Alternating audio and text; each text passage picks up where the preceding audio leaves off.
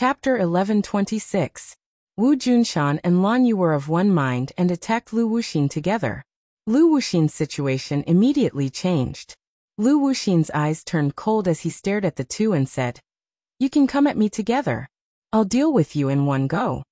Whoosh. The heartless willow gently waved and two green lights shot toward the two. The oppressive aura made the two unable to breathe. However, the two didn't flinch at all. Wu Junshan performed the yin-yang harmony art and drew a circle with his big hand. Endless power gushed out from the circle and greeted the two green lights with an earth-shattering force. At the same time, Lan Yu also launched an attack with the yin-yang split finger. Bang! Bang! Two loud noises were heard as the two green lights collapsed. However, the yin-yang harmony art and the yang split fingers attack didn't completely weaken and still rushed toward Lu Wuxin. Lu Wuxin's eyes flashed with surprise as he clicked his tongue and said, "Amazing! You can actually dissolve my attack. But so what? You're doomed to fail." As soon as his voice fell, the heartless willow rapidly grew as if a giant snake had grown a tail and quickly rolled toward the two. Whoosh! The long willow branch suddenly danced and broke the two's attack. Then, it lashed out like a whip and fiercely attacked the two. The two watched as the willow branch got closer and closer, and rapidly enlarged in their eyes. They tried to dodge but found that the willow branch had locked onto all directions. No matter how they dodged, they couldn't escape the willow branch's attack. Since that was the case, they could only fight back. The yin-yang harmony art and the yang split finger were performed again. However, with a muffled sound, the two were sent flying and smashed into a big tree before they stopped. The two got up from the ground in a sorry state with blood hanging from the corner of their mouths. They looked at Lu Wuxin in horror. One could imagine the combat strength of the two when they joined hands. They didn't expect that they would be defeated so quickly. The opponent's cultivation was really shocking. Yimei looked at the two proudly. She wasn't surprised by the result and sneered. "Wu Junshan, Lan Yu, now you know how powerful Senior is, right? All of this was caused by your obedient son, Tang Zheng. You can only blame yourselves." Lan Yu fiercely glared back at Yimei and said, "Yimei, don't be complacent. Even if we really die, that Tang Zheng will take revenge for us. On the contrary, if we die, the curse is torture. We will definitely not have a good ending in the future." "Ha ha ha, what a joke." Yimei laughed maniacally in disdain. "I am not the Yimei of the past. My life is up to me to decide. No one else has the qualifications or ability to decide for me. The two of you, on the other hand, are going to be miserable today. You're definitely going to die." Yimei's temperament had completely changed, especially after following Lu Wuxin. She was like a completely different person. Announcing that we're dead for sure so quickly. Aren't you a little too confident?" Lan Yu sneered and retorted, exchanging glances with Wu Junshan. Whoosh! The two of them leaped and attacked Lu Wuxin. Lu Wuxin rolled his eyes and said in disdain, "Let's see how you guys are going to dodge this time." The heartless willow grew crazily, swaying as it soared into the air. With lightning speed, it neutralized the attacks of the two and then wrapped around them. The two of them turned pale with fright. They tried to resist, but found that it was useless. The attack of the heartless willow was simply too powerful. One had to know that the heartless willow was a saint tool, and was definitely not something an ordinary magic treasure could compare to. Against these two unarmed people, the heartless willow had a huge advantage. Moreover, Lu Wuxin's cultivation was higher than the two of them, so his advantage was even more obvious. Seeing that the two of them were trapped, the surrounding guards all clapped and cheered. They looked at Lu Wuxin with eyes filled with shock and horror. Lu Wuxin looked at the two of them with a fake smile and asked, "Now you know the pain, right? But it's too late, you two must die. Don't worry, in the future, I will kill Tang Zheng and send him to reunite with your family." "Nonsense, keep dreaming. How can our son be killed by you?" The two of them immediately retorted. "Senior, why are you saying so much useless things to them? To avoid trouble, just kill them directly." Yimei's eyes were filled with killing intent as she urged. Lu Wuxin said with a smile, "Don't worry, I'll play with them slowly. It's been a long time since I met such an expert. If I kill them so quickly, wouldn't it be letting them off too easily?"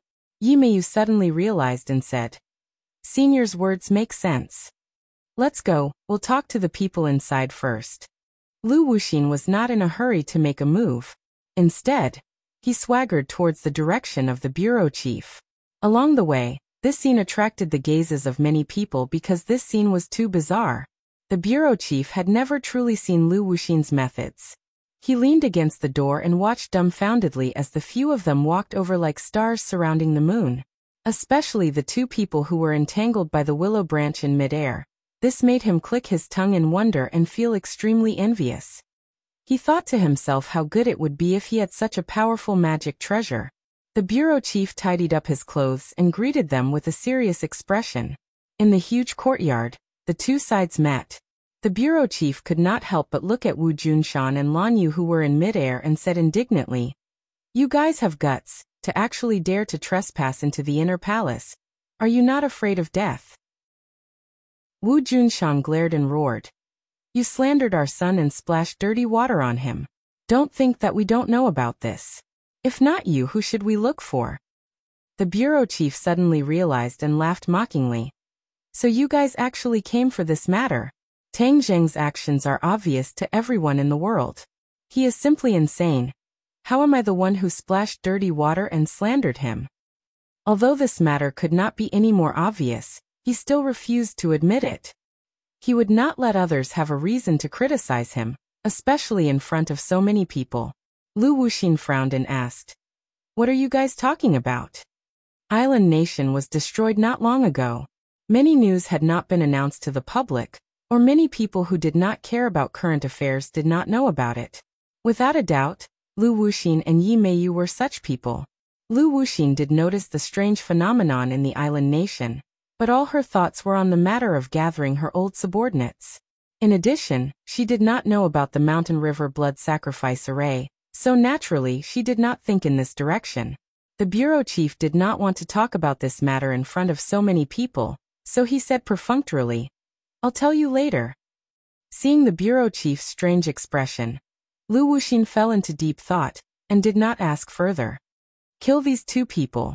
They dared to trespass into this place, which is already a capital offense. The bureau chief did not want to give the two more opportunities to talk nonsense, so as to avoid revealing more things that would be detrimental to him. So he directly issued a gag order. Lu Wuxin originally had the intention to kill. Hearing him say this, his killing intent surged. "If that's the case, then I'll send you on your way." Lu Wuxin activated the Heartless Willow, and the willow branches emitted a faint green light, fiercely shrinking inward. The huge force immediately pressed down on the two people, causing their faces to turn red with pain. Yi Meiyu's eyes were incomparably excited as she thought to herself, "Tang Zheng, you ignored me. Today, I'll kill your parents and you'll know how powerful I am." Wu Junshan and Lan Yu looked at each other. Wu Junshan said guiltily, It was all my fault back then. I did not fulfill my duty as a father and husband, and allowed my son to wander outside. I have never dared to ask for your forgiveness. I only hope to be a cow or a horse in my next life to repay you too." Lan Yu's eyes reddened as she emotionally said, "Junshan, I don't blame you anymore. In my lifetime, I've already forgiven you when I saw my son again, and saw his achievements today. It's just a pity that we can't continue to accompany our son. I haven't had the chance to hear him call me mother yet. This is the biggest regret of my life. I don't dare ask him to call me father." Wu Junshan said in pain. "Haha, you're still so sentimental even when you're about to die. Don't worry, your son will soon go down to accompany you." Yi Meiyu mocked mercilessly.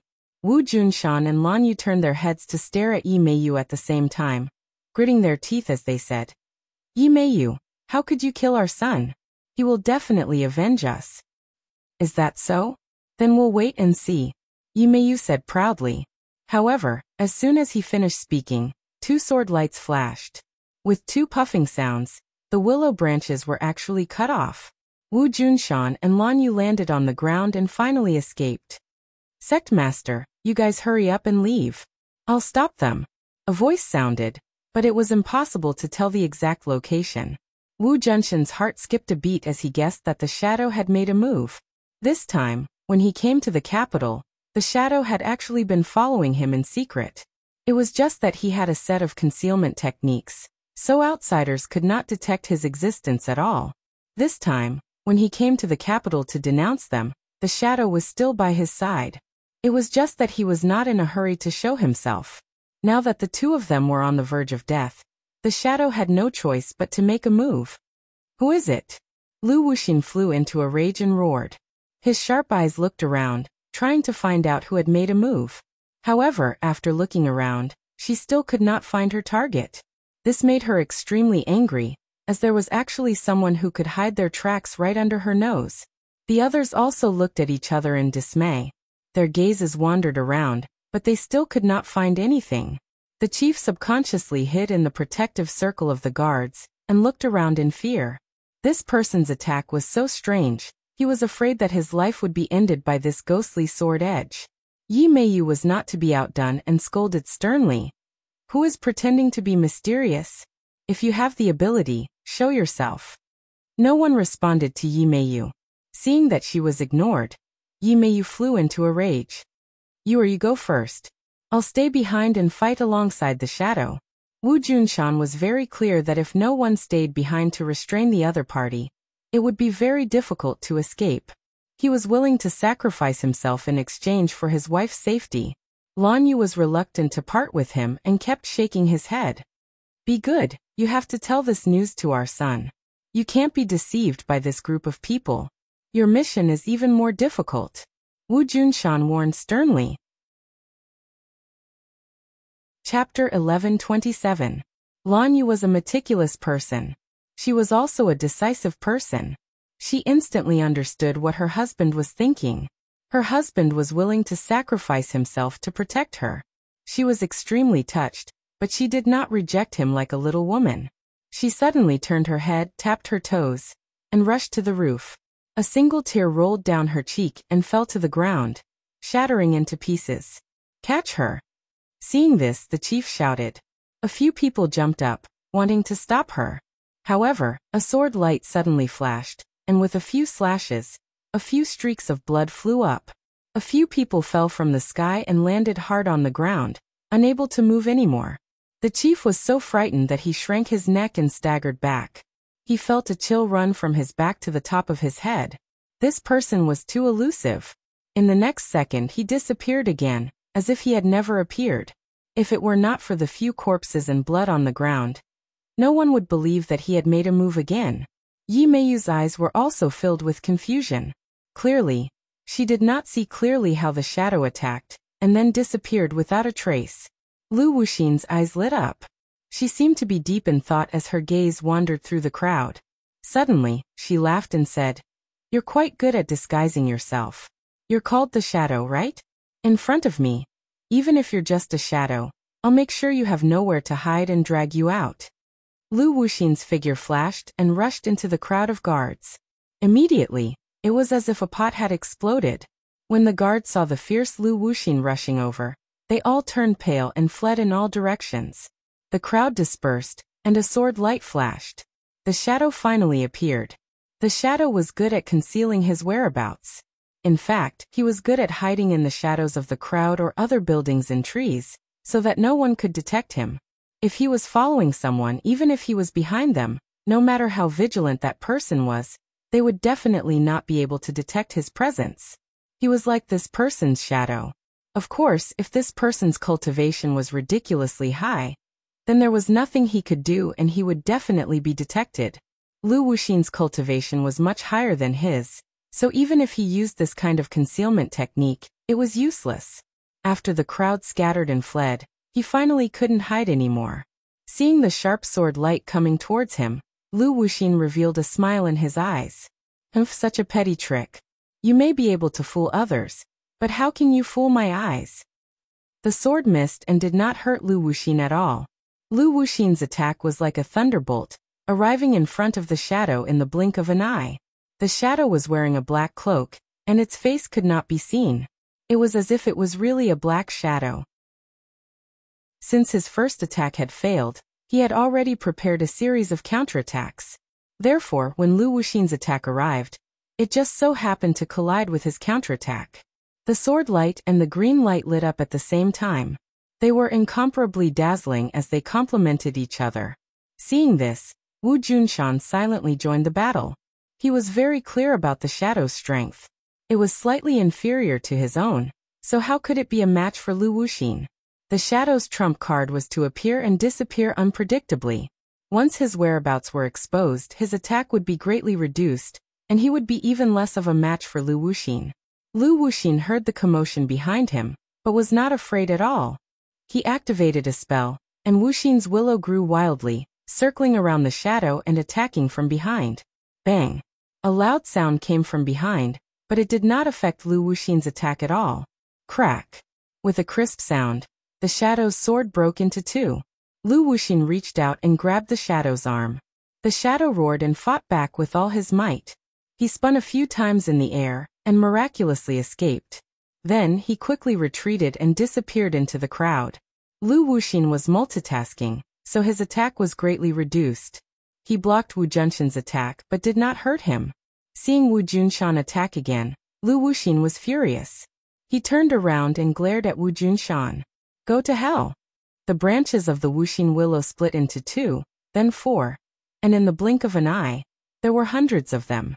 They were like 100 poisonous snakes, attacking Wu Junshan together. Wu Junshan hurriedly circled around, but the Yin-Yang Harmony art could only block a few willow branches. It could not block so many. He was hit by dozens of willow branches, and several bloody holes appeared on his body. Blood flowed out incessantly. Wu Junshan staggered and knelt on one knee. However, he stood up abruptly and gritted his teeth, his expression resolute. Swoosh! Sword light flashed again, and the shadow attacked again.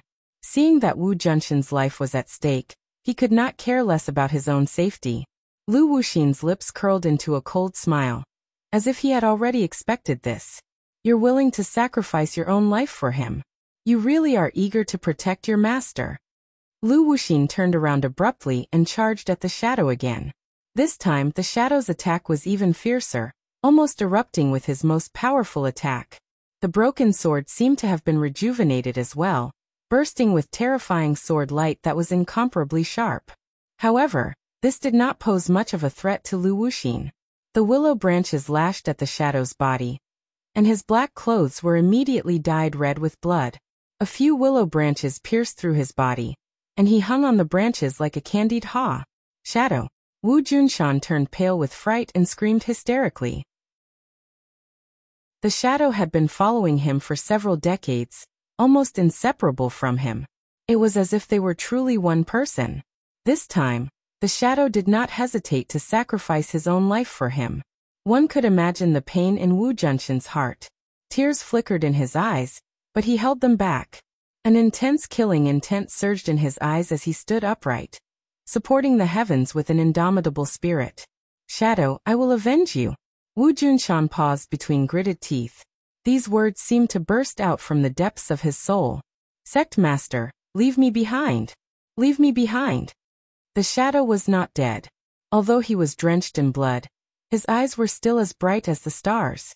No, I won't leave. Wu Junshan was unwilling to abandon his brother. That was not his style. Sect Master, leave. Suddenly, the shadow roared. In front of Wu Junshan, he had never shouted like this. He had always obeyed Wu Junshan's orders, and was incomparably respectful. Sect Master, this is my last wish. Don't let me die in peace. Following you is the happiest thing in my life. Farewell. The shadow's sorrowful farewell moved everyone. Many of the guards were also emotional people, and couldn't help but tear up. However, the next scene was even more shocking. They saw him disregard the willow branches that pierced through his body and quickly move forward. He directly arrived in front of Lu Wuxin and hugged him. Sect Master, leave. The shadow ignored the pain and roared again. Several willow branches pierced through his body, but he acted as if nothing had happened. He hugged Lu Wuxin with all his might, not letting go at all. Lu Wuxin was also surprised by the other's decisiveness. He was slightly stunned and lost in thought. Wu Junshan clenched his teeth and trembled all over. He roared to the sky, Shadow, I will avenge you. Whoosh! With a tap of his foot, he shot up like a rocket and landed on the roof. Stop! Yi Meiyu seemed to have woken up from a dream. She leaped up and tried to stop Wu Junshan, but found that Wu Junshan, who had already gone all out, was too fast for her to catch up. Lu Wuxin's face was ashen. He didn't expect that the thing he was determined to get would change like this. The shadow burned his life force and erupted with the last bit of power. Even she couldn't break free immediately. However, Lu Wuxin was too powerful. He widened his eyes and shouted with killing intent. Since you're courting death, I'll fulfill your wish. Heartless Willow transform. The Heartless Willow flickered and rapidly expanded, especially the willow branches that pierced through the shadow's body. They rapidly expanded. The shadow's eyes immediately widened and blood flowed out from his eyes. It was very terrifying.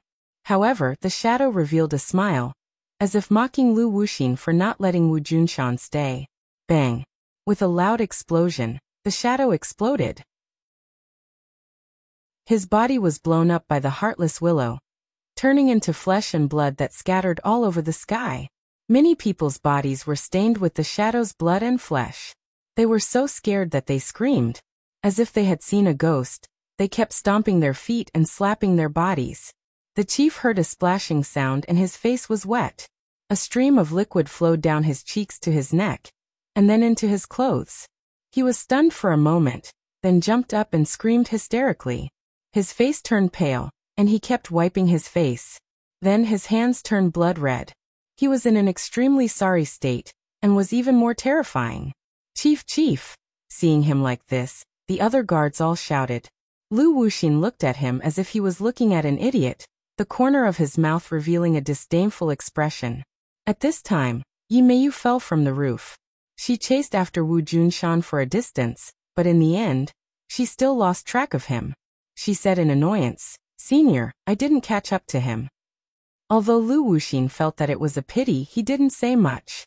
He nodded slightly, then looked at the furious chief, walked straight over, and pressed down on his shoulder. The chief finally calmed down, but his face was as pale as paper. "Let's talk business."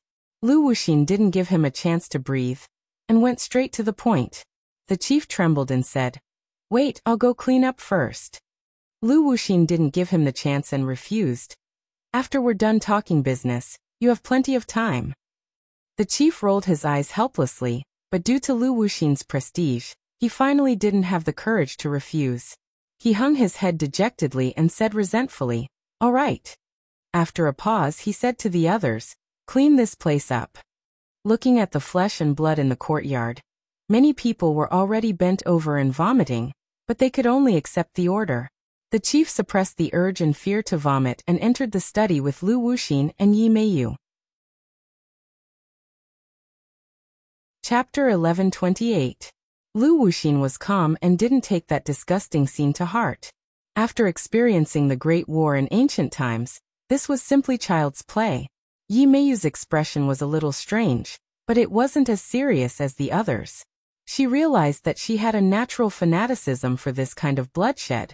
Lu Wuxin sat on the chair and stared straight at the bureau chief.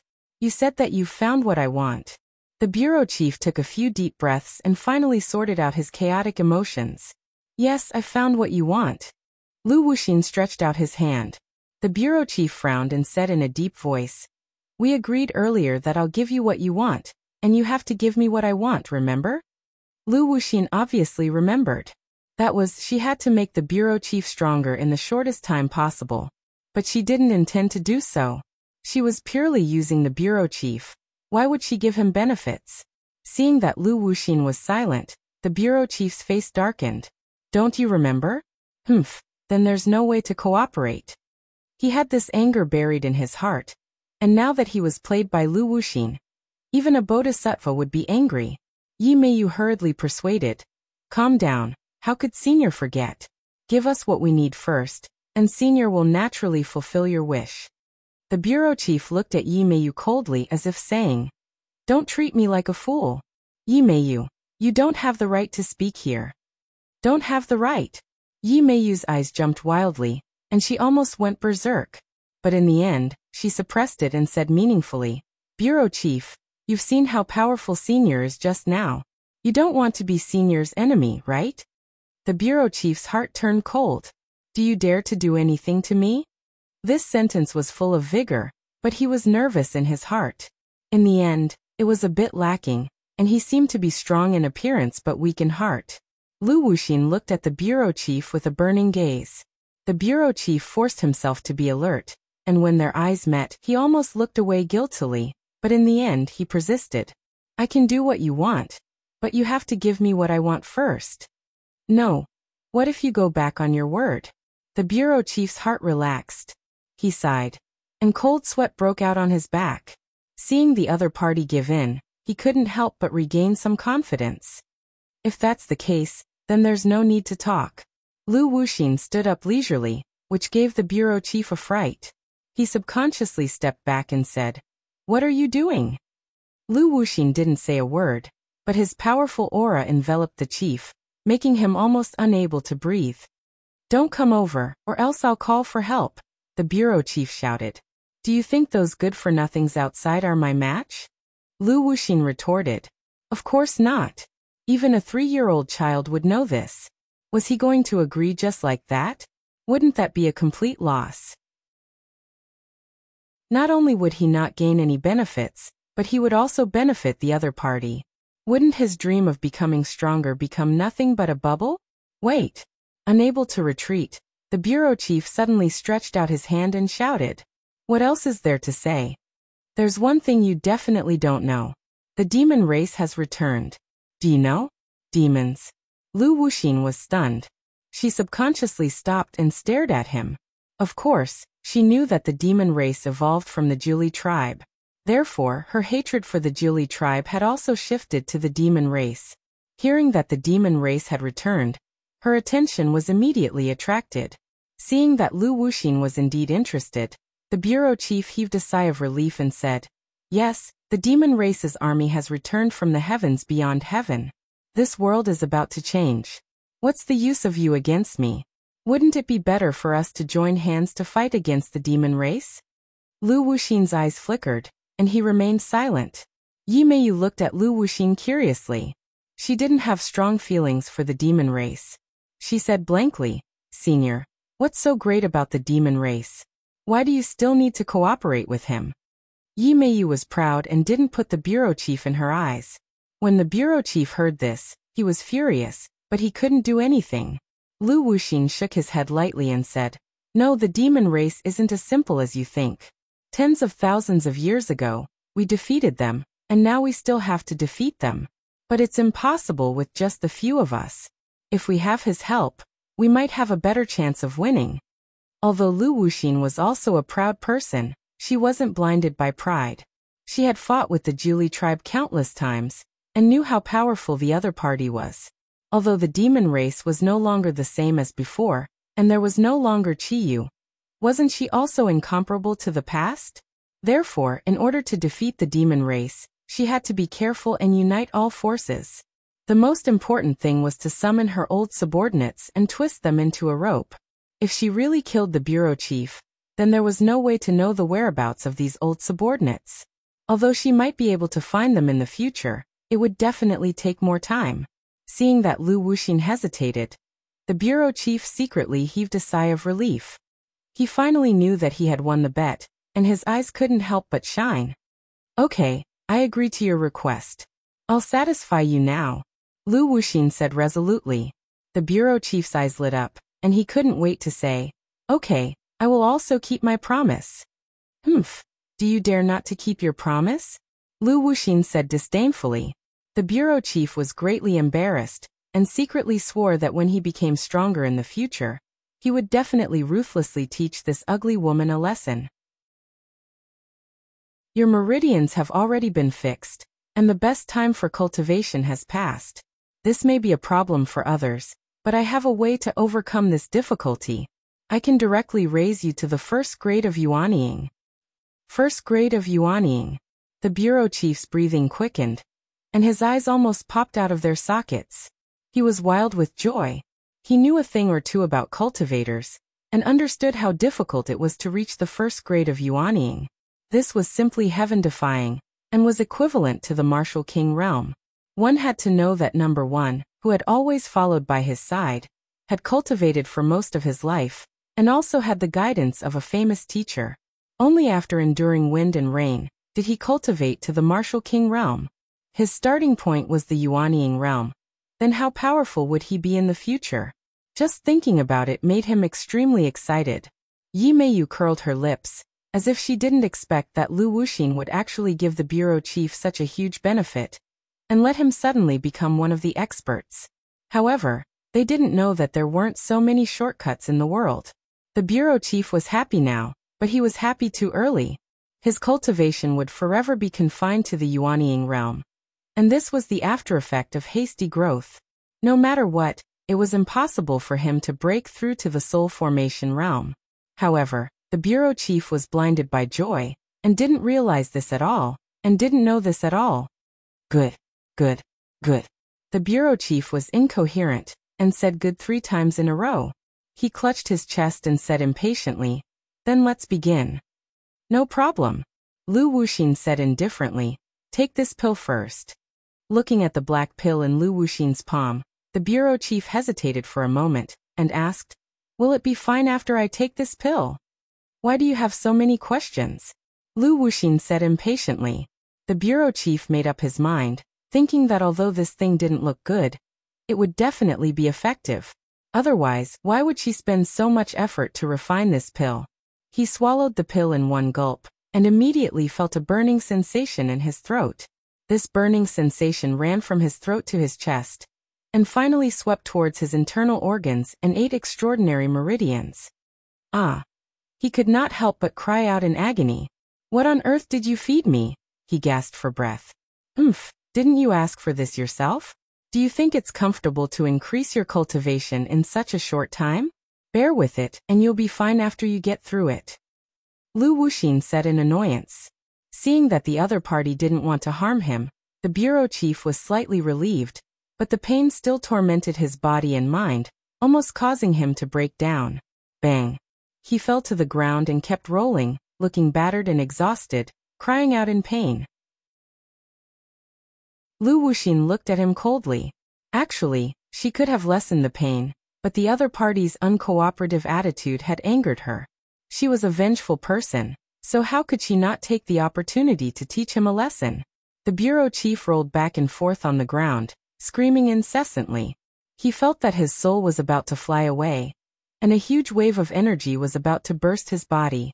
Seeing that it was about time, Lu Wuxin reached out and grabbed him, lifting him up. She pointed a finger at his glabella and said, "Remember the circulation path of true qi in the meridians. I'll only say it once, it'll depend on your luck." A light burst out from her fingertip and entered his glabella. He immediately felt that the energy in his body seemed to have found a vent, and flowed along a certain path.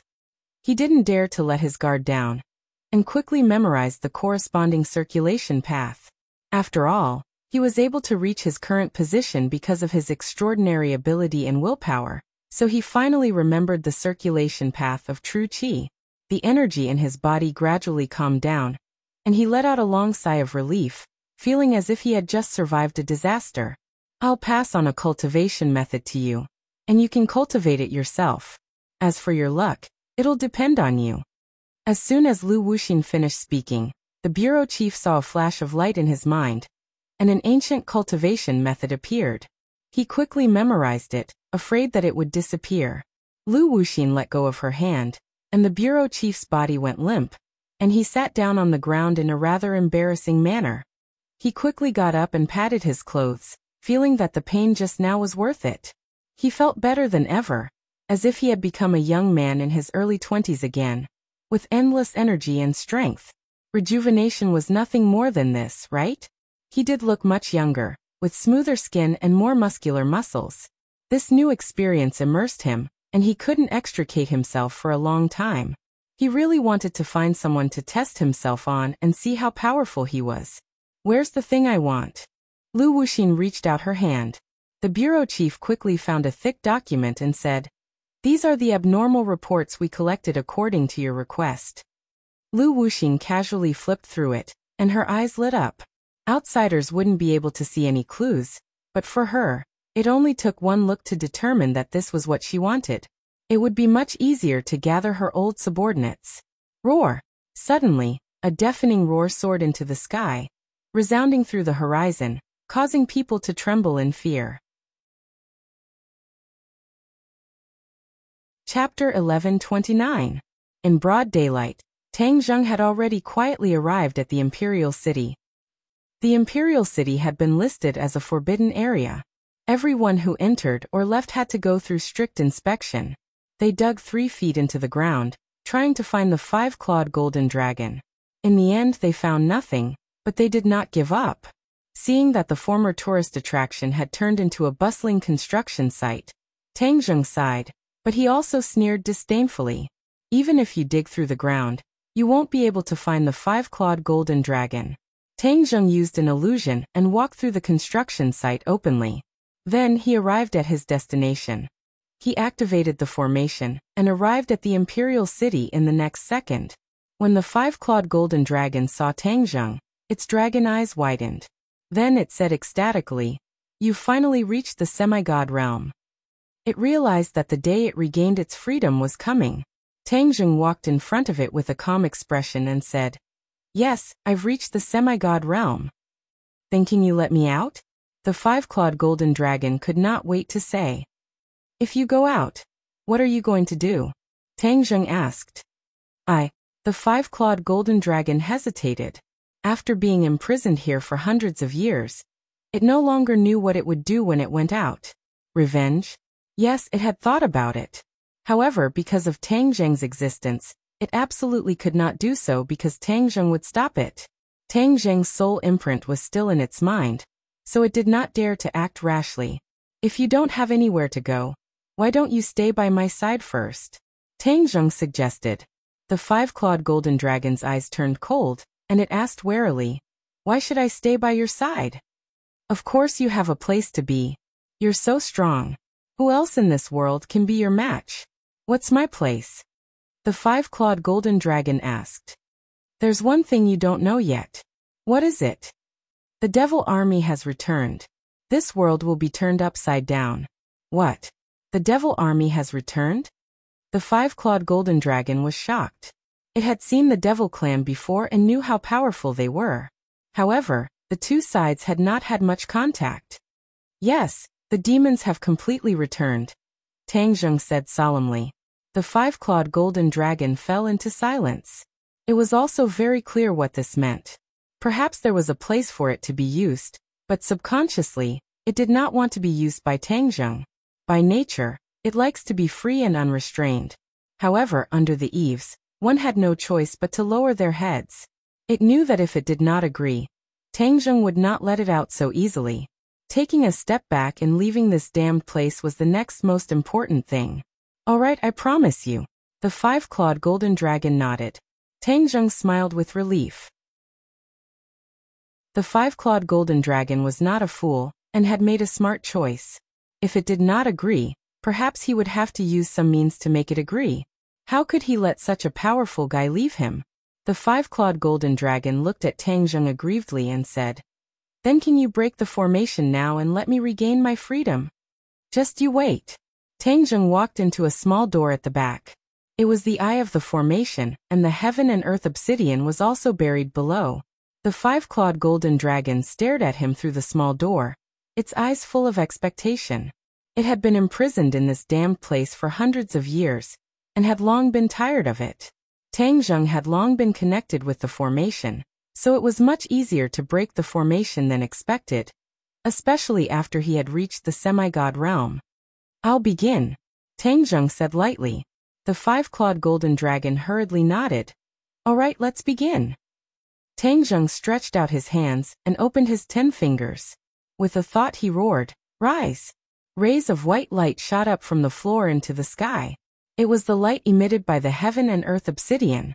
In an instant, the small room was filled with white light. Tang Zheng bathed in the light and was filled with a mysterious aura. He was serious in speech and manner and was exceptionally serious. People could not help but feel awe when they saw him. The 5-clawed golden dragon looked at him and could not help but have the same thought. It suddenly felt that it was extremely ridiculous. How could it be in awe of a person at the first grade of the semi-god realm? Tang Zheng was immersed in the formation. At this moment, every corner of the formation appeared in his mind. Once this formation was broken, the formation that the predecessors had spent so much effort to set up would be destroyed. He took a deep breath and inhaled rays of light through his mouth and nose. In an instant, his body seemed to have become transparent, which was extremely mysterious. Boom, boom, boom. A series of loud sounds suddenly rang out, and the ground trembled. At the same time, the imperial city also trembled as if there was an earthquake. However, this trembling did not affect the entire capital like before. Instead, it was limited to the imperial city. This was because Tang Zheng deliberately reduced the influence of the formation after controlling it. In fact, if he had not coincidentally controlled this formation with Qi Yu's help, he would have wanted to break this formation. He was afraid that the huge capital would have been affected, and who knew how many buildings would have been destroyed in a day.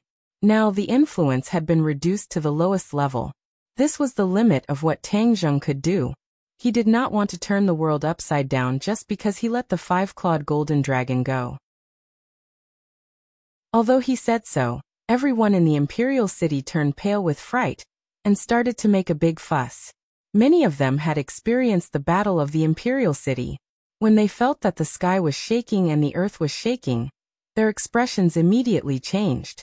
They shouted hysterically, "Everyone get ready. The dragon might be coming out." Dragon. This word immediately suppressed the fear in their hearts. Their purpose was to find the dragon. When they knew that the target that they had been searching for so long was finally about to appear, many bold people even had a bright light in their eyes as they stared at the ground. The ground trembled nonstop, and smoke and dust splashed up on the ground. After a while, it turned into rolling yellow sand, blocking people's vision. "I can't see." Someone in the crowd shouted loudly. However, in the end, there were still timid people who panicked and did not know where to go. They shouted and fled. The imperial city was in chaos. The ground collapsed bit by bit, and a large black hole appeared and formed a vortex. The sand and sand spun along the vortex and fell bit by bit into the black hole. No one knew when it would end. Although yellow sand filled the sky, there were still people who saw this scene. Many smart people immediately thought that the dragon might be in the black hole. Then wouldn't they be able to find the dragon if they jumped down? The bold people wanted to jump down. However, they could not get close at all. They were swept up by the huge sandstorm and thrown in all directions. Tang Zheng also sensed the strange phenomenon in the imperial city, but it was unavoidable. Therefore, he did not get distracted and still focused on breaking the formation.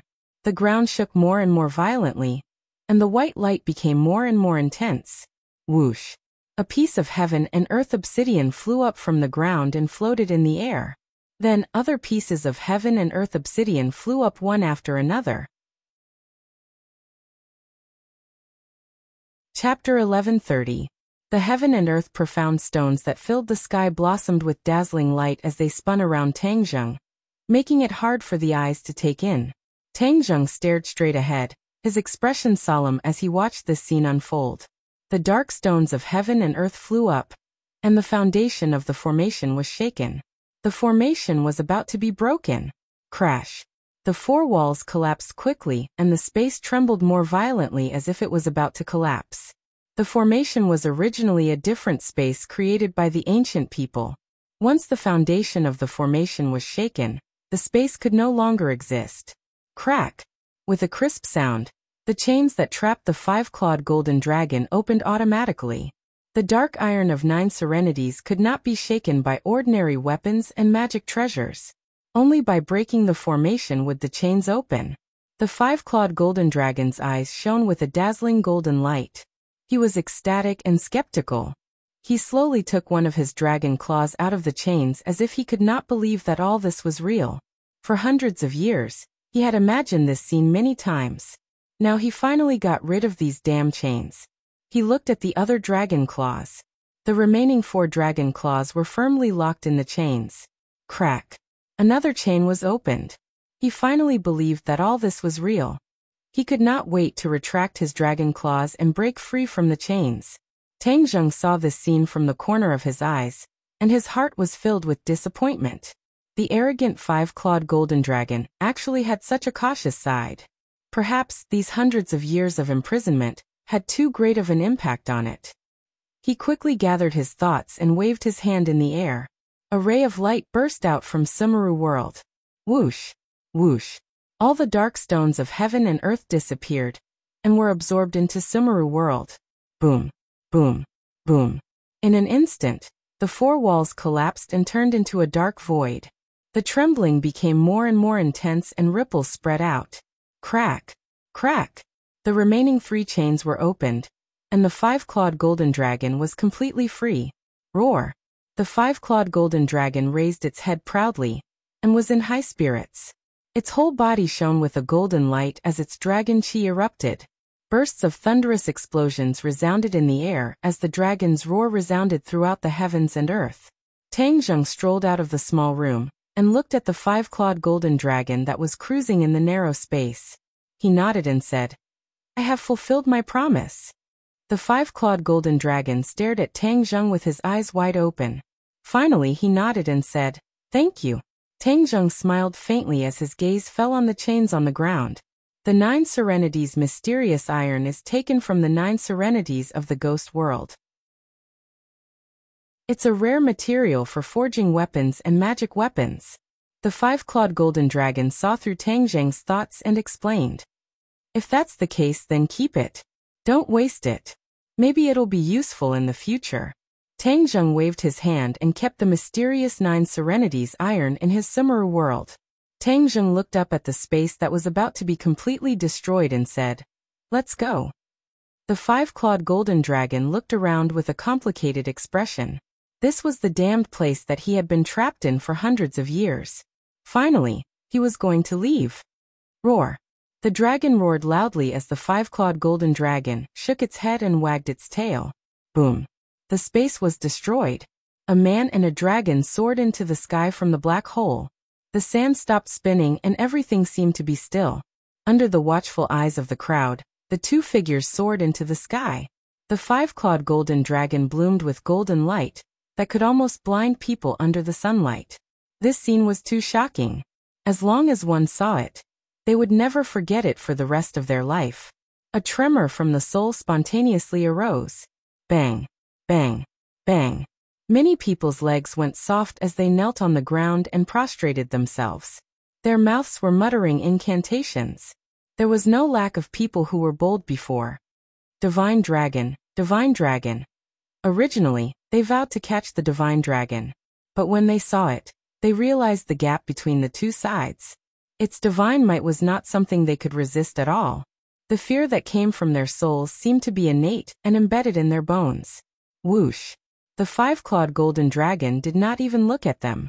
It shook its head and wagged its tail as it soared into the sky. It circled in the air once, awe-inspiring. Dragon soars the 9 heavens.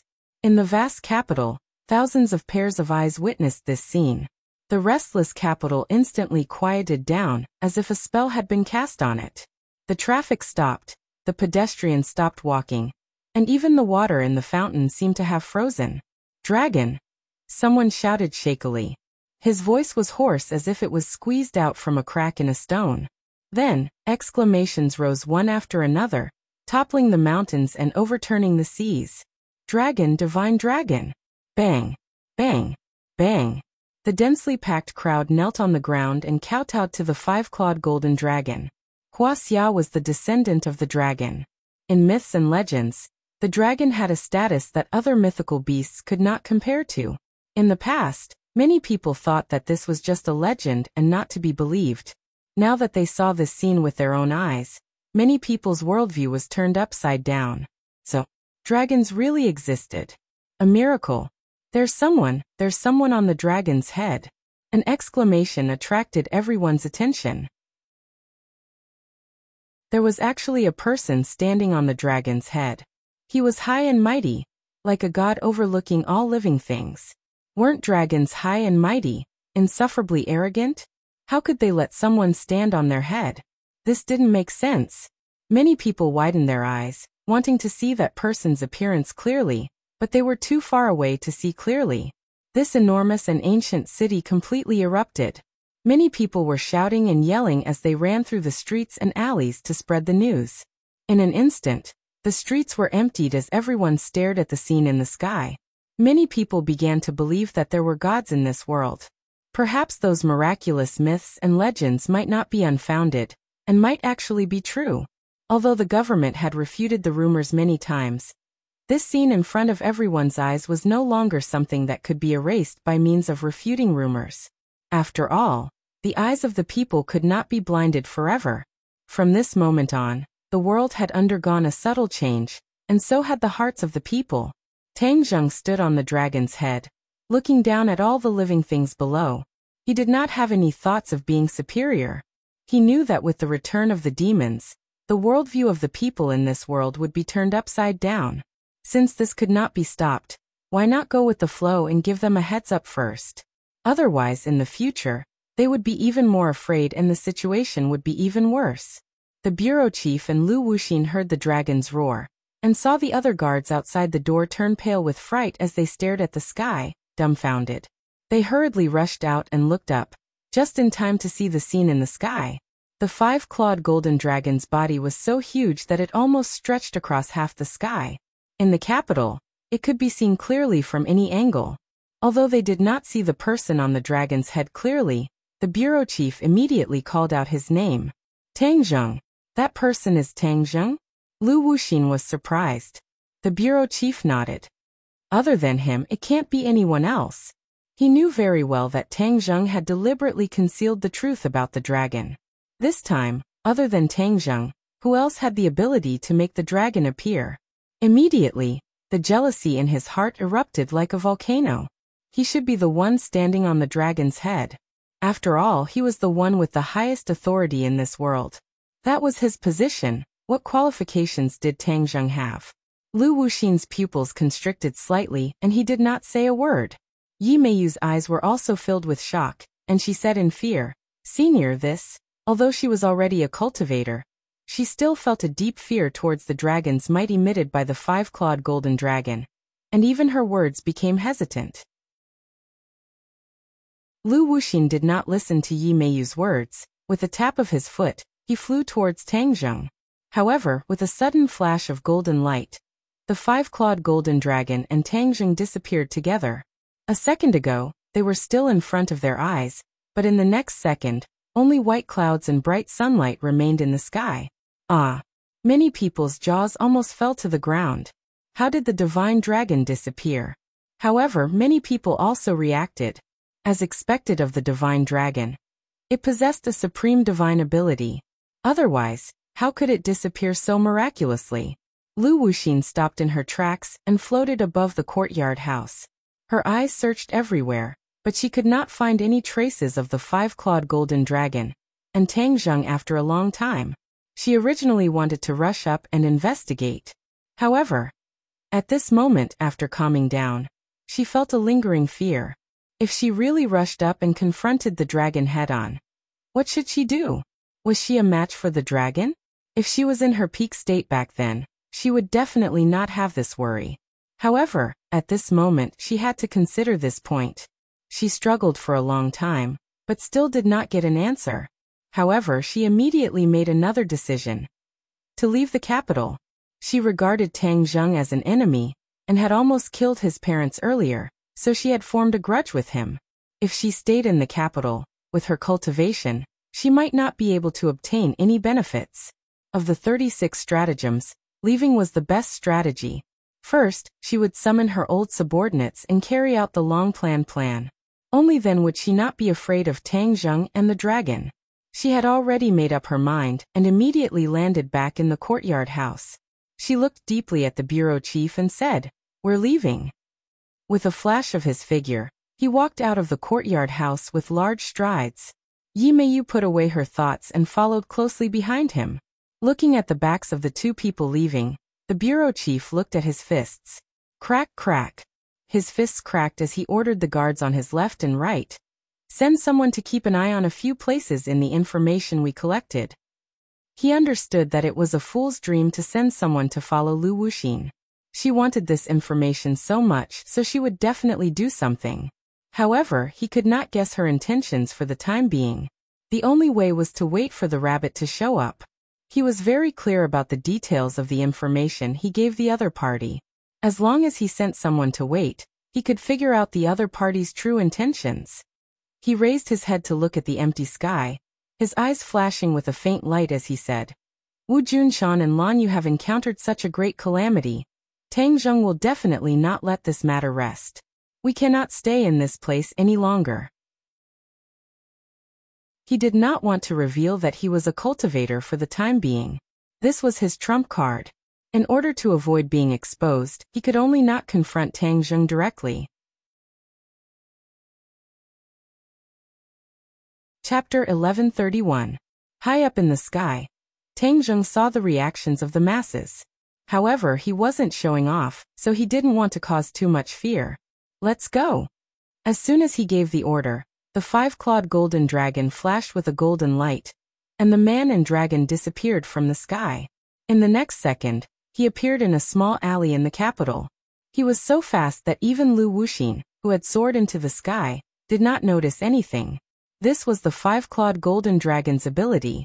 Once it was free, the power it displayed was beyond Tang Zheng's imagination. Not only did the formation of the imperial city restrict its freedom, but it also suppressed its divine abilities by quite a bit. In the small alley there were few people and it was quiet. A commotion could be heard from afar. Obviously, the disappearance of the dragon god had caused a commotion among the people.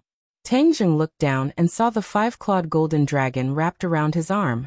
However, this dragon was very small, like a small snake. The five-clawed golden dragon could change its size and appearance.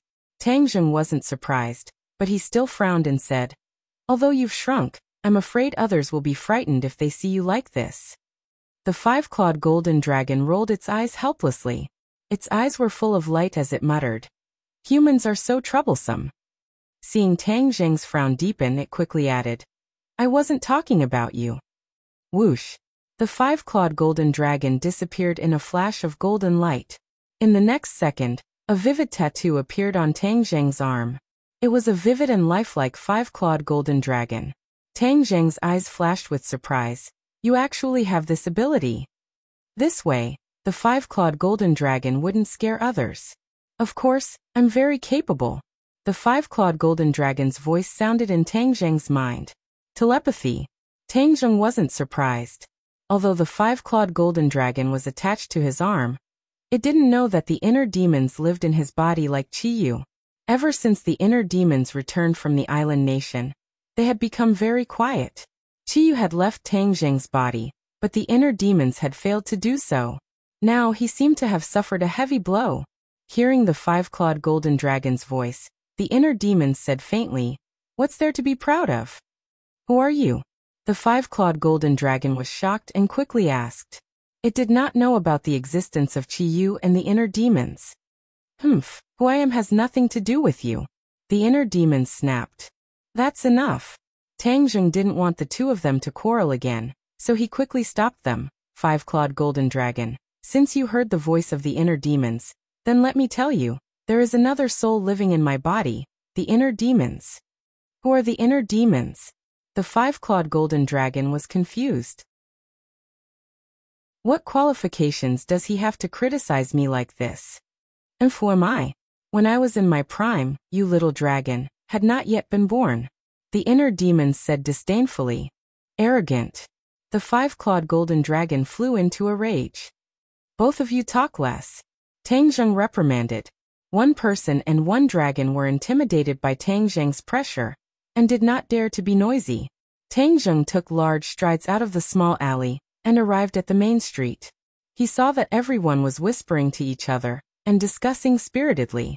From time to time, they would look towards the sky as if they wanted to see if the Divine Dragon Society would appear.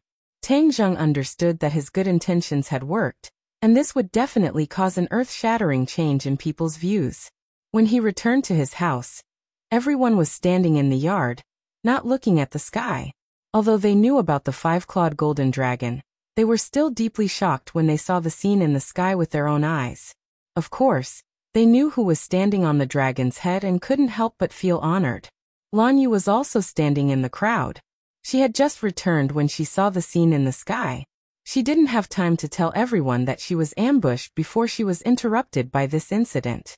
When Tang Zheng leisurely strolled back, it was as if she had just awoken from a dream. She madly rushed towards Tang Zheng, grabbed his hand, and impatiently said, "Little Zheng, quickly save your father." Tang Zheng was suddenly startled. He subconsciously held her hand and anxiously asked, "What happened to him?" His heart trembled. He actually had a feeling of worry. "I went with him to see the leader to seek justice for you. I didn't expect to meet Lu Wuxin. Your father and Shadow stopped her in order to save people.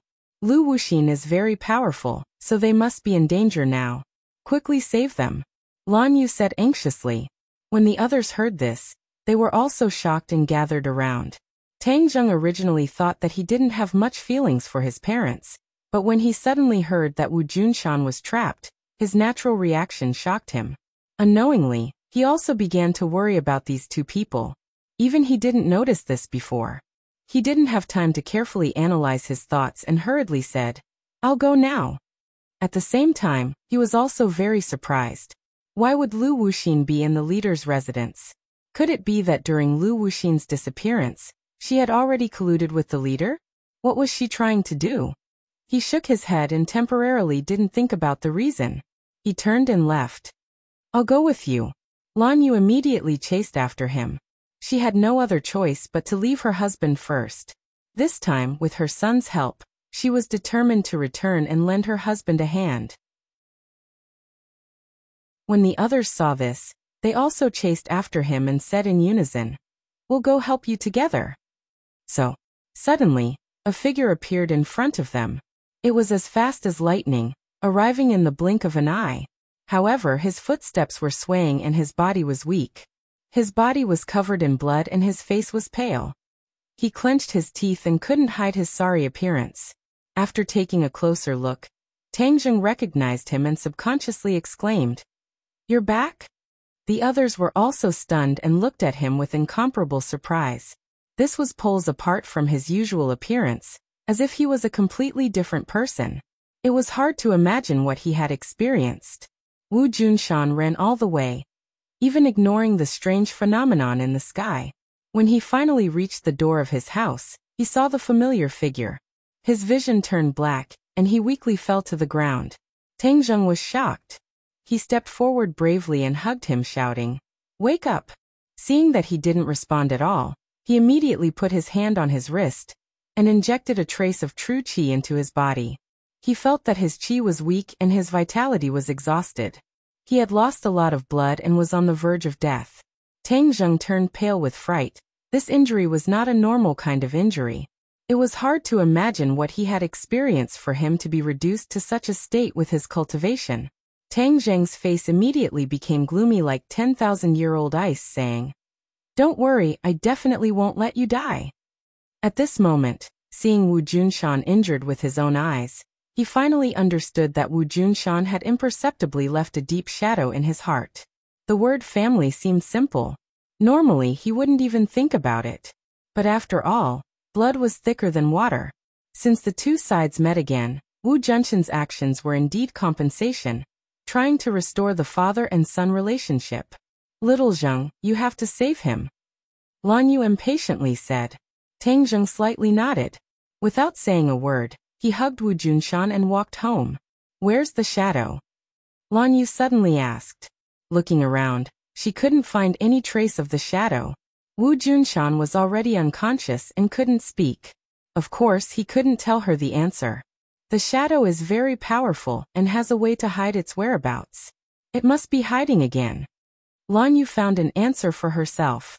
But she already had an ominous premonition in her heart. She just didn't dare to think too much about it. "You've gone too far. You dare to hurt our people. You guys go back first. I'll go meet Lu Wuxin." Tian Chanzi was skilled and bold. He was provoked by Wu Junshan's miserable appearance and turned to leave. "Be careful," Tang Zheng warned. He had fought with Tian Chanzi before and knew her strength, so he wasn't worried about Tian Chanzi. The group of people returned to the villa. Tang Dahai saw Wu Junshan covered in blood and jumped up from the sofa in fright. In this period of time, his relationship with Wu Junshan and his wife grew day by day. He had already forgiven Tang Zheng's biological parents and got along well with them. Little Zheng, what's wrong? Tang Dehai anxiously asked. Grandfather, don't worry. I will save him. Tang Zheng entered a room and laid Wu Junshan on the bed. Blood immediately dyed the bedsheets red. Junshan, wake up. Lan Yu was like a pear blossom in the rain, sobbing as she called out. Wu Junshan stood to the side. His eyes were already wet. He begged. Tang Zheng, you must save master. Tang Zheng nodded. He looked at everyone and said, You guys go out first. I will heal him. Oh, okay. You heal him first. If you need anything, we will be outside. Lan Yu wiped her eyes. The back of her hand was wet from tears. She suppressed her mixed feelings and said, Do you need my help? Empyrean Fairy asked. Tang Zheng slightly shook his head. I have a way. Everyone left the room. Only Tang Zheng and Wu Junshan remained. Wu Junshan's face was pale. If it weren't for his extraordinary perseverance, an ordinary person would have died on the way. He secretly sighed in his heart. Looking at his stiff cheeks, it was not hard to imagine his all-powerful appearance in the past. Tang Zheng hurriedly gathered his thoughts and helped him up. He placed his palms on his back. A ball of true qi rushed into his body from his back and wrapped around his heart. Originally, his heartbeat had almost stopped. However, after being stimulated by the true qi, it began to beat vigorously. It was as if a sleeping person was suddenly awakened. He immediately regained his vitality. Thump thump. His heartbeat became stronger and stronger. His life force recovered a little. However, the situation was still not optimistic. At the same time, Wu Junshan's inner strength seemed to have been awakened. It strongly rejected Tang Zheng's true qi.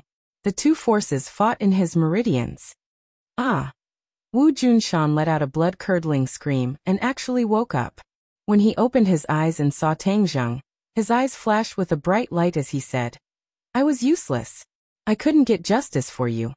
P.S. I was delayed 2 days ago and did not update. Sorry, I will update now.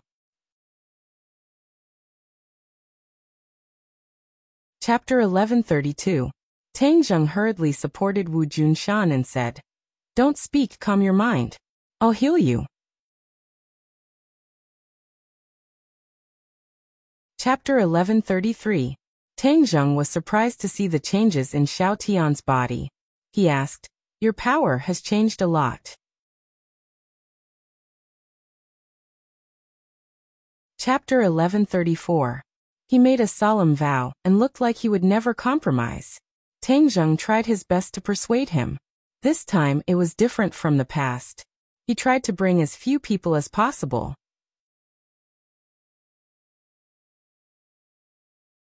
Chapter 1138. Looking at the slowly rising souls of the Golden Crows, Tang Zheng asked thoughtfully, Do you mean that they want to revive the souls of the Golden Crows? It's not impossible. You should know that the Golden Crow is extremely powerful and extraordinary. Moreover, it's said that it has great significance to the Yellow Emperor's tribe.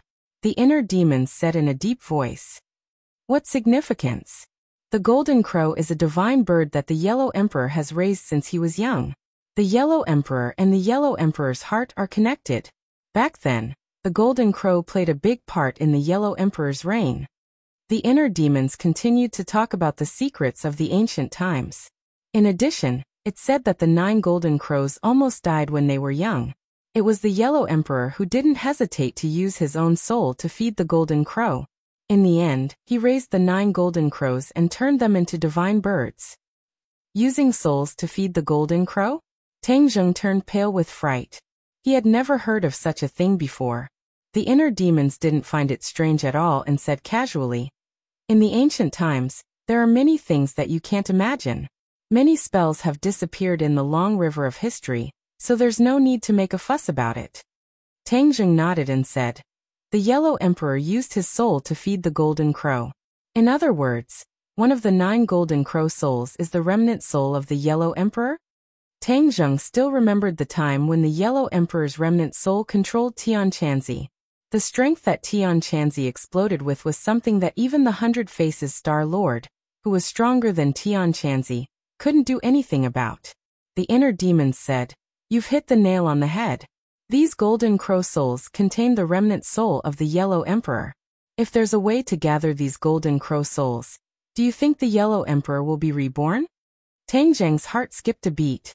Of course, he didn't know the correct answer, but he had a premonition that the Yellow Emperor would be reborn in this way, just as the inner demons had said. Both the Yellow Emperor and Qiyu had been reborn. Wouldn't these two archenemies be fighting each other until the heavens and earth were turned upside down? That would be a catastrophe. The soul of the golden crow will ascend to the heavens, and the 9 suns will shine in the sky. You won't be able to stop it. The inner demons vowed. Is there really no other way? Isn't Qiyu your enemy? If the Yellow Emperor is reborn, wouldn't that give Qiyu an equal opponent? Isn't that what you want? The inner demons asked. Tang Zheng was stunned.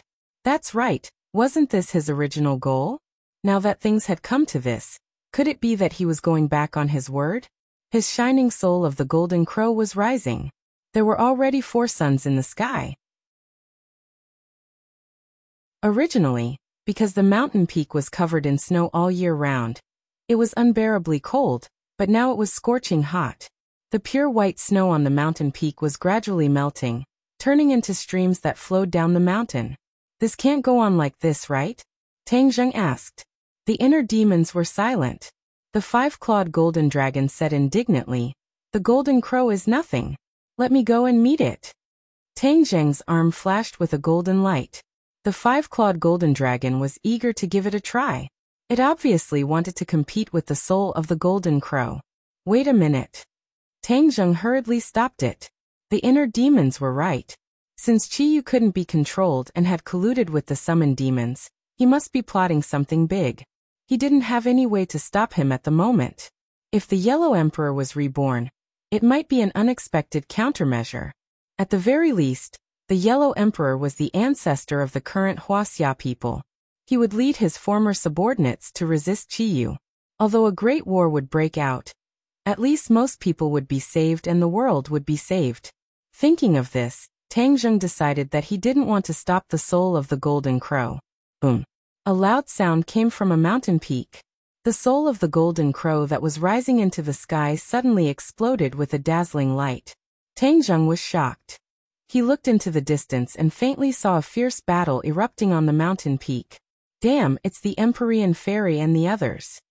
Although it was difficult, Tang Zheng immediately made a judgment. With such a big movement, the others were completely awakened and knew that the enemy was attacking. Suddenly, the shadows of the hands on the top of the mountain churned, and a mysterious force rose into the sky. The remaining souls of the golden crow rose into the sky at a much faster speed. Tang Zheng didn't care about these people. He was afraid that something would happen to the Empyrean Fairy and Li Xiaotian. So he flew to the mountain peak on his sword. On the top of the mountain, several people were fighting fiercely. The Empyrean Fairy was obviously more skilled, and was fiercely suppressing the other party. Just now, the soul of the golden crow was attacked by the Empyrean Fairy. It was still struggling in the air to resist the power of the Empyrean Fairy's attack. Li Xiaotian was not idle either. Although the cultivation of the 8th level of the Supreme Power Realm was not enough for him to be like a fish in water, he had the strength to protect himself for the time being. Who are you? How dare you stop us? Do you know who we are? Someone roared aggressively. The Empyrean Fairy snorted and said, "How can I turn a blind eye to what you're doing?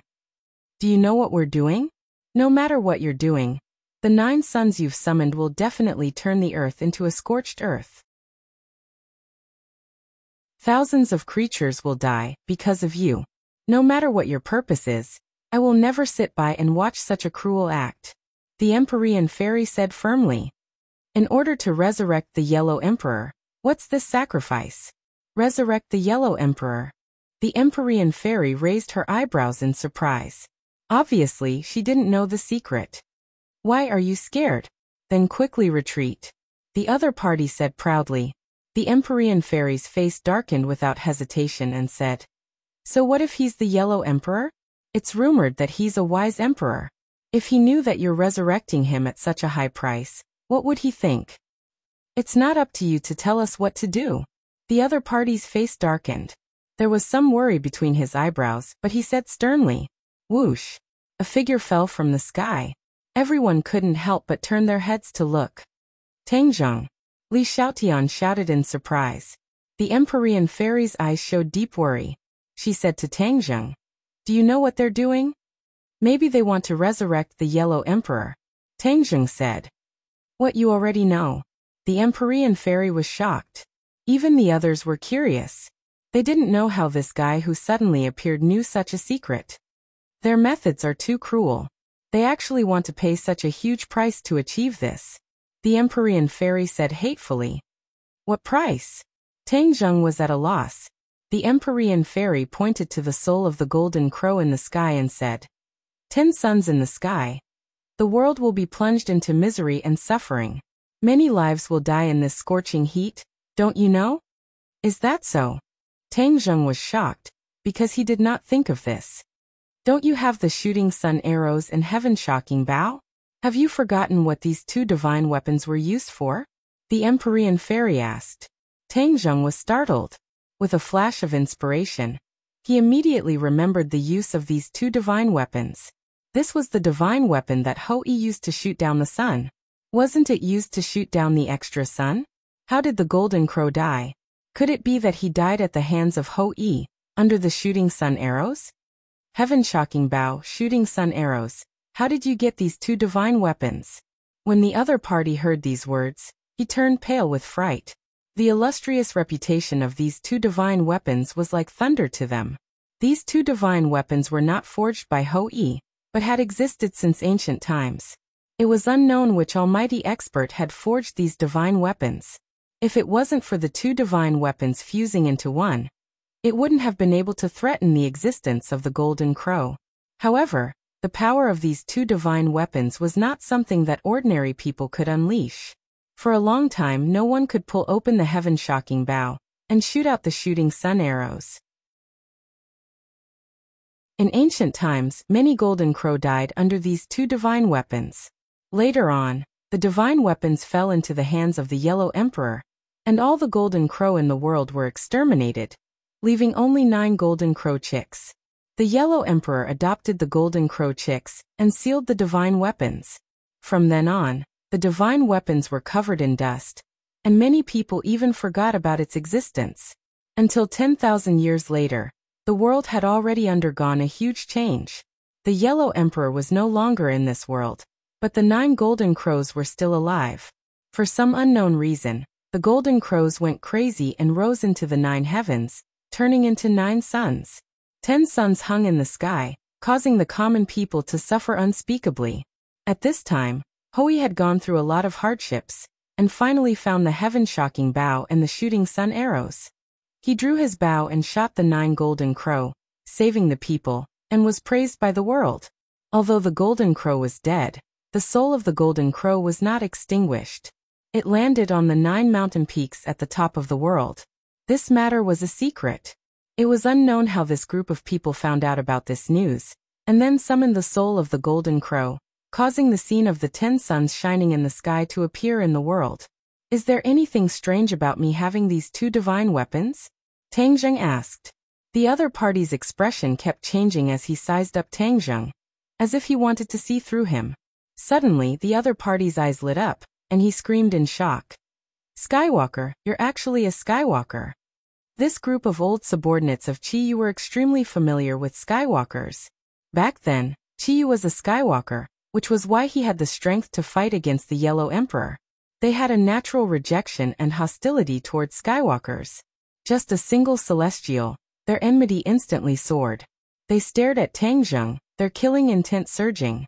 You are a Skywalker. It is not surprising that you can pull the heaven-shocking bow and shoot the shooting sun arrows. These two divine weapons belong to the Yellow Emperor. How can they fall into the hands of a Skywalker like you?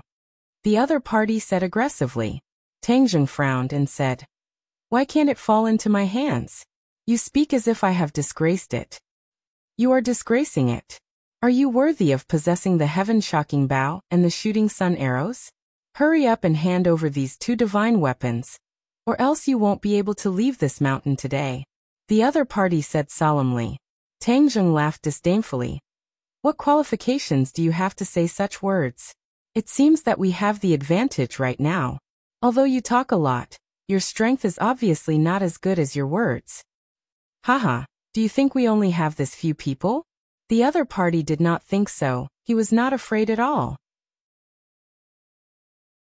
Instead, he laughed wildly. His gaze was like that of a little sheep.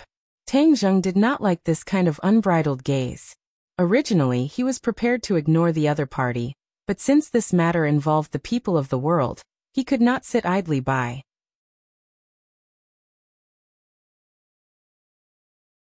Chapter 1139. The other party let out a long roar towards the sky. The roar shook the heavens and spread far and wide. Immediately, roars came from the other mountains in response. In that moment, the roar reverberated like thunder in one's ears. Crap, he's calling for help. The Empyrean fairy immediately saw through the other party's intentions and prepared to attack again. At this time, the 8 golden crow souls had all risen to the 9 heavens and turned into suns, releasing blazing light. Only the soul of the golden crow that was being attacked by the Empyrean fairy was still struggling in midair, unable to move forward. The 9 suns were shining brightly in the sky, and the heat was unbearable. The ground seemed to be about to melt. The snow on the mountain melted at a speed that was flying to one side. With a rumble, an avalanche actually occurred, causing the mountain to shake and the earth to shake. The trees at the foot of the mountain quickly withered and spontaneously combusted with a boom, turning into charcoal. The heavy people on the mountain peak were the ones closest to the 9 suns. In an instant, they felt as if their water had evaporated and their entire bodies were on fire. Tang Zheng was shocked by this scene. Although he had felt the heat just now, but now, it was not just a little heat, but a life-threatening situation. He suddenly raised his head and stared at the 9 suns. The glaring light made it hard for him to open his eyes. The Empyrean fairy's face darkened and urged loudly. Tang Zheng, what are you waiting for? Hurry up and stop them, otherwise this world will be over. Tang Zheng also realized that the situation was worse than he had imagined, and immediately took out the heaven-shocking bow and sun-shooting arrow. When he saw that he had successfully knocked the arrow, the other party was obviously shocked and shouted, "Stop him!" So. The few of them abandoned the Empyrean fairy and Li Xiaotian and attacked Tang Zheng at the same time. At the same time, on the vast land of Huaxia, everyone raised their heads and looked at the scene in the sky in disbelief. When the 9 suns appeared in the sky, many people subconsciously thought that they were seeing things, but when they saw the same reaction as them, they understood that they were not seeing things. Before they could understand what was going on, an intense heat descended from the sky and sprinkled on the vast earth. Everyone immediately felt uncomfortable. Although the 9 suns were tens of thousands of meters in the sky and were very far away, the scorching heat was still very uncomfortable after traveling for tens of thousands of meters. Although it was not as bad as the scene on Mount Everest, many people still felt a strong burning sensation on their bodies. Quickly go into the house and hide. Some smart people immediately realized what was going on and rushed to the shade, shouting and making a fuss. In an instant, the streets and alleys were in an uproar. Everyone screamed and rushed to the shade, casting glances at the sky from time to time. Those 9 suns were exceptionally dazzling. They emitted a bewitching radiance that made people tremble in fear. What's going on? This question appeared in everyone's mind. But no one knew the answer.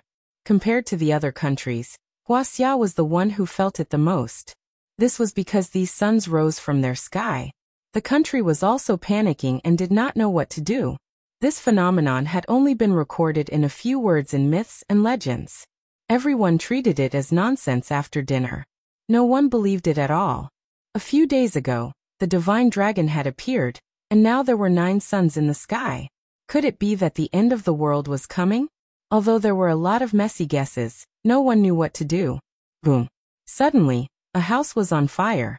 The strong sunlight caused some flammable materials to react naturally, and the fire spread rapidly. The fire alarm immediately rang through the streets and alleys. No city in Huaxia could be spared. Even the water in the rivers was evaporating at a speed visible to the naked eye, reducing bit by bit. Tang Zheng did not know about the disaster facing thousands of worlds, because the enemy's attack had arrived as scheduled. The joint attack of several people could not be underestimated. However, Tang Zheng did not retreat. He still pulled the bow into a full moon shape and loosened his fingers. Wang. The bowstring trembled violently. The sun-shooting arrow turned into a ray of light and shot out with a whoosh. It tore through the air with a terrifying force and arrived in the sky in the blink of an eye in front of a golden crow's soul. No! Someone shouted hysterically, trying to stop all of this, but their speed was not as fast as the sun-shooting arrow. Of course, once they realized that they could not stop the sun-shooting arrow, they poured their anger onto Tang Zheng. They looked at him as if they wanted to skin him alive. Kill. A few attacks were about to hit Tang Zheng. All of his attention was focused on the shooting sun arrows and heaven-shocking bow. He had no time to retaliate. However, he was not worried, because with the Empyrean fairy here, it was impossible for him to sit back and do nothing. His guess was accurate. When the enemy attacked, she also moved at the same time. Mountain River Map. A painting scroll flew out from her hand and floated above everyone's heads. The painting scroll slowly unfolded, and the endless mountain river pattern was vividly displayed in front of everyone. These people's target was Tang Zheng. Even if the mountain river map was already above their heads, they did not take it seriously. Tang Zheng was the main point. Whoosh! A gust of wind flew out from the mountain river map. Like a whirlwind, it immediately swept up two people. Ah! They immediately realized that something was wrong and let out heart-wrenching screams. However, it was too late. The two of them were thrown down the cliff with a whoosh, and were ruthlessly thrown down the cliff. Just as a long sword was about to pierce Tang Zheng's chest, a huge rock fell from the sky and landed on the long sword. Kacha! The long sword broke into pieces. All of the attacks collapsed in an instant and disappeared into thin air. Tang Zheng was safe and sound. He stared at the sun-shooting arrow that broke through the sky. Boom! With a loud sound, the sun-shooting arrow hit the soul of the golden crow. A violent explosion occurred and turned into a few sparks. Look! At the same time, the people in Huaxia saw this scene. In the sky, one of the suns had actually exploded. For ordinary people, the distance was too far. They could not see the sun-shooting arrow at all. They could only see one of the suns exploding into a ball of fire. When the soul of the golden crow was hit, the effect was immediate. The unbearable heat wave immediately reduced by a few degrees. Everyone instantly understood that there was hope. As long as the suns exploded, they could be saved and return to their old days. At this moment, everyone understood that the appearance of so many suns in the sky was not a good thing. It was a sign of doomsday. Many people almost gave up hope. Now that there was a turning point, and there was a turning point, everyone's hope was ignited. Their eyes were gradually filled with joy. However, many people had the same question in their minds at the same time. What was going on? The suns exploded when they came out? What exactly happened in the process? In the island nation thousands of miles away, Saint King looked in the direction of Huaxia absent-mindedly. The miracle of the 9 suns illuminating the sky also entered his eyes. He could not help but turn pale. He was a demon expert, so of course he had heard of the legend of Hou-Yi shooting down the suns in ancient times. Naturally, he thought of this point. Could it be that the golden crow is not dead and has come out again? Saint King muttered to himself. Beside him, a treasure box flickered with a mysterious light. Chiyu's voice sounded. This is not the golden crow, but the soul of the golden crow. In this world, only the heaven-shocking bow and the sun-shooting arrow can deal with the soul of the golden crow. These 2 divine weapons are in Tang Zheng's hands, so it must be this brat who is shooting arrows to attack the soul of the golden crow. Chiyu analyzed incessantly. Saint King was puzzled and said, "Isn't Tang Zheng our enemy? Why would he shoot the soul of the golden crow? This is not in his interest, right? Do you know what the appearance of the soul of the golden crow means?" Chiyu asked. Saint King shook his head blankly. Once the soul of the golden crow is out of control, 10 suns illuminating the sky, then this world will be plunged into misery and suffering. Although Tang Zheng's ability is not very great, he has the heart of a savior. He will not watch this world be destroyed, Or rather, most people die an unnatural death without doing anything. Do you understand? Qiyu asked. Saint King seemed to be deep in thought. In the end, he shook his head and said, I still can't understand Tang Zheng's actions. Isn't he offending both sides? Not only did he offend us, he also offended the Yellow Emperor's people. In the future, if both sides don't like each other, no matter who wins or loses, his life will not be easy. Qiyu sneered and said, This is the difference between you and him. I have been with him day and night for such a long time, but I don't dare to say that I completely understand his thoughts. Sometimes he is like a fool, willing to sacrifice everything to save others. Sometimes he will weigh the pros and cons and avoid the cons. In short, he is a very contradictory person. Or you can say that he is an indecisive and soft-hearted person. To achieve great things, being indecisive and soft-hearted is a great taboo. How can he compare to you, ancestor? Saint King said flatteringly. Of course, this was also his heartfelt words. Although Tang Zheng and Qiyu were both Skywalkers with the 9 Saint body, it was obvious that Saint King did not think highly of Tang Zheng. The demon race liked people who were decisive in killing. They would not hesitate to sacrifice some for their goals. The Yellow Emperor's former subordinates have already made their move. The Golden Crow's soul. What a good plan. Back then, the Yellow Emperor used his soul to feed the Golden Crow. It was an unintentional act. I'm afraid he never dreamed that he would need to rely on the Golden Crow to revive himself. Qiyu sneered.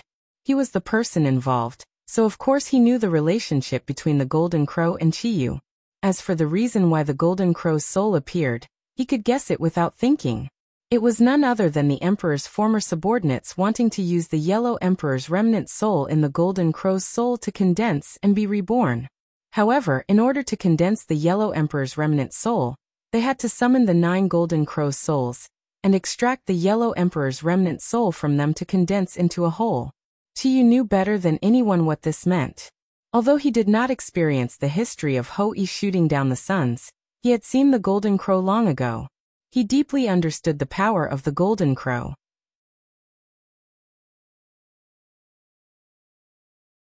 Chapter 1140. Qiyu pondered for a long time before saying disdainfully, It's not that easy for the Yellow Emperor to be reborn. There's no need for us to panic because of them. Our top priority is to find a body for me so that I can possess it and be reborn. As long as I am alive, even if the Yellow Emperor is reborn, what is there to be afraid of? Saint King understood and hurriedly nodded, saying excitedly, Ancestor's words are reasonable. Ancestor, don't worry, we have already sent out countless people to search for a suitable body. There will definitely be a result soon. At the peak of the snow mountain, a lot of the snow had already melted, revealing the bare cliff. It was like a young girl who had been stripped of her clothes, delicate and pitiful. Everyone had witnessed the power of the sun-shooting arrow with their own eyes. High up in the sky, the sun-shooting arrow struck the Golden Crow's soul. With a boom, the Golden Crow's soul shattered into pieces, turning into flames that filled the sky and scattered in all directions. This scene was truly shocking. The sound of the explosion was like a clap of thunder that landed in their hearts, causing their internal organs to tremble. Many people subconsciously froze as they stared straight at the sky. The scattered souls of the Golden Crow were not completely annihilated. Instead, they were dancing and circling in the sky. Many of these people had never seen the power of the sun-shooting arrow with their own eyes. Now that they had seen it with their own eyes, they finally understood how terrifying it was. Ayo! A sharp howl pierced through the sky. The anger within caused the air to surge, as if it was about to pierce through the heavens. Following that, screams rose and fell one after another, causing one's heart to tremble in fear. Hee, are you angry just like that? I only managed to hit one Golden Crow's soul. Empyrean Fairy sneered. She did not put the anger of these people in her eyes at all. Instead, she felt that it was to her heart's content. Tang Zheng, don't stop. Continue shooting down the other Golden Crow's souls. Hearing Empyrean Fairy's urging, Tang Zheng did not delay any longer. Taking advantage of the moment when the enemy was distracted, he once again pulled open the heaven-shocking bow. The sun-shooting arrow had already returned to his hand, and was firmly placed on the sun-shooting arrow. Whoosh! The shooting sun arrow once again pierced through the sky. It was as if the sky was falling and the earth was rending. A long scar appeared in the sky as if a huge space was being torn apart. It was ferocious and terrifying. Boom! Another golden crow soul was struck by the arrow again, and it turned into flames that filled the sky. The soul of the golden crow was a living target. It floated in the sky and looked majestic, but there was no way it could avoid the attack of the shooting sun arrows. Many heart-wrenching screams rang out, and many figures arrived on time. In an instant, they arrived at the mountain peak where Tang Zheng and the others were at. "Who are you?" When they saw the heaven-shocking bow and the shooting sun arrows in Tang Zheng's hands, everyone's eyeballs almost popped out as they asked hysterically. Tang Zheng's expression didn't change. He didn't answer at all, and immediately shot the third arrow. The shooting sun arrows whistled through the air. Some people did not want to be outdone. They leaped up and directly blocked the shooting sun arrows. The magic treasures in their hands bloomed with dazzling light. Boom! This person was like a kite with a broken string. He flew out and smashed into the snowy mountain far away, creating a huge crater and causing an even bigger avalanche. When the others saw this scene, they were shocked by the power of the shooting sun arrows and remained silent for a long time. But in the next second, someone let out a surprised cry. Under everyone's watchful eyes, that person actually flew out of the huge crater. His entire body was covered in blood, but his life was not in danger. Everyone revealed an expression of disbelief. In their subconscious, the shooting sun arrows and the heaven-shocking bow were peerless divine weapons.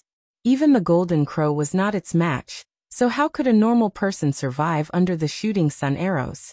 But now, it seemed that this was not the case. It was true that the shooting sun arrows and the heaven-shocking bow were extremely powerful, but they were far from being as powerful as they had imagined. There was a way. This thought surfaced in many people's minds.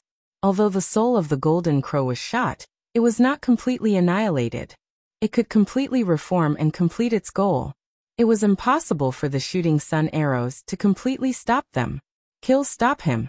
Someone shouted, and rushed towards Tang Zheng at the same time. Surrounded by enemies, Tang Zheng remained unmoved, and once again pulled open the heaven-shocking bow. The arrow just now did not hit the soul of the golden crow, so this arrow was bound to hit it. The shooting sun arrows whistled through the air once again. Some people tried to stop them, but the Empyrean fairy was one step ahead of them and blocked their path. She had obviously understood the enemy's intentions, so she definitely could not let the enemy succeed and intercept the shooting sun arrows. The fairy of the nine heavens pointed her finger, and a water dragon flew out from the mountain and river map of the gods of earth and Vale. With a swing of its tail, it hit one of the men. With a loud bang, the man was smashed into a mountain and no longer made any sound. Although the shooting sun arrows were not enough to kill in one shot, the Empyrean fairy's ultimate kill was extremely easy. Stop this woman! A few people disregarded their own safety and blocked in front of the Empyrean fairy, trying to separate her and Tang Zheng, so that she would be too busy to take care of Tang Zheng. This method was indeed effective. When he shot the third soul of the golden crow, the enemy's attack arrived as expected, but he had no way of blocking it. He could only watch as the attack arrived in front of him. Break! With a delicate shout, Li Xiaotian's moving figure blocked in front of him. A bow and arrow appeared in her hand, and she shot an arrow, repelling the enemy. She was an 8th level grandmaster, and even among these people, she was not an ordinary person. Tang Zheng looked at her gratefully. She looked back and smiled, her charm boundless, and said resolutely, "With me here, you don't have to worry, unless they step over me. Be careful." Tang Zheng nodded heavily, and shot another arrow without any hesitation, aiming at the fourth soul of the golden crow. "Stop him, we can't let him continue." Seeing that they did not succeed in stopping Tang Zheng, these people were furious. So many people, but they could not do anything to the three of them. This was simply a great shame. Everyone used all their skills and cast spells again, trying to kill the three of them. These people's cultivation was not weak. Most of them were in the Golden Core and Yuanying realms. If they were in the secular world, they would definitely be first-class masters. It was a pity that they were facing top masters like the Empyrean Fairy and Tang Zheng. Even if the other party had a large number of people, they could not take the initiative for a while. Get out of the way, I'll take care of them. Suddenly, a person flew out from behind the crowd. When his feet landed on the ground, it was as if he had stepped on a mountain peak with a great force. The ground shook violently a few times before it stopped. The crowd automatically made a path for this person to pass through. He was not tall, but he was handsome. He was a standard young man, enough to make many young girls scream in love. Who exactly are you people? Why do you want to stop the soul of the Golden Crow? He asked with a livid face. His voice was like that of an announcer, articulating perfectly. In fact, before he was possessed, he was indeed a host of a small television station. However, now he had changed completely. He had become a general under the Yellow Emperor in the ancient times. His name was Emosia. Emosia's cultivation was obviously higher than the other former subordinates of the Yellow Emperor. He was in the divine transformation realm. Tang Zheng's eyes narrowed slightly. He stared straight at the other party. He also realized that the other party's cultivation was not ordinary. He said, "Who are you? Why do you insist on summoning the soul of the Golden Crow?" "My name is Emosia." Emosia. Tang Zheng frowned. He had never heard of this name. The inner demon said lazily, "In the ancient times, the Yellow Emperor had 2 generals, one male and one female. You have already seen the female general. She is Lu Wuxin. Now that you have seen the male general, your luck is not bad." Tang Zheng smiled bitterly. He did not know if he should say that he was lucky or unlucky. He had encountered both of the Yellow Emperor's generals. Dealing with Lu Wuxin alone was not easy. Now that Emosia was involved, it was undoubtedly going to be even more difficult. "So you are Emosia. In the stories passed down from the ancient times, your name resounded like thunder. Legend has it that you are very benevolent. Why are you being so cruel this time?" The Empyrean Fairy asked in disbelief. She had also heard of Emosia's story. Emosia was a master swordsman of his generation. His swordsmanship had reached the peak of perfection. It was said that when it came to swordsmanship, no one could surpass him. Even the Yellow Emperor's swordsmanship was slightly inferior to his. The reason why his name was immortalized was not because of his swordsmanship, but because of his benevolence. After the Battle of Zhuolu, many of the Yellow Emperor's subordinates advocated for the extermination of the entire Jiuli tribe. Emosia, however, strongly advised the Yellow Emperor not to exterminate the entire Jiuli tribe. Only then could the Jiuli tribe be preserved. The Empyrean Fairy found it hard to imagine that Emosia would risk universal condemnation and sacrifice so many lives to summon the soul of the Golden Crow. Emosia's face flashed with hesitation and struggle. He remained silent for a long time, his expression fluctuating. Finally, he clenched his teeth and said, "There are many things that are beyond one's control. Moreover, in order to revive the Yellow Emperor, necessary sacrifices are unavoidable." The Empyrean Fairy shook her head in disappointment. "The rumors are indeed not trustworthy. Those praises should not have landed on you at all. That is a stain on your good name." Emosia's expression became more and more conflicted. In the end, he said with a long sigh, "Why are you stopping us? The current Huaxia people were founded by the Yellow Emperor. If the Yellow Emperor is reborn, he will lead this people to rise again. Don't you know how great and glorious this is? Haha, ridiculous. What's the point of exchanging countless lives for prosperity? I would rather choose to live a peaceful life than to enjoy the prosperity exchanged with blood and lives," the Empyrean Fairy said firmly. Emosia's face flashed with embarrassment. He said resentfully, "Who is right and who is wrong is not something that you can decide with just a few words. However, since you have chosen to oppose us, then you are our enemies. Don't blame us for being merciless." "No one needs you to show mercy," the Empyrean Fairy said without any trace of politeness. Tang Zheng also nodded in agreement. "That makes sense. You don't care about the people of the world, so how can we respect you? Then there's nothing more to say." Emosia's expression became fierce as his aura soared into the sky.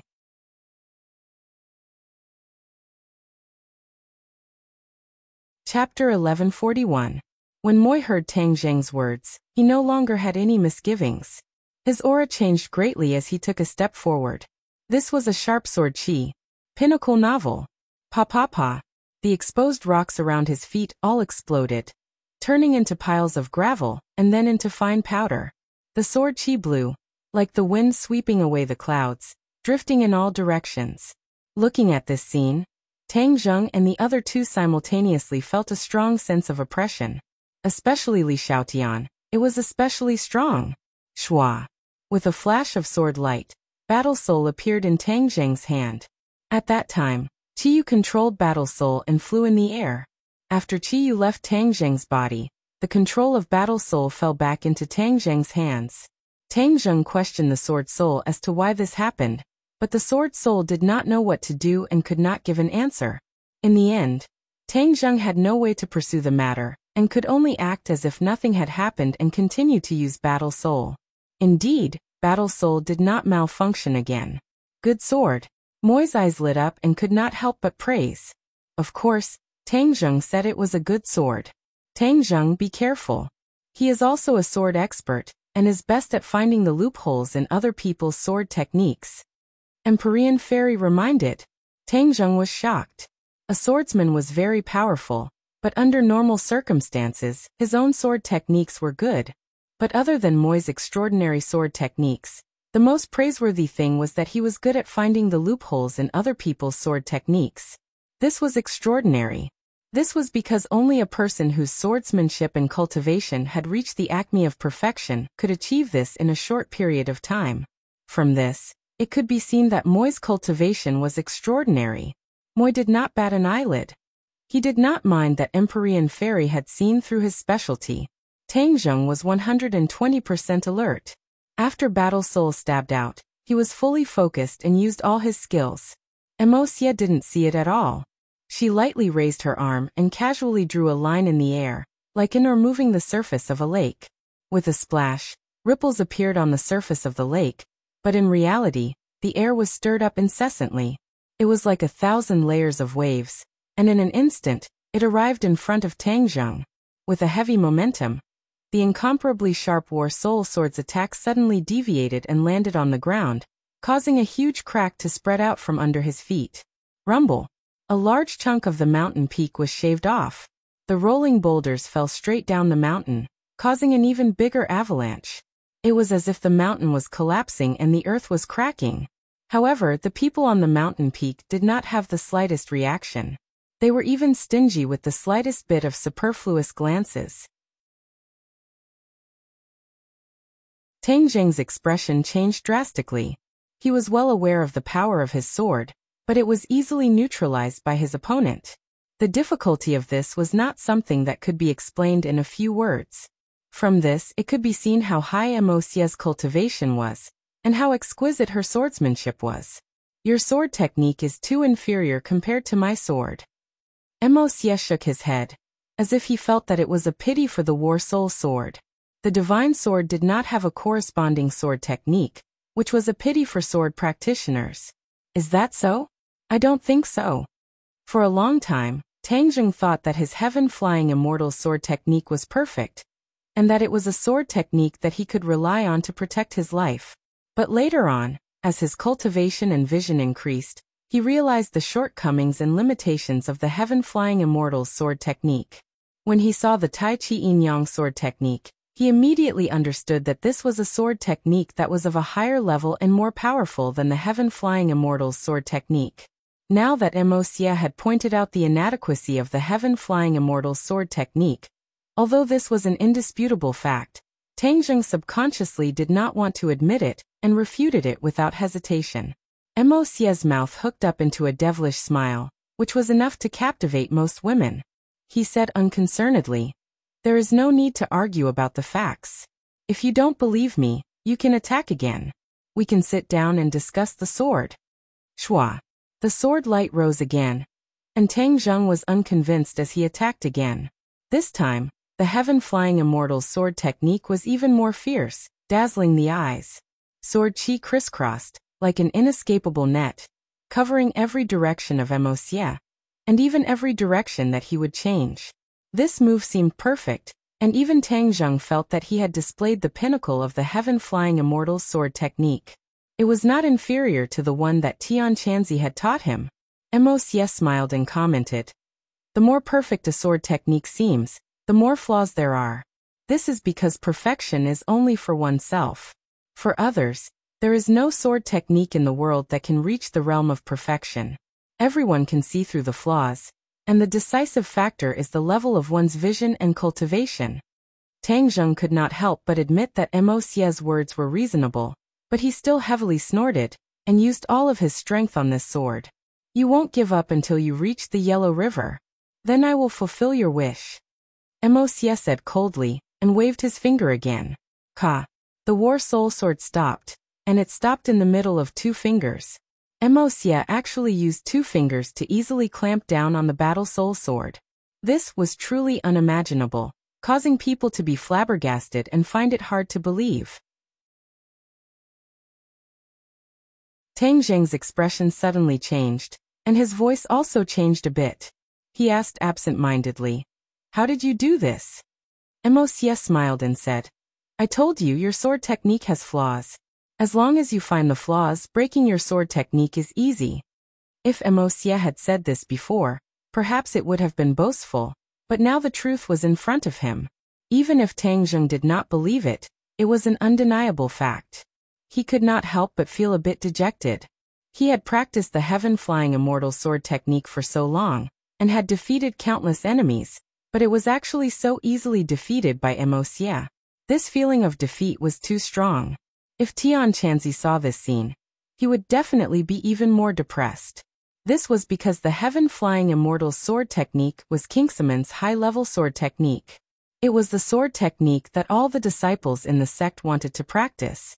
But in front of Mo Xie, this seemingly invincible sword technique was like a clay chicken or a pottery dog, unable to withstand a single blow. How could this huge contrast not make people feel a mixture of feelings, and be incomparably depressed? But Tang Zheng's depression disappeared in a flash. He did not truly lose, and he still had a move. Tai Chi Yin Yang sword technique. In the past, he would forget the Tai Chi Yin Yang sword technique at any time. Unless it was a critical moment, he would not be able to remember the sword moves. However, ever since he had completely mastered the 6 moves of the first level of this set of sword technique, the Taiji dual form sword technique had undergone a qualitative change. It no longer disappeared without a trace in his mind, but appeared clearly in his mind. Those sword moves that he had already memorized by heart. With just a thought, the sword moves would be extremely powerful. The 6 moves of the first level of the Taiji Yin and Yang swordsmanship were completely displayed by him in a flash. Immediately, a gust of wind blew over the mountain peak. Sand and pebbles flew up into the air and intertwined into a special pattern. The Taiji Yin and Yang fish. Mo Xie cried out in surprise. He stared straight at the sky, and then looked at the sword technique that Tang Zheng displayed so easily. He seemed to be deep in thought, and said in amazement, "This sword technique is as different as heaven and earth from the previous one.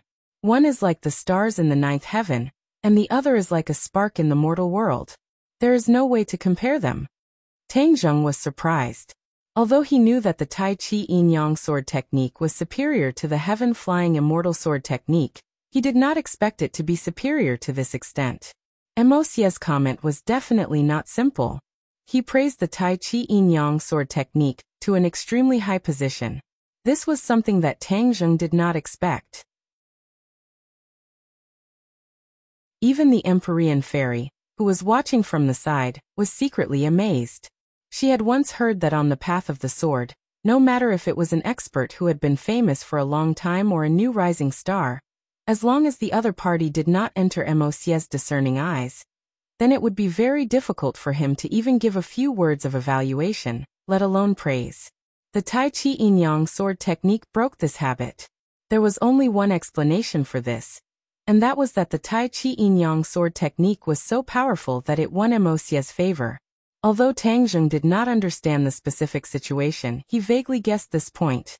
He was both happy and curious. What other treasures were hidden in the Langya Pavilion? This sword technique was from the Langya Pavilion. In addition, if the treasures hidden in the higher floors were to appear, It would probably cause an even greater shock and its power would be greater. He could not help but look forward to the next trip to the Langya Pavilion. Speaking of which, he did indeed have the qualifications to go to the Langya Pavilion. He had already made the decision to go to the Langya Pavilion as soon as this matter was over. Now that the enemy was getting stronger, if he did not learn more powerful skills or pass them on to the people around him to increase their strength, then the situation on his side would be very bad. Swish, swish, swish. The Tai Chi Yin-Yang fish spun quickly. Streaks of sword light fell from the sky like a rain of swords, falling towards Mo Xie. All the attacks gathered together to attack Mo Xie alone. It could be seen how much importance Tang Zheng attached to him.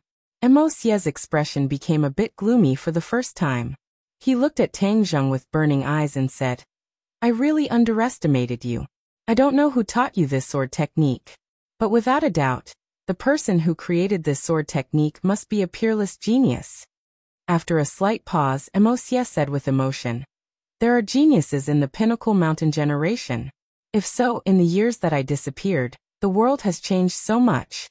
Not only the mountains, rivers, and lakes, but even the development of sword techniques is so praiseworthy. It is really a fortunate thing." Tang Zheng did not know who created the Tai Chi Yin-Yang sword technique, but he had long admired him from the bottom of his heart. Hearing Mo Xie's praise, Tang Zheng did not thank him. Instead, he continuously activated the Tai Chi Yin-Yang sword technique. Swish, swish, swish. Swords fell like rain. Tens of thousands of swords shot towards Mo Xie. Swish. A streak of sword light lit up from Mo Xie's hand. The sword light bloomed from his hand. It did not have the brilliant brilliance of 1,000 fathoms. Instead, it returned to its original state. It was extremely simple, with only the tip of the sword shining with a little bit of light. But without a doubt, this was a good sword. No matter if it was an amateur or an expert, as long as they saw this sword, they would not hesitate to praise it as a good sword. It was indeed a good sword. It was the divine weapon that accompanied Mo Xie on his expeditions to the north and south, Ganjiang. Ganjiang was the name of this sword. It was very domineering. Back in the day, it was transported to the north and south of the river. The combination of Ganjiang and Mo Xie caused the enemies to tremble in fear. One was merciful, the other was bloodthirsty. When the Ganjiang sword was refined, it used human blood and lives as a sacrifice. It was full of ruthless blood energy. It was a peerless weapon. Only a merciful person could use this sword.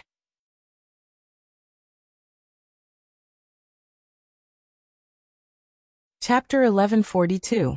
Mo Xie Wave Battle Soul, and the originally bright Battle Soul immediately underwent an earth-shattering change, turning into a blood-red color with light flowing around it. The sword light suddenly rose up like a waterfall, rushing towards the sky to welcome the rain of swords falling from the sky. Boom boom boom. The sword light flickered in the air, overflowing with brilliant colors, but disappeared without a trace in an instant. The Ganjiang sword flew into the sky and rushed into the Tai Chi Yin-Yang fish. Kacha. Like a sudden clap of thunder, the Tai Chi Yin-Yang fish split into pieces, turning into a cloud of dust that drifted away with the wind. A red light streaked across the sky, the Ganjiang sword slicing through the air towards Tang Zheng. Tang Zheng's expression suddenly changed. He raised the War Soul sword, and with a ding-dang sound, Tang Zheng flew out with the War Soul sword, landing on the edge of the cliff, almost falling down. Good. When the other Yellow Emperor's old subordinates saw this scene, they all clapped their hands in joy. Previously, they were fiercely suppressed by Tang Zheng and the other two, and this resentment was hard to get rid of.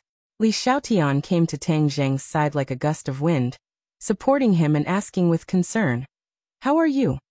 Tang Zheng shook his head, swallowing back the blood in his mouth, and said, "His sword technique is really powerful." Just now, the opponent's attack had defeated his Tai Chi Yin-Yang sword, and it was defeated in a single exchange. It could be seen how powerful the opponent's sword technique was. Mo Xie's expression was not good. He looked at Tang Zheng and said, "You can be proud because just now I used my sword technique to defeat you, not to find the flaw in your sword technique." Mo Xie did not find the flaw in Tang Zheng's sword technique. When the others heard this, Their expressions changed greatly, because they understood the meaning of this sentence too well.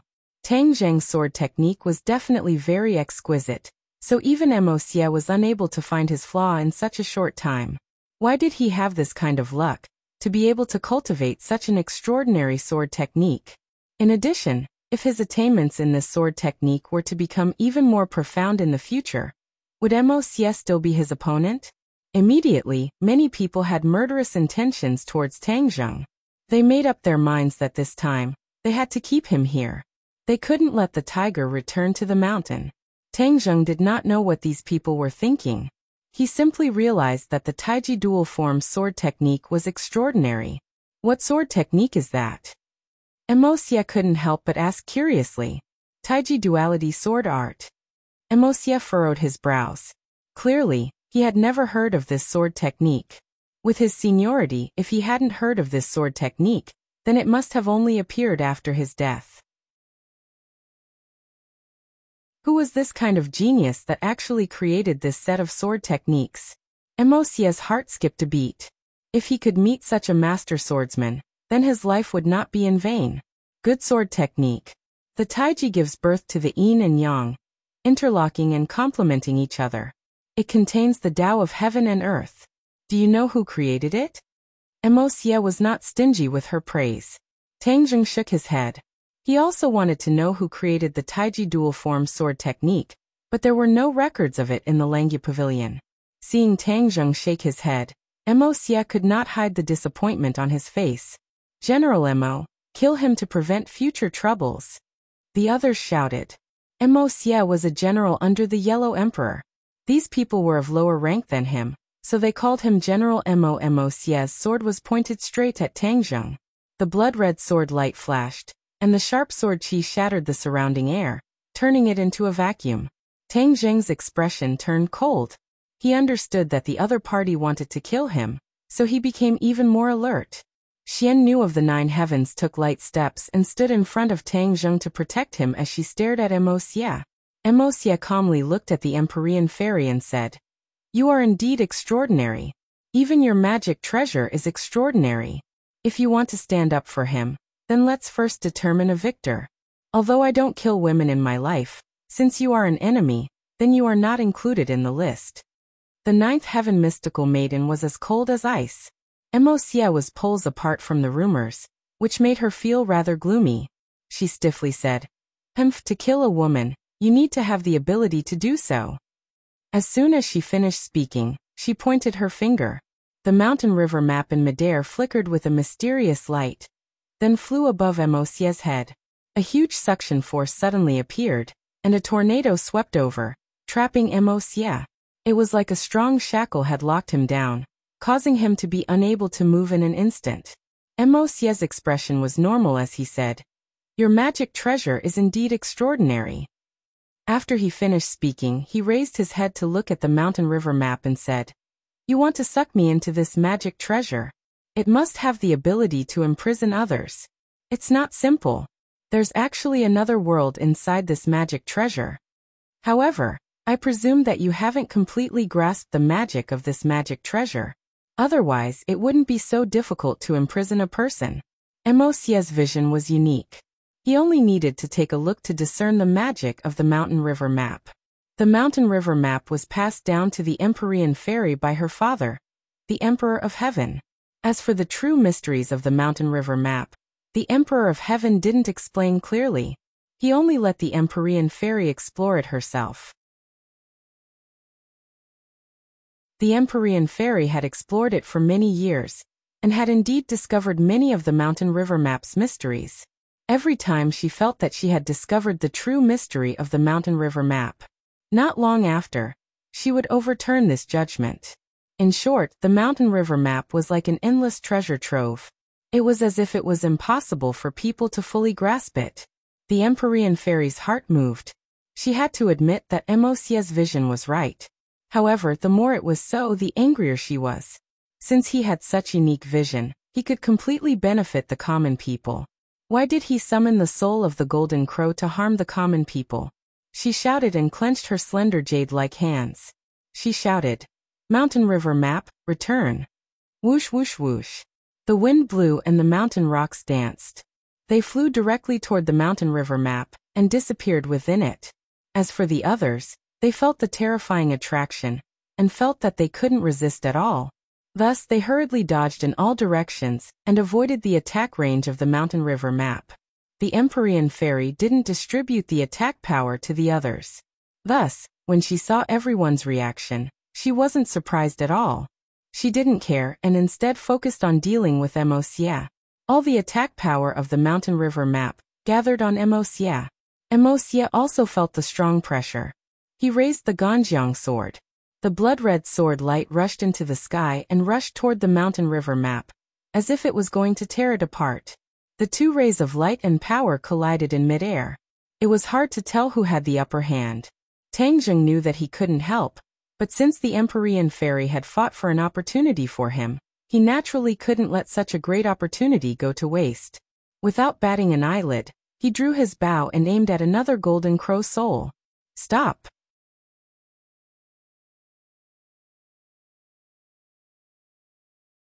Chapter 1143. Just now, Tang Zheng's arrow aimed at the fourth golden crow's soul didn't succeed as expected. It was intercepted by Emosia. Now that Emosia was pinned down by the Empyrean fairy, he had enough time to deal with the golden crow's soul. However, things didn't go as he wished. When he aimed at the fourth golden crow's soul, a delicate cry exploded like thunder. Two people flew up from the mountain peak and blocked Tang Zheng's path. Stop! Tang Zheng looked at them in surprise. It's you two. These two were Lu Wuxin and Yi Meiyu. He didn't expect to meet them here. Humph, haven't you been hiding from me? How dare you show up now? Tang Zheng asked jokingly. Lu Wuxin looked left and right. When he saw Emosia, his eyes lit up and he couldn't hide his joy. Today is different from the past. Why wouldn't we show up? Tang Zheng, you've already fallen into our encirclement. Yet you still dare to shoot down the golden crow's soul. You really don't want to live anymore. Humph, is that so? It's too early to say such big words. Tang Zheng said disapprovingly. Seeing the sudden appearance of the two people, not only was Tang Zheng shocked, but the other old subordinates of the Yellow Emperor also looked at the two in disbelief and shouted, "Who are you people?" Lu Wuxin suddenly turned around. She said with a dignified expression, "You don't even recognize me? I'm Lu Wuxin." With that, she stretched out her palm. With a flash of green light, the Heartless Willow appeared in her palm and swayed with the wind. Heartless Willow! Everyone couldn't help but cry out in surprise. They looked at Lu Wuxin with shining eyes, as if they wanted to see the valiant and heroic aura of the past. However, after looking for a long time, there was no trace of that aura. "You're really General Lu?" Everyone was skeptical. Lu Wuxin's thick brows furrowed as she shouted angrily, "Open your eyes and take a look. How can I be fake?" Without a doubt, Lu Wuxin's aura completely crushed these people. Especially when the Wuxin willow swayed in her palm, it added to her credibility. "She is General Lu." Someone seemed to finally believe her and said loudly. Lu Wuxin looked around complacently, as if he was inspecting his troops. In fact, many of them were her former subordinates. However, after the possession and rebirth, everyone had changed their appearances. For a moment, they did not match up with the people in their memories. Lu Wuxin sighed with emotion.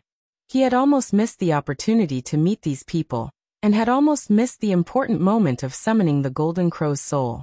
If he hadn't obtained the information from the chief and followed the trail all the way here, it would have been difficult for him to meet up with the rest of the troops. Back then, when she died on the battlefield, the Yellow Emperor was still alive. When she reincarnated, she found that the Yellow Emperor was already dead, so she wanted to revive the Yellow Emperor. Therefore, she planned to gather her old subordinates and accomplish this feat. Of course, she didn't have a concrete plan before, but she was confident that she could brainstorm a way to revive the Yellow Emperor after gathering her old subordinates. When she found the movement at the peak of the snowy mountain, and the soul of the golden crow in the sky, she immediately thought of a way to revive the Yellow Emperor. She impatiently rushed over and coincidentally saw this great battle. Although she did not hear the confrontation between Emosia and Tang Zheng, She recognized that the other party was her old acquaintance Mo Xie from the Ganjiang sword. During the Battle of Zhuolu, Lu Wuxin died in battle, but Mo Xie came back to life. Mo Xie was fighting fiercely with the Empyrean fairy. When he saw Lu Wuxin from the corner of his eyes, he immediately confirmed her identity and said, "Lu Wuxin, beat them back. Don't let them harm the Golden Crow's soul." Lu Wuxin nodded seriously. "Don't worry, Mo Xie. With me here, they won't be able to harm the Golden Crow's soul." Tang Zheng narrowed his eyes and stared straight at Lu Wuxin. "You're no match for me. What ability do you have to stop me?" "Humph, who says I'm no match for you? I'm no longer the same as before. You can't see through me," Lu Wuxin said proudly. Tang Zheng's pupils suddenly contracted and his eyes lit up. He carefully discovered that Lu Wuxin had indeed changed. "Your cultivation has increased?"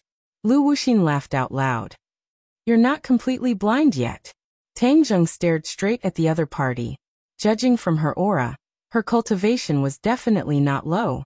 Moreover, since he couldn't see through her, she was probably at the semi-deity realm. Semi-deity realm.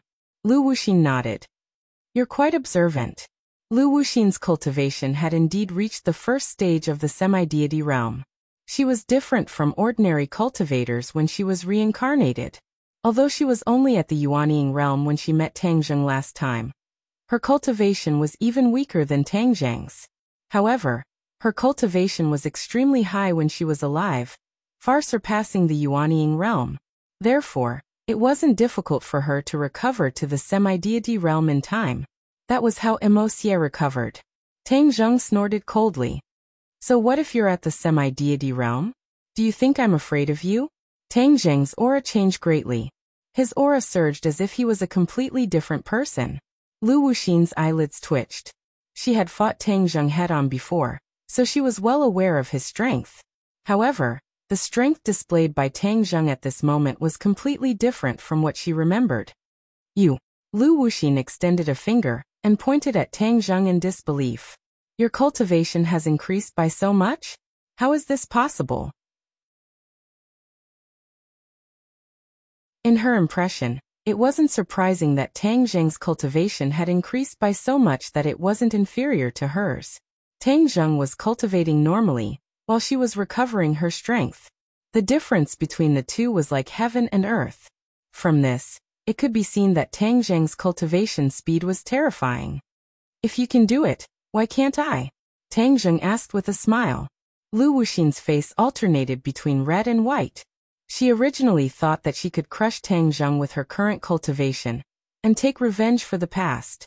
However, it seemed that she had thought too highly of herself. Her expression kept changing and her mind turned thousands of times. For a moment, she didn't know what to do. However, she quickly calmed down and a cold light flashed in her eyes. She wasn't alone. She had so many subordinates, so how could she be afraid of him? On the contrary, she could take this opportunity to get rid of him completely. This enemy had to be eliminated, otherwise, when he grew stronger in the future, it would be harder for her to deal with him than to ascend to the heavens.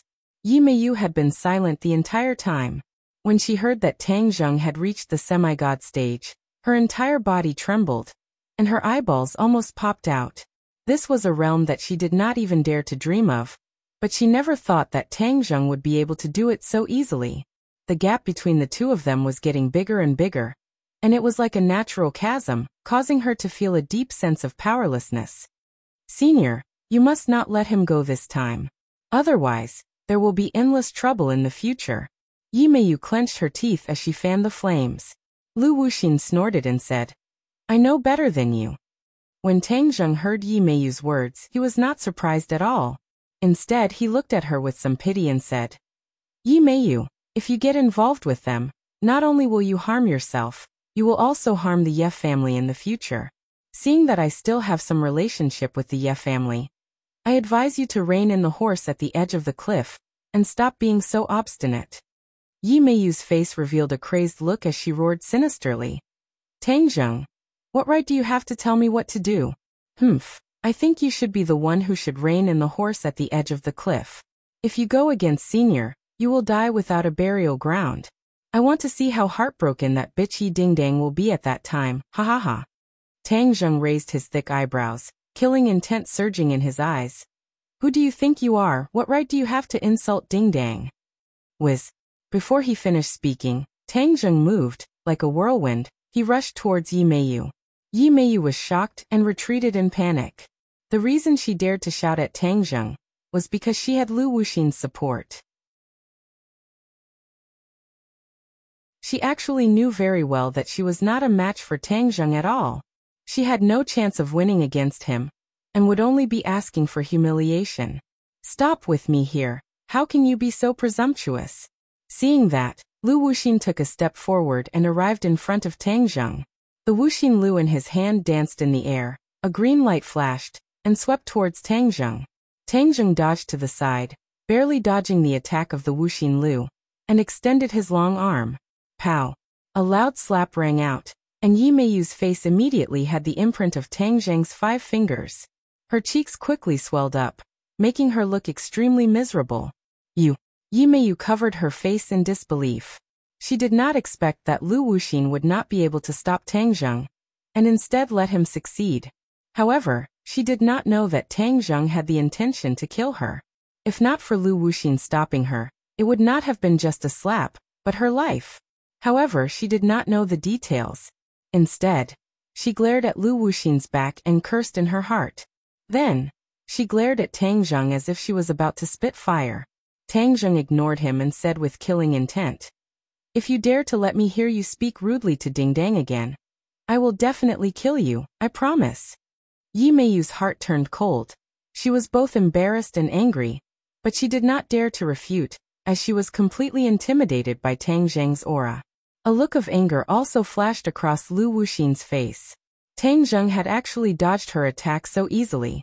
That slap not only hit Yi Meiyu's face, it was also equivalent to hitting her face. Especially when the others saw this scene, the Yellow Emperor's old subordinates were in disbelief, and their expressions changed when they looked at Tang Zheng and Lu Wuxin. Lu Wuxin felt his cheeks burning, and felt that he had definitely lost a lot of face in the hearts of the old subordinates. Immediately, she flew into a rage out of humiliation and roared, "Tang Zheng, I will kill you!" Shua! The Wuxin Lu grew crazily. The willow branches danced in the air, sweeping towards Tang Zheng like a vicious whip. Tang Zheng did not retreat at all. He raised his sword and stabbed forward. This time, he did not use the Flying Immortals from Outer Sky sword technique, but used the Taiji Yin-Yang sword technique. His Taiji Yin-Yang sword technique was becoming more and more proficient. With a flash of sword light, the surrounding qi underwent a huge change.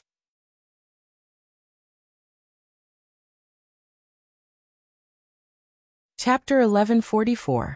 Yi Meiyu was not familiar with Li Xiaotian. She only knew that she was once the holy maiden of the Li Palace. At that time, she was high and mighty, and even Yi Xuanji had to respect her, so she was not someone she could come into contact with. Sizzle. However, this was different from the past.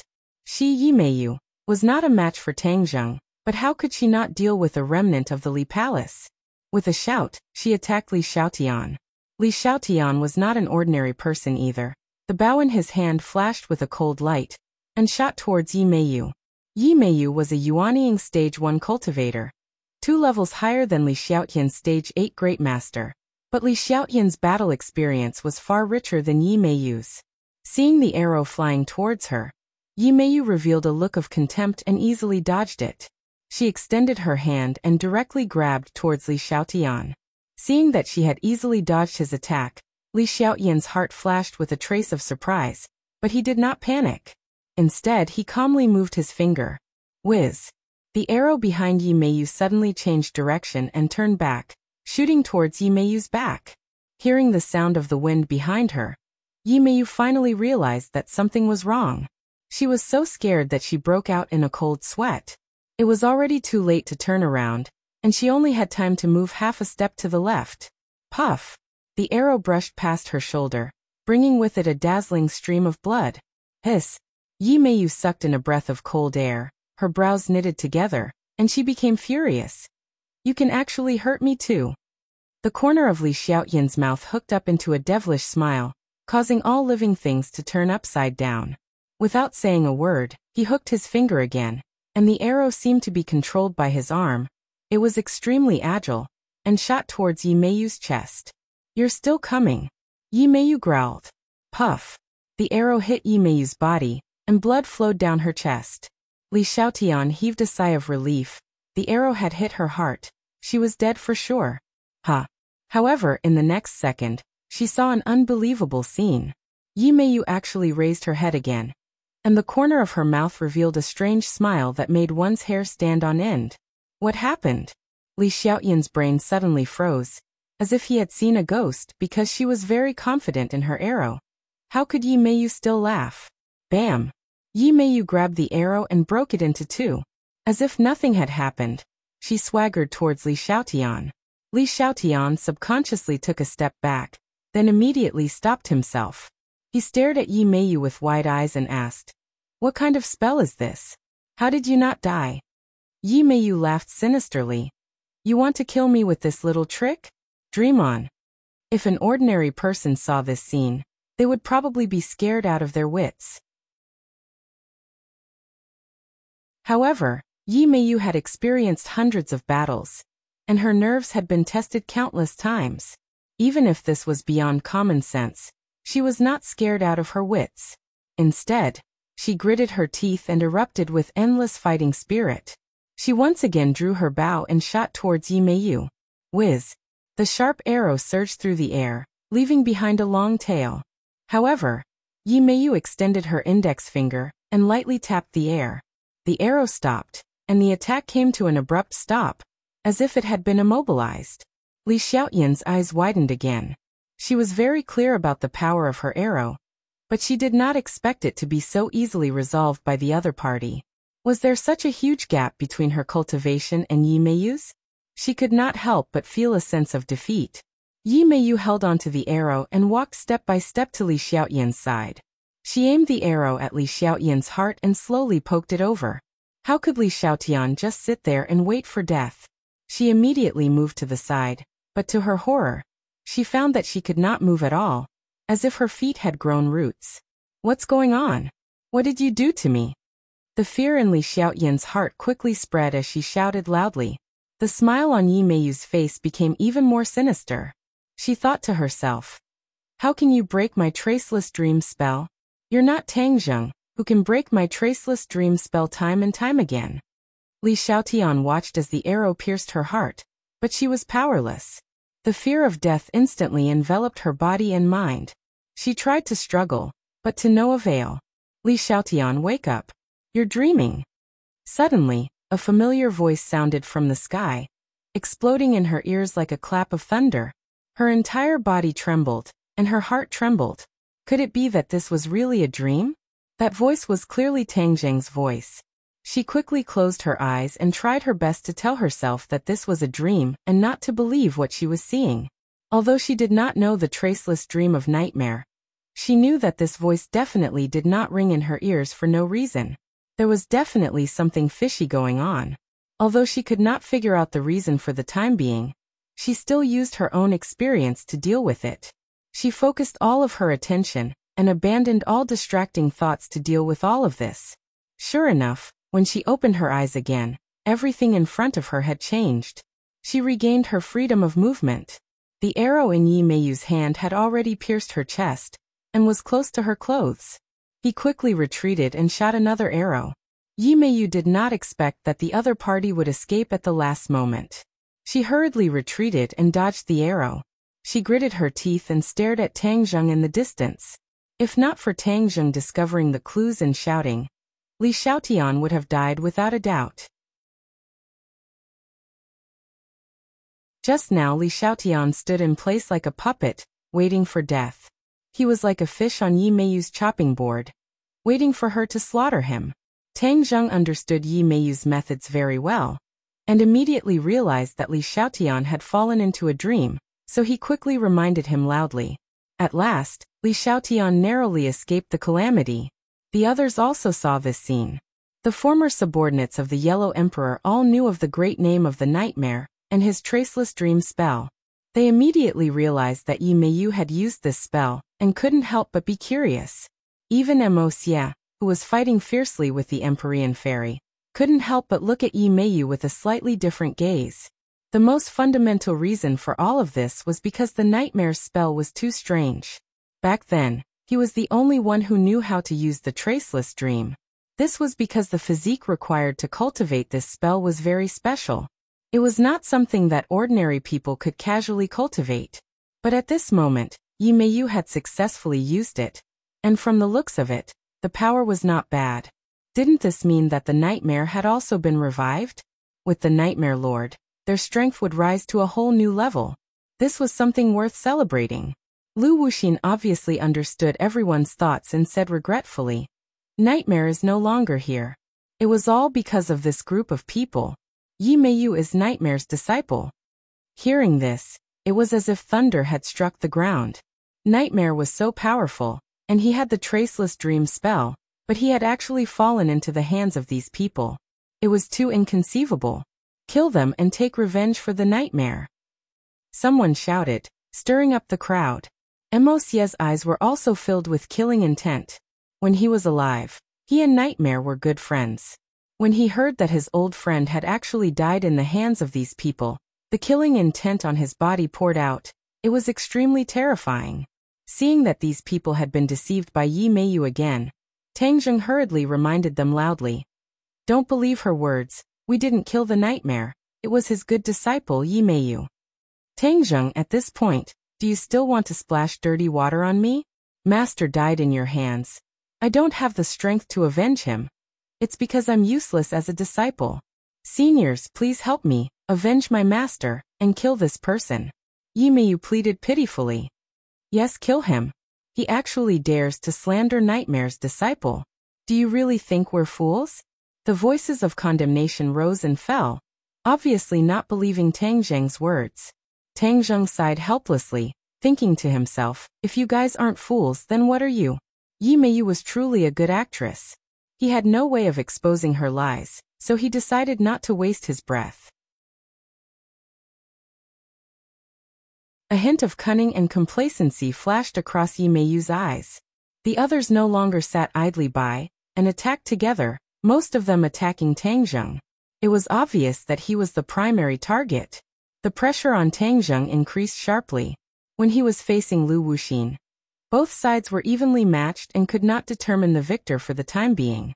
However, once the others joined in, he was clearly at a disadvantage. He fought and retreated, gradually retreating to the edge of the cliff. At the same time, the soul of the golden crow that was originally imprisoned by the Empyrean fairy's power in the sky finally broke free and soared into the sky, transforming into a sun that hung high above the 9 heavens. Immediately, other than the 3 souls of the golden crow that were shot down by Tang Zheng, the remaining 6 souls of the golden crow, along with the original sun hanging high above their heads, descended from the sky and sprinkled down on the people's bodies. It was as if they were in a sauna, and large beads of sweat appeared all over their bodies. This group of powerful cultivators, who were almost invulnerable to cold and heat, felt uncomfortable under the roasting of the 7 suns. Tang Zheng wiped the beads of sweat off his forehead. Looking at the crowd that was charging towards him again, he secretly clenched his teeth. He had already repelled the other party's attack once, but the tidal wave of attacks swept over again, causing him to be unable to deal with it. He had the intention to kill, so a few people died under his sword. This reminded him of his opponent's bloodthirst and anger, and the battle became more and more intense. The battle between the Empyrean fairy and Mo Xie was too intense, it was too big and earth-shattering. The others wanted to interfere, but they did not have the strength to do so. These people all turned their firepower to Tang Zheng and Li Xiaotian. Li Xiaotian's body was already covered in wounds, although she had broken Yi Meiyu's Heart Dream Traceless spell. However, in a real face-to-face battle, especially when facing so many enemies, her cultivation was still too weak. Li Xiaotian once again realized her own shortcomings. Previously, she thought that her cultivation was advancing at a godly speed, but now, she realized that the current situation was not as good as before. In the past, the Great Master Realm could run amok, but now the Great Master Realm was not enough. The return of this group of cultivators had completely broken the original world's power system and balance, causing people to feel a sense of powerlessness and frustration.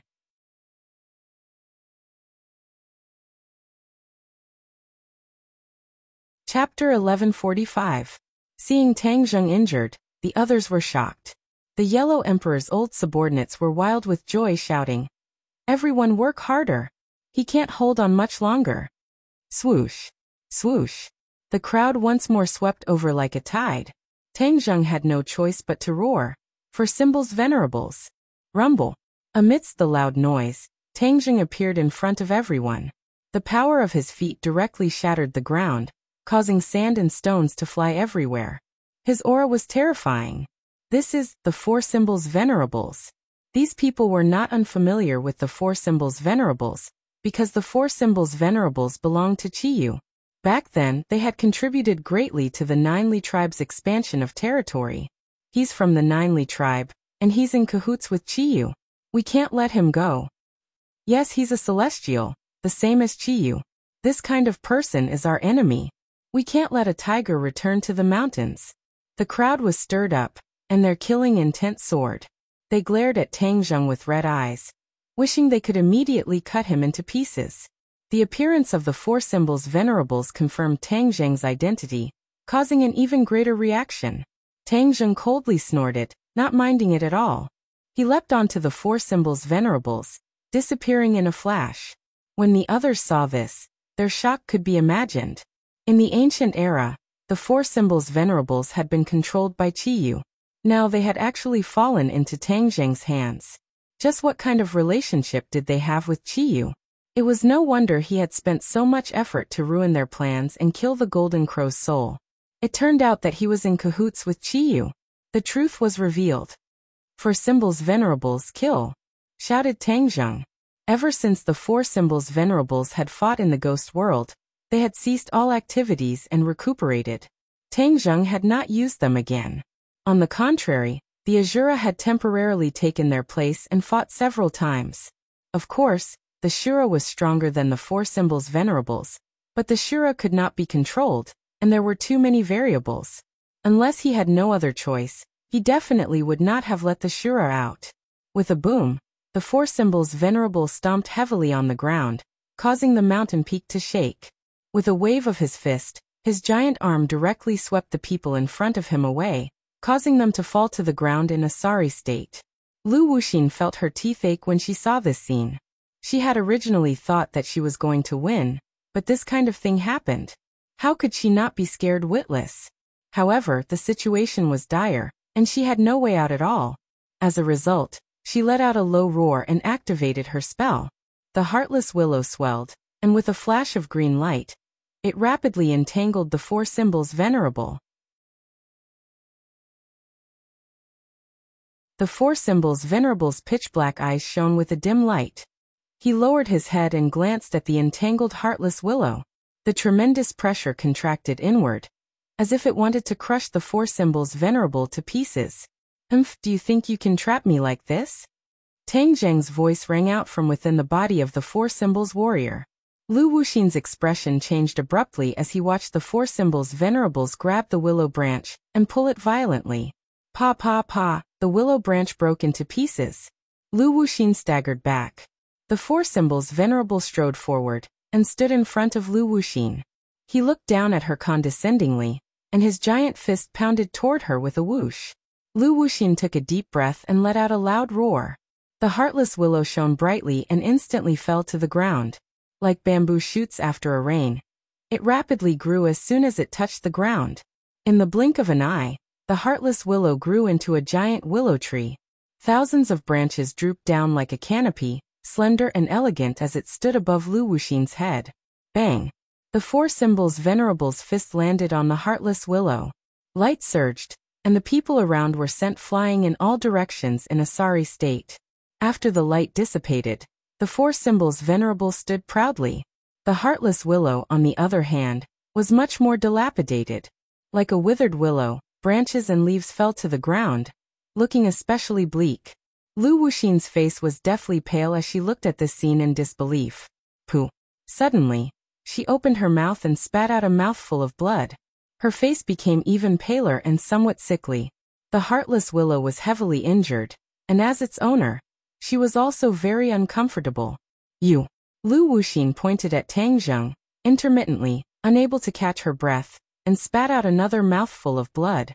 In this battle, there was no doubt that Tang Zheng had won, and Lu Wuxin had lost. Lu Wuxin, who everyone had placed high hopes on, had lost so thoroughly that no one was prepared for it. Tang Zheng did not have the mood to be sentimental, because Li Xiaoyan's situation was too dangerous, and his body was already injured. He hurriedly moved over. Bang, bang, bang, one attack after another struck the Four Symbols Venerable, causing sparks to fly, but the Four Symbols Venerable was not injured at all. Seeing this, everyone sucked in a breath of cold air and subconsciously retreated. Especially Yi Meiyu. She fled faster than the others, hiding at the back of the crowd in a flash. Tang Zheng snorted coldly. Where do you think you're going? His fist went straight for Yi Meiyu. Yi Meiyu had the traceless heart dream technique, but she was unable to use it. Tang Zheng had already left a deep shadow in her heart, causing her to be unable to resist. Bang! At the last moment, Yi Meiyu relied on her remaining awareness of danger to dodge. However, she did not completely dodge. She still took the punch and flew down the cliff. Li Xiaotian secretly heaved a sigh of relief and looked at the Four Symbols Venerable with a complicated expression.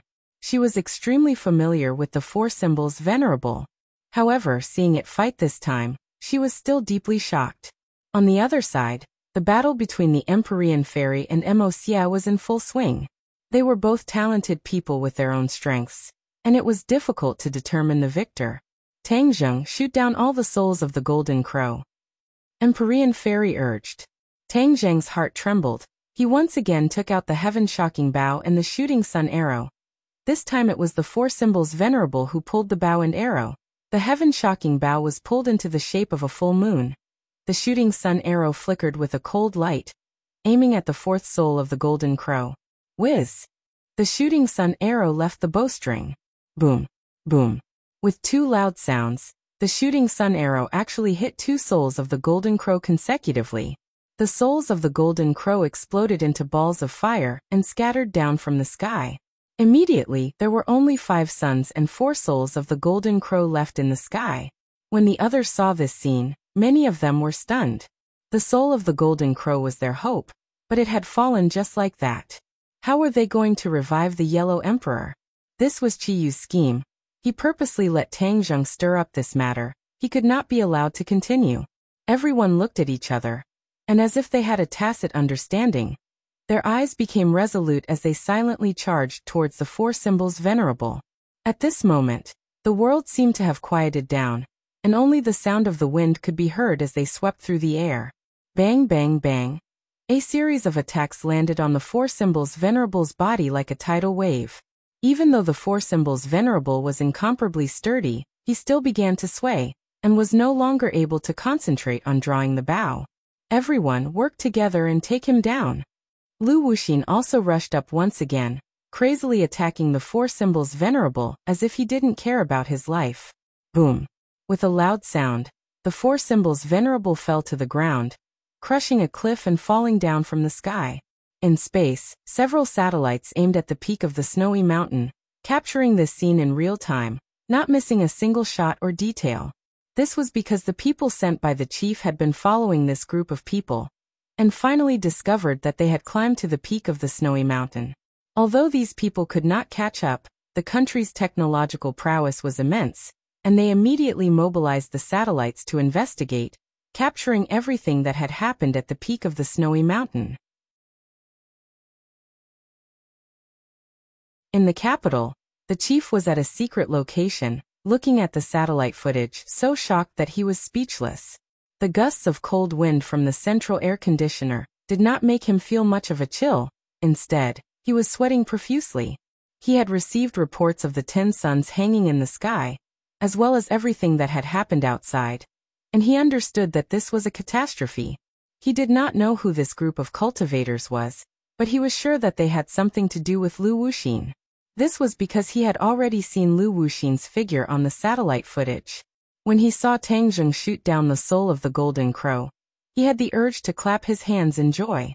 Although he did not get along with Tang Zheng, he had been looking forward to seeing Tang Zheng's actions. "Chief, what should we do?" The subordinate asked anxiously.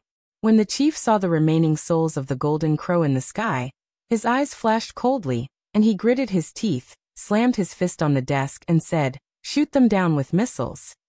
Tang Zheng had already fallen from the cliff, so he had no time to care about the souls of the golden crow, so the chief could only think of a solution himself.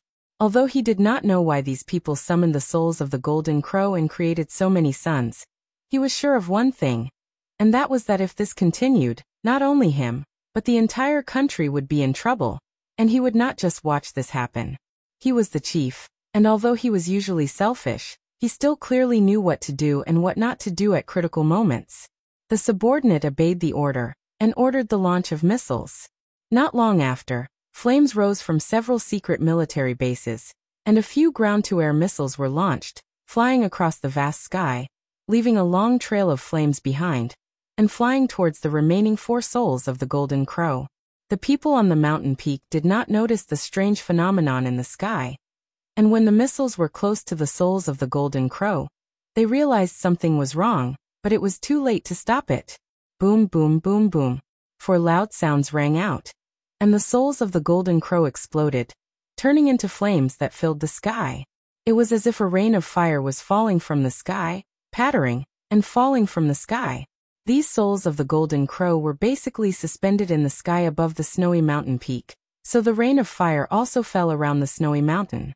Suddenly, like a meteor shower, countless flames fell on the ground like meteorites, smashing large craters and igniting the forest. The flames instantly engulfed the surroundings of the snowy mountain, and the originally white snow, which had melted a lot, immediately changed into a sea of fire, bright red, as if it had changed into another world. The color of the world changed, and the snowy white turned into a fiery red, making people tremble with fear, and their hearts almost jumped out of their throats. The people on the mountain peak subconsciously stopped what they were doing, and looked up at the sky blankly. The rain of fire fell beside them, but they did not feel it, as if they had lost their souls. "What's going on?" someone muttered to himself. After these people were reincarnated, many of them did not have a detailed and intuitive experience of the current world, let alone the power of technology.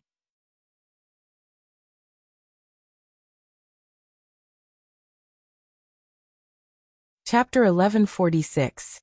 Li Xiaotian looked up at the sky and was stunned for a moment before he exclaimed, "The missile hit the soul of the golden crow." Missile. Many people shivered, and immediately remembered such a weapon. This was a world completely different from their memories. Apart from true qi and inner strength, there was also the power of technology. Plucking the moon from the sky and catching turtles from the sea was no longer a dream, or rather, it was no longer a privilege of cultivators. A cold glint flashed through Lu Wuxin's eyes as if he had just woken up from a dream.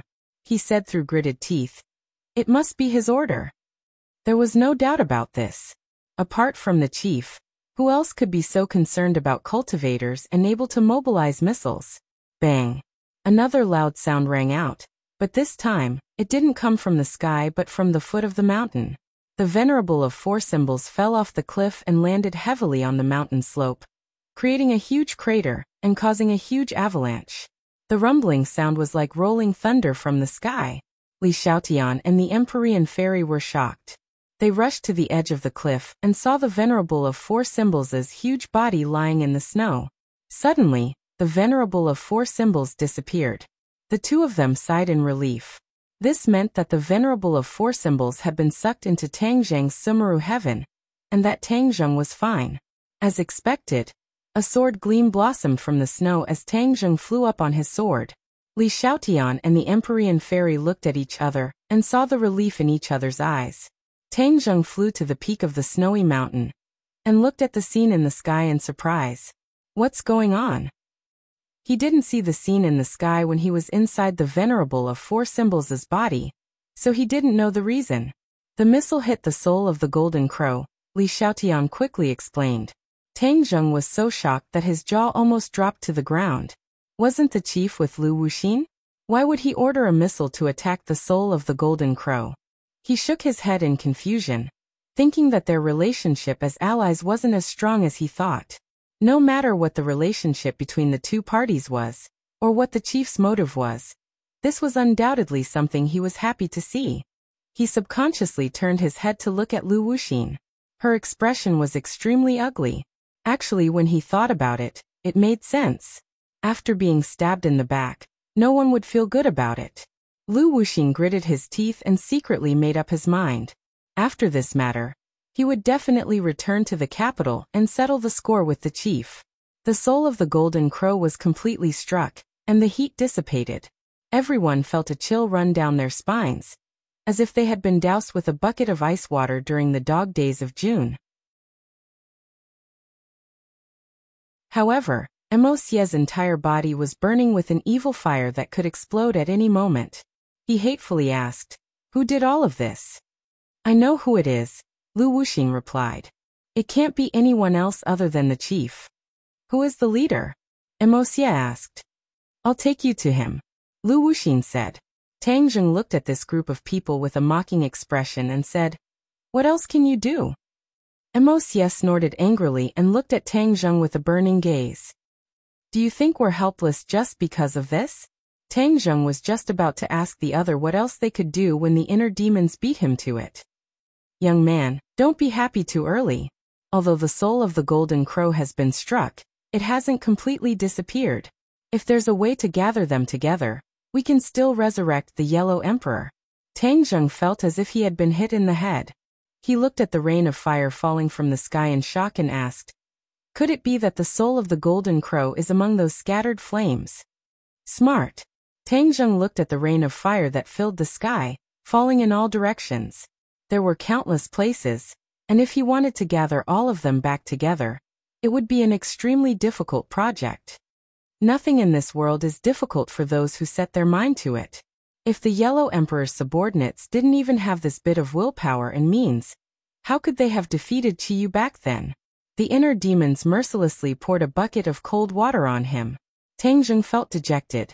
He had been too naive and beautiful. The people who wanted to kill each other just now fell into a terrifying silence because of the missiles. The Yellow Emperor's subordinates all looked at Emosie. Clearly, they wanted to listen to his orders. Emosie was about to speak when suddenly, Li Xiaotian pointed to the sky and shouted, "Look, there are missiles again." There were indeed missiles in the sky, and there was more than one. They fell from the sky and flew towards the peak of the snowy mountain. Seeing this scene, many people were still confused. They didn't know what was going on. Tang Zheng was the first to react. He shouted, "Run!" He pulled Li Xiaotian and flew away from the peak of the snowy mountain. The Empyrean Fairy also reacted. These missiles were no longer aimed at the soul of the Golden Crow, but at them. There were very few people at the peak of the snowy mountain. Other than them, there was no one else. Why not use the missiles to wipe them out in one fell swoop? This was a way to solve the problem once and for all. The leader definitely wouldn't miss this godsend opportunity. The Empyrean Fairy rose into the air and flew away. Emosie and Lu Wuxin also reacted at the same time. They shouted, "Let's leave this place quickly." They didn't care about the others and flew away with a whoosh. Boom, boom, boom, boom. The missiles hit the peak of the snowy mountain. The dense explosion created a mushroom cloud. The powerful shockwave spread in all directions. It was as if the sky was about to be torn apart. The sunlight was overshadowed by this earth-shattering explosion. The towering snow-capped mountain collapsed with a loud bang.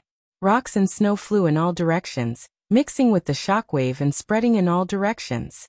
The forest that was originally on fire was razed to the ground by the shockwave, and the flames disappeared in an instant.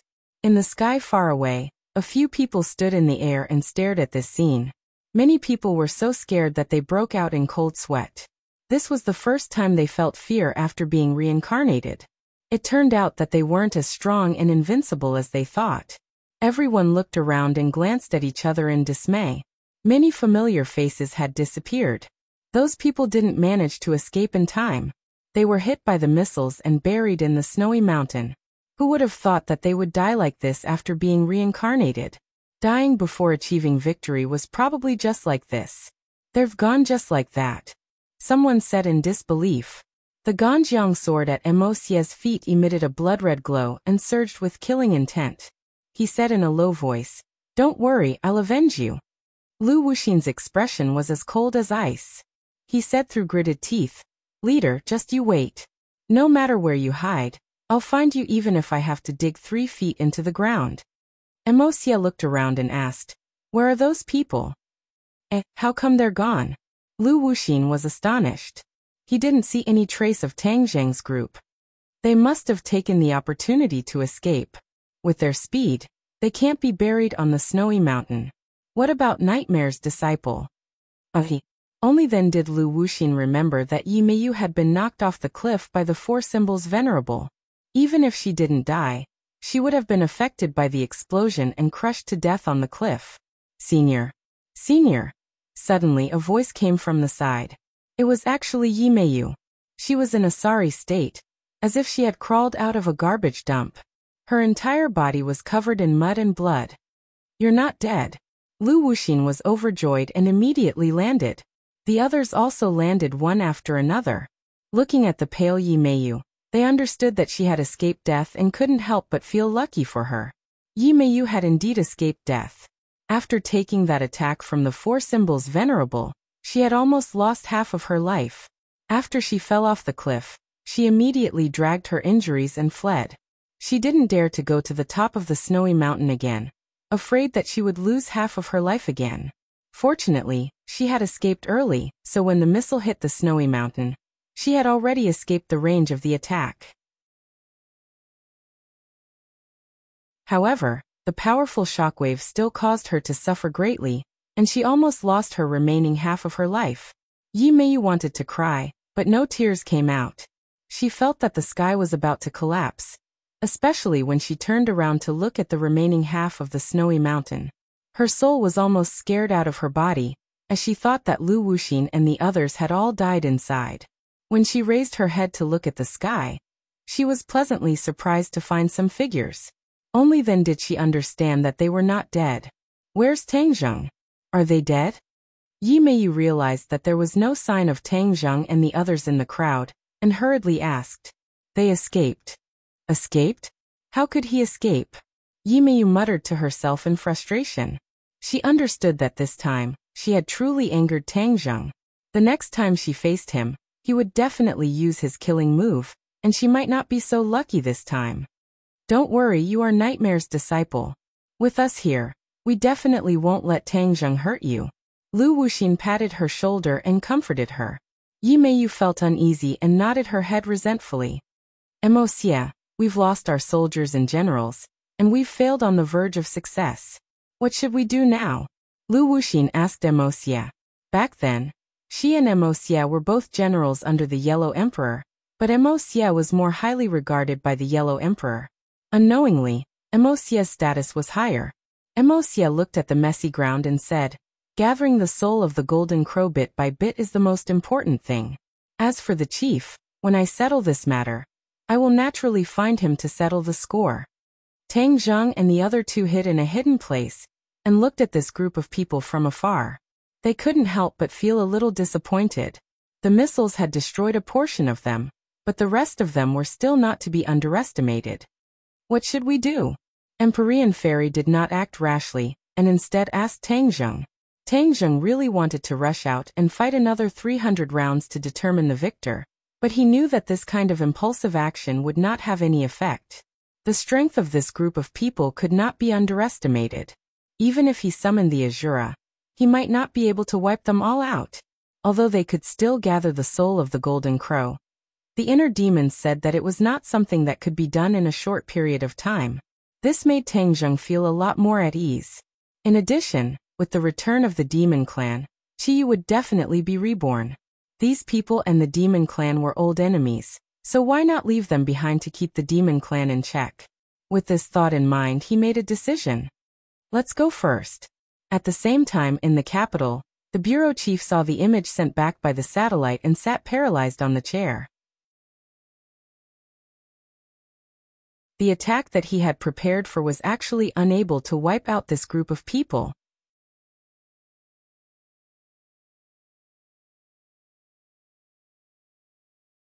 Chapter 1147. The despair in the chief's eyes was obvious. Although he had selfish motives, he ordered the missile attack on the soul of the Golden Crow to protect the common people. However, these people would blame this on him.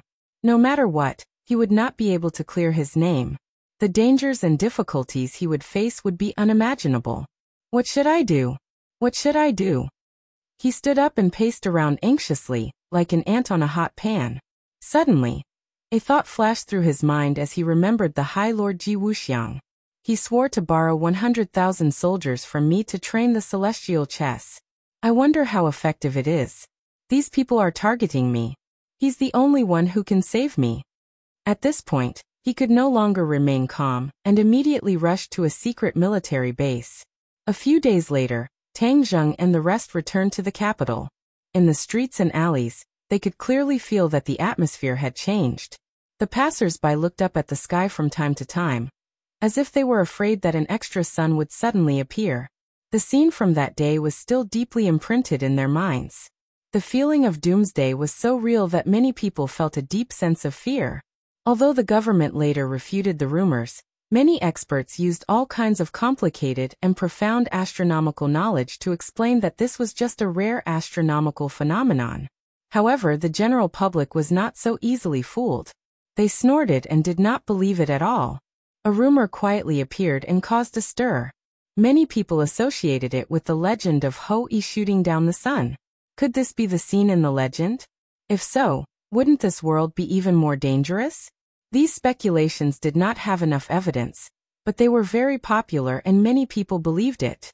Tang Zheng and the rest walked through the streets and alleys and heard bits and pieces. He was not surprised. If the government covered it up, there would naturally be rumors among the people. This was no longer important.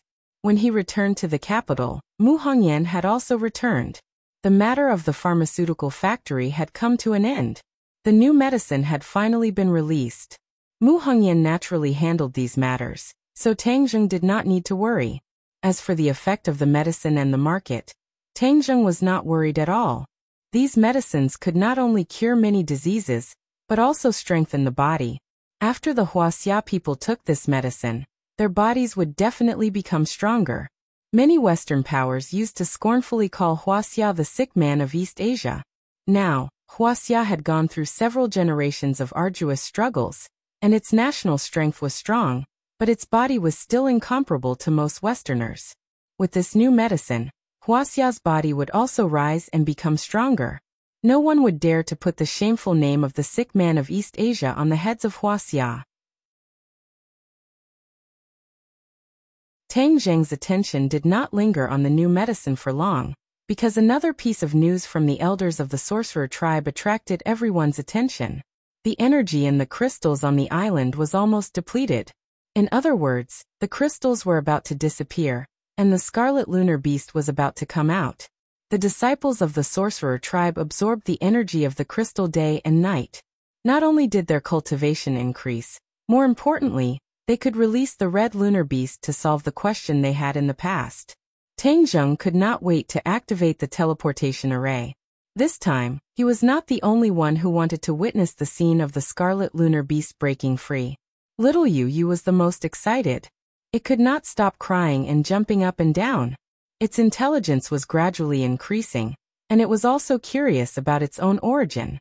It was more curious about the same kind of creature in the crystal than the others. The others were also very excited. They were eager to try and look forward to it. In the teleportation array, Tang Zheng, the Empyrean Fairy, and Tian Chanzi were standing in it. They understood the cause and effect of the strange phenomenon in the sky a few days ago, and they were even more worried. If they could take this opportunity to unravel the secret of the Outland, they would be able to find a way to solve their current predicament. Now, Tang Zheng had made enemies on all sides, but this was not his intention. It was just that there were many things in the world that he could not do, and there were many things that he could not ignore. He did not regret it. Even if he was given another chance, he would not hesitate to make the same choice. Especially this time, Mo Xie's actions made him realize that the ancients were not as good as the legends said. They would do anything to achieve their goals. Instead of hoping that their return could make the world a better place, It was more reliable to take the initiative in his own hands. Everyone stand properly. Tang Zheng reminded them and activated the teleportation array. A light flashed, and the scene in front of them changed drastically. They had arrived at the island. The sea breeze blew, and everyone was energized. The elders had been waiting there for a long time, and they all went forward to greet Tang Zheng. Tang Zheng waved his hand and said, "Elder, let's go and see the Red Moon Beast first." The elder understood and reported as he walked. "Great messenger, we followed your instructions and absorbed the energy of the crystal day and night. With our cultivation, it was like trying to put out a burning cart with a cup of water. We did not know how long it would take for us to finish absorbing the energy of the crystal. However, ever since the Empyrean Fairy came and absorbed the energy for a period of time, the crystal became much thinner. After everyone's hard work, there was finally an effect, and only a thin layer of the crystal was left. We did not dare to act rashly, so we stopped. It was reasonable for the elder to be careful. The mystery and power of the Red Moon Beast could not be explained in a few words. Moreover, this was a serious matter, and they could not afford to be careless. If they continued to absorb the energy and the Red Moon Beast escaped, how could they stop it? The elder did not think that the sorcerer tribe members on the island would be able to stop it. Therefore, he hoped that Tang Zheng would complete the last step. Even if there were any problems, Tang Zheng was more powerful than him, and he would naturally have a way to deal with it. Tang Zheng nodded and praised, "Elder, it's been hard on you. You've done a good job." The elder smiled and said, "We're just following the great messenger's instructions. It's mainly because the great messenger has taught us well." Finally, they arrived in front of the crystal. Everyone's eyes were fixed on the crystal. There was only a thin layer of the crystal left, and it was like a layer of transparent ice. Although it was only a thin layer, it had extraordinary power, and it was able to stop the Red Moon Beast. This was the result of many tests by the sorcerer tribe. They were worried that the Red Moon Beast would break through the thin layer of the crystal and escape. In the end, after many tests, they came to a conclusion that no matter how thin the crystal was, even if it was as thin as a piece of white paper, the Red Moon Beast would not be able to break through. The crystal seemed to have an invisible and mysterious power that was blocking the Red Moon Beast. The Red Moon Beast widened its eyes and stared at the group of uninvited guests. Its gaze was complicated, and it was conveying many things that no one knew. Tang Zheng also stared at the Red Moon Beast. He stretched out his hand and gently touched the surface of the crystal. He muttered to himself, "Where did you come from? What secrets do you have? Today we'll find out. After you break free, it's best that you don't act rashly to avoid hurting our relationship." The Red Moon Beast rolled its eyes. No one knew if it agreed with Tang Zheng or disagreed with him. "Is it very powerful?" Feng Shishir asked curiously. "What's there to be afraid of? There are so many of us, and it's only one. Are we not its match?" Yi Dingdang was not afraid of anything, and did not put the Red Moon Beast in its eyes. Wu also nodded fearlessly. "Yes, why would we be afraid of it?" Little Yu walked around the crystal with its 4 legs. There was a complicated look in its eyes. It knew nothing about its own kind. However, there was a feeling of closeness that came from its body, especially now that the crystal had become very thin. This feeling of closeness was especially strong. Xiaobai rode on little Yu's back and looked up at the Red Moon Beast. He chuckled and said, "I have already thought of a name for it. You are called Little Yu, so it will be called Big Yu." As it spoke, it shook its head and waved its 2 claws in the air, as if it was very satisfied with the name it came up with.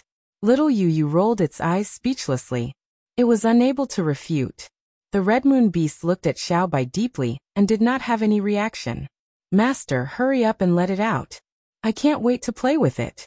I have a feeling that it will definitely be more fun than the 5-clawed golden dragon." Xiaobai urged eagerly. I am not going to play with you. I am not a toy." The 5-clawed golden dragon was indignant, and a little resentful voice sounded in Tang Zheng's mind. Tang Zheng looked at the Empyrean Fairy and Tian Chanzi and said, "Let's do it together." Although it was only a thin layer of the crystal, the energy it contained could not be underestimated. If Tang Zheng were to absorb this energy alone, it would take a long time. The three of them were all experts in the divine transformation realm. If they worked together to absorb the energy from the crystal, they would be able to shorten the time. The Empyrean Fairy and Tian Chanzi also could not wait to see the Red Moon Beast break free. They nodded in understanding and walked in front of the crystal.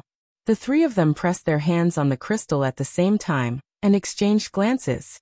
Then they began to circulate their energy. Whoosh, whoosh, whoosh, a powerful energy was transferred from the crystal to the palms of the three of them.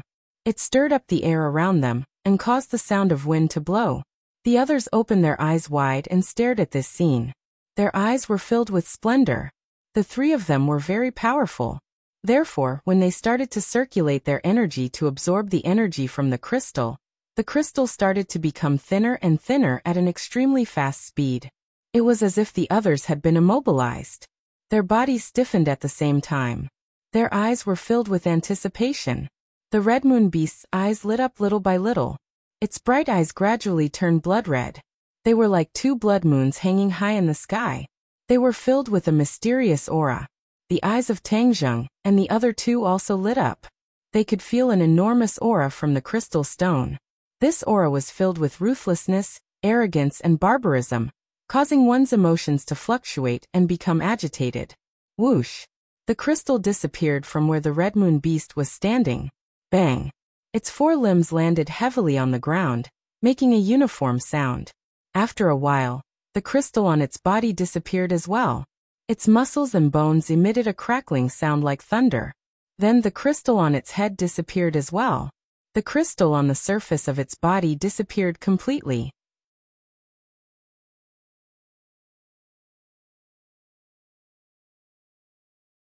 Chapter 1148. With the disappearance of the crystal, the Red Lunar Beast regained its freedom. It stretched its body and raised its head proudly. Its eyes were glowing red. Purple. Its body was as tall as an adult human. It stomped on the ground with all four of its legs. Its strong muscles showed its strength, and its entire body was emitting an aura that kept people away. Tang Zheng and the other two stood in front of the Red Lunar Beast. Although their expressions did not change, they were ready to attack. If the Red Lunar Beast made any strange moves, they would attack together. Bang! The Red Lunar Beast lifted its leg and stomped on the ground, creating a huge pit. The ground cracked and a gust of wind blew. Many people trembled in fear and looked at the Red Lunar Beast nervously. Red Lunar Beast, I helped you regain your freedom. Shouldn't you thank me? Tang Zheng asked calmly. You humans are so cunning. Why should I thank you? A cold voice came out from the Red Lunar Beast's throat. Everyone was shocked. They did not expect it to be able to speak. Little you could not speak. It was obvious that it was still a cub and was still weak. Tang Zheng was relieved. Since it could speak, it would be easier to communicate with it. There are thousands of humans. Some are cunning, and some are kind. It's the same with you Red Lunar Beasts. Are there no cunning Red Lunar Beasts? Tang Zheng retorted. Pain flashed in the Red Lunar Beast's eyes. That question seemed to have hit its sore spot. Its eyes became ferocious and it opened its bloody mouth. Roar! With a mad roar, a fishy wind blew over like a gale, messing up everyone's hair. Many of the sorcerer tribesmen were frightened by the roar. They were too weak in front of the Red Lunar Beast's powerful aura, and their minds could not withstand it. Tang Zheng did not step back. He waved his hand and said calmly, a loud voice does not mean that you are right. I'm right. You want to win with your voice? That's not a good idea. The Scarlet Moon Beast was enraged as it bent down. Its large head was inches away from Tang Zheng as it stared at him. Tang Zheng lifted his eyelids, lightly looked at him, and said with an unquestionable tone, I ask you answer. Who do you think you are? The Red Moon Beast said disdainfully. Since I let you out, I can be considered your benefactor. Treating your benefactor like this is not a wise decision. Tang Zheng shook his head and sighed. The Red Moon Beast lifted its feet, and was ready to leave. It did not want to bother with Tang Zheng at all. Tang Zheng and the others looked at each other. They understood that if they did not fight, they would not be able to subdue the Red Lunar Beast. Whoosh! The Red Moon Beast had already launched its attack.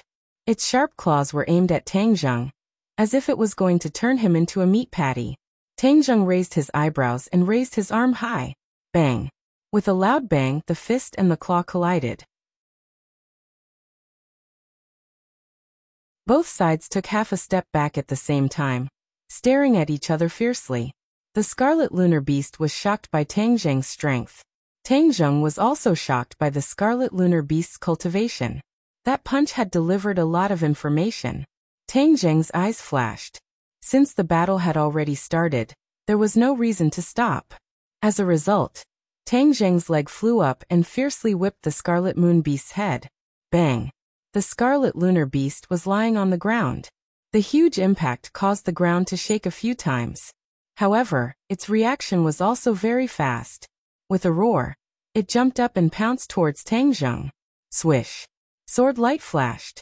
The Battle Soul Sword appeared and stabbed towards the Scarlet Lunar Beast's abdomen. Whoosh! The Scarlet Lunar Beast's long tail swept over like a whip. The tip of the tail flashed coldly and clashed with the Battle Soul Sword. Sparks flew everywhere. Bang bang bang. In an instant, both sides had launched dozens of attacks. Sparks flew everywhere, and it was hard to tell who had the upper hand. The Empyrean Fairy and Tian Chanzi did not help. Although the Scarlet Lunar Beast was powerful, Tang Zheng was not a pushover either. He was not worried about losing. The Scarlet Lunar Beast became more and more courageous as it fought. It was obvious that it was recovering its strength after being imprisoned for so many years. Bang! Tang Zheng was finally knocked to the ground. With a pu sound, the War Soul Sword stabbed into the ground as if it was cutting tofu. Tang Zheng knelt down on one knee and raised his head, his eyes shining as he looked at the Scarlet Lunar Beast. From the previous battle, he had a rough estimation. In terms of combat strength, the Scarlet Lunar Beast was more powerful than him. In other words, it was equivalent to a divine transformation realm cultivator. Especially its tail.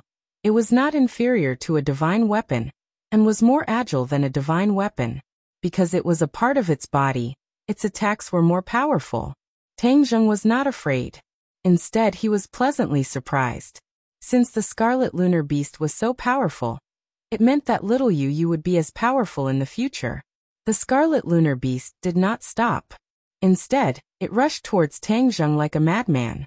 It seemed that it would not stop until it defeated him. Empyrean Fairy moved half a step, and was ready to intercept the Scarlet Lunar Beast. However, little Yu was one step ahead of her. With a low roar, she stood in front of Tang Zheng. Xiaobai rode on little Yu's back. He bared his fangs and stretched out his furry claws. He aimed at the Scarlet Lunar Beast and shouted, "Stop!" Bang! The Scarlet Lunar Beast's hooves landed heavily on the ground, splashing rocks. However, it stopped steadily in front of Xiaobai and did not move forward. Xiaobai looked at the Scarlet Lunar Beast angrily and scolded. "How dare you hurt my master? You are asking for a beating." He pretended to swing his claws. The Scarlet Lunar Beast did not dodge. Xiaobai's claws slapped the Scarlet Lunar Beast's face. With a swoosh, the Scarlet Lunar Beast's huge body flew out like a cannonball and crashed into the ground. It was in a sorry state. "Ah!" Many people exclaimed. However, Empyrean Fairy and Tang Zheng were not surprised. This was because they had seen the Scarlet Lunar Beast crawling on the ground and kowtowing to Xiaobai. "Humph! Now you know that you are in the wrong. You will not listen to me unless I hit you." Xiaobai was a careless person. He did not seem to realize what this meant and said carelessly. The Scarlet Lunar Beast laid on the ground and did not have any intention of lifting its head. It was trembling in fear. Tang Zheng frowned and walked over. He asked Scarlet Lunar Beast, "Can you answer my question honestly now?" Judging from the Scarlet Lunar Beast's attitude, Tang Zheng thought of a possibility. Xiaobai's background was very mysterious. Even Qiyu could not explain it. Perhaps the Scarlet Lunar Beast knew about Xiaobai's background. It might even have an unusual relationship with Xiaobai. However, the Scarlet Lunar Beast turned a deaf ear to Tang Zheng's question. Seeing this, Xiaobai snorted in dissatisfaction. "How dare you pretend to be deaf and mute and not answer your master's question?" As it spoke, it jumped down from little Yu's back and walked to the Scarlet Lunar Beast's head that was lying on the ground. It stretched out its claws as if it wanted to hit the Scarlet Lunar Beast's head hard. Suddenly, little Yu jumped in front of Xiao Bai and protected the scarlet lunar beast. It kept shaking its head at Xiao Bai as if it was begging it not to do anything. Little Yu looked at little Yu in surprise and asked, "Little Yu, why are you protecting it?" Little Yu cried out a few times, but no one understood it. Ever since the scarlet lunar beast was freed from the crystal, little Yu felt a strong sense of closeness to it. The scarlet lunar beast was like a relative to it, so it could not bear to see the scarlet lunar beast hurt. Besides that, little Yu also had a sense of respect for Xiao Bai from the bottom of its heart. It did not dare to go against it, so it was stuck in the middle, and could only beg for mercy. Xiao Bai was confused and looked at little Yu unhappily as if it had betrayed him. He muttered, "Little Yu, although you are the same species as it, it's a bad guy. You're a good kid, so don't trust it." Little Yu cried and shook its head as if it was trying to explain. Seeing this, Tang Jing interrupted. "Xiao Bai, stop fooling around. Ask the scarlet lunar beast where it came from." Tang Jing knew that the scarlet lunar beast would not listen to him, so he asked Xiao Bai to ask on his behalf. Xiao Bai responded with an "oh," and asked lazily, "Let me ask you, where did you come from?" The scarlet lunar beast laid its head on the ground and answered loudly, "I came from the Outland." Everyone was shocked. Although they already knew this, they were still shocked when the scarlet lunar beast confirmed it. "Ask it why it came to this world." Tang Jing asked again. Xiao Bai repeated Tang Jing's question like a mouthpiece. The scarlet lunar beast answered honestly, "I'm here to look for you." "What? Look for me?" Xiao Bai was shocked and looked at the scarlet lunar beast in disbelief. "Raise your head. We don't know each other. Why are you here to look for me?" The scarlet lunar beast slowly raised its head and looked at Xiao Bai with its big eyes in awe. The awe came from the bottom of its heart and was not fake. When the others heard this, they were shocked. They had thought of many possibilities, but they did not expect this to be the case. The scarlet lunar beast came to this world to look for Xiao Bai. What was Xiao Bai's identity that made the scarlet lunar beast travel thousands of miles to find him? Everyone's curiosity was piqued. If they could find the answer to this question, many of their doubts would be solved. "Because you're the hope of our people," the scarlet lunar beast said excitedly. "Hope?" Xiao Bai was confused. Its little brain was not enough to understand. It turned to look at Tang Jing and asked, "Master, I don't understand what it's saying anymore." "Ask it who you are," Tang Jing said after pondering for a few seconds. Xiao Bai nodded and asked, "Who am I?" The scarlet lunar beast looked at Xiao Bai in shock. It did not understand why Xiao Bai did not know its identity. "Why are you looking at me like that? Hurry up and answer my question," Xiao Bai urged impatiently. The scarlet lunar beast looked like it had just woken up from a dream. It said, "You're the king of the Outland." "What?" Exclamations were heard. Not only Tang Jing, but even the Empyrean fairy and the rest shouted at the same time. Their jaws almost dropped to the ground. "King of the Outland? Are you sure you're not joking? Xiao Bai is the holy beast of the sorcerer tribe. How could it be the king of the Outland?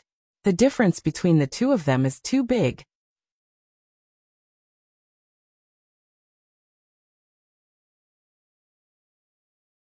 Chapter 1150.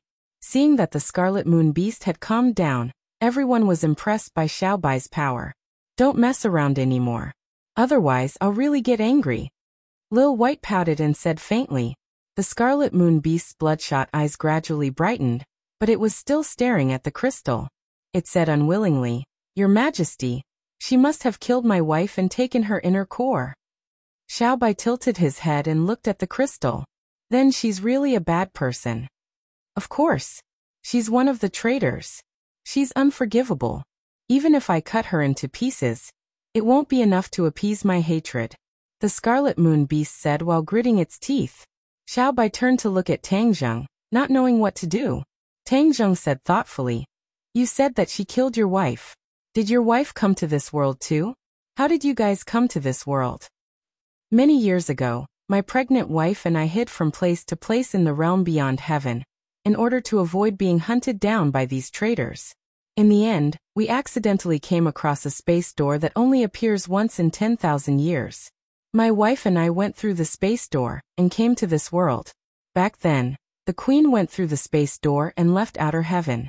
We hoped that we could go through the space door and meet up with them.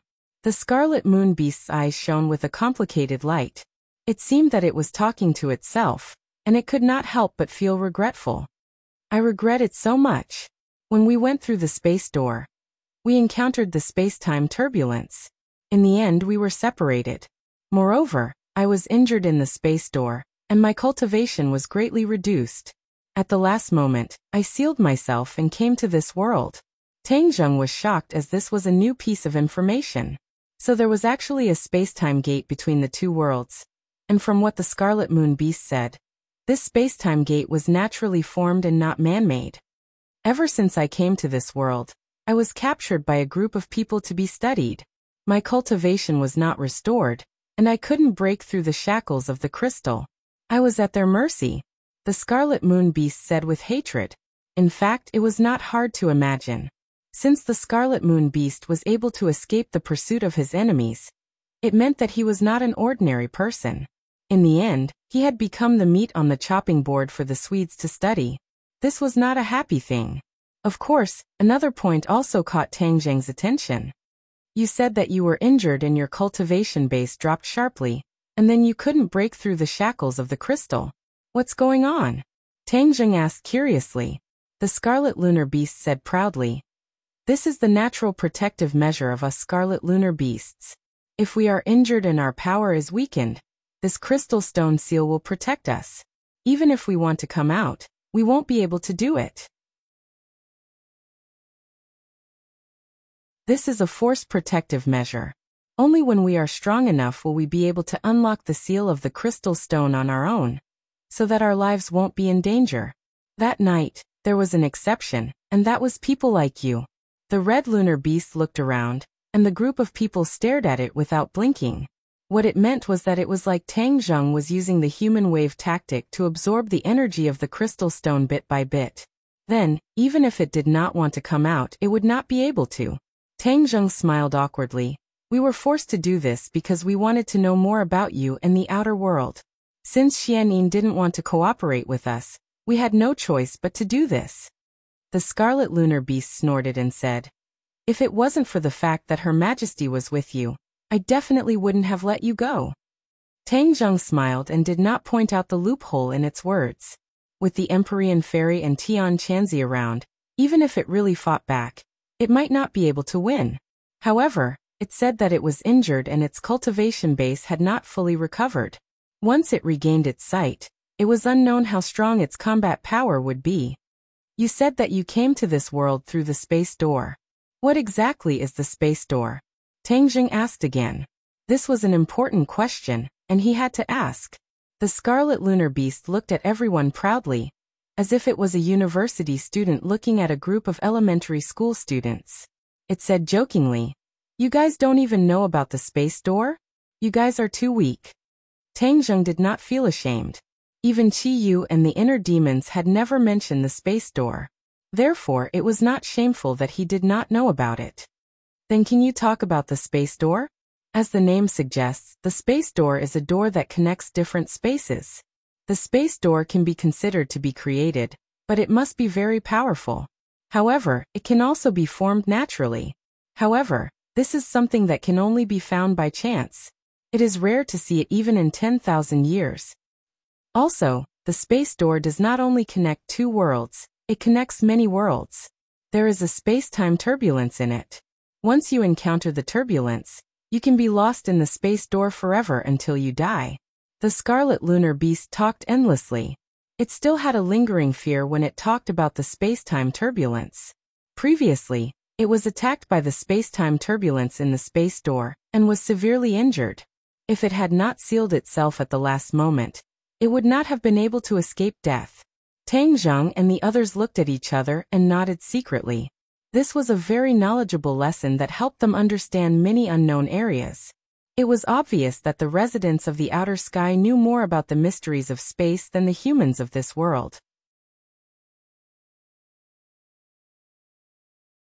"Do you know what happened to my wife after she came to this world?" The Scarlet Lunar Beast asked curiously. Tang Zheng looked troubled. It was a long time ago, and he did not have much information about it. Therefore, he did not know what happened to the Scarlet Lunar Beast's wife. Seeing Tang Zheng shake his head, the Scarlet Lunar Beast was disappointed. It stared at the crystal and said, "She definitely knows." Tang Zheng had an idea and asked, "Did she come to this world with you?" "No, the space door was very hidden. Other than my wife and I, no one else discovered it. As for how she came to this world, I have no idea," the Scarlet Lunar Beast explained. Tang Zheng sighed and felt that it was a pity. Although some of his questions had been answered, there were still too many questions that were looming over his head. However, the space door can be opened by gathering the power of many people. Therefore, she must have been sent here by the traitors. Those people are not weak, the Scarlet Lunar Beast said hatefully. Tang Zheng nodded his head. Since he was able to start a rebellion and kill off the original imperial family, then he was definitely not an ordinary person.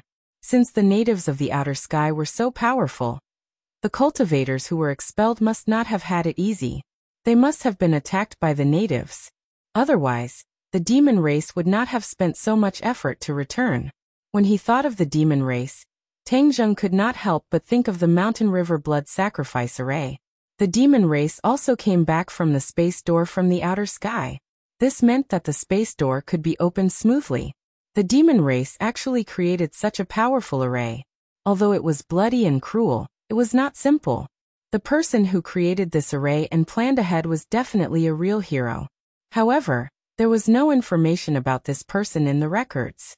Perhaps only the higher-ups of the demon race knew about this secret. Why did those traitors open the space door and come to this world? Tang Zheng asked. The Scarlet Lunar Beast rolled its eyes and said, "What else could it be? It must be to find the queen and kill her."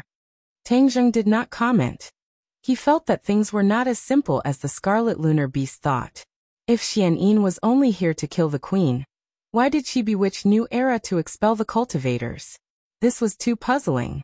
There must be some unknown secret. Also, no matter what the purpose was, it was impossible for the outer sky to only send Xian Yin.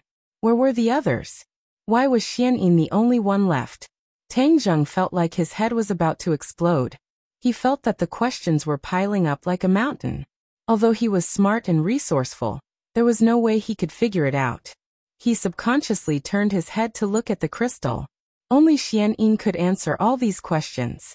It was a pity that she was hiding in the crystal. There was no way he could get an answer from her. Although the Scarlet Lunar Beast was ferocious, it was not stupid. When it saw Tang Zheng's reaction, it immediately guessed that he had other thoughts. It asked, "Don't you agree with my point of view?" Tang Zheng smiled and told it about his doubts. The Scarlet Lunar Beast did not know much about the expulsion of the cultivators. However, when it heard Tang Zheng's words, it immediately understood that there was something fishy about it.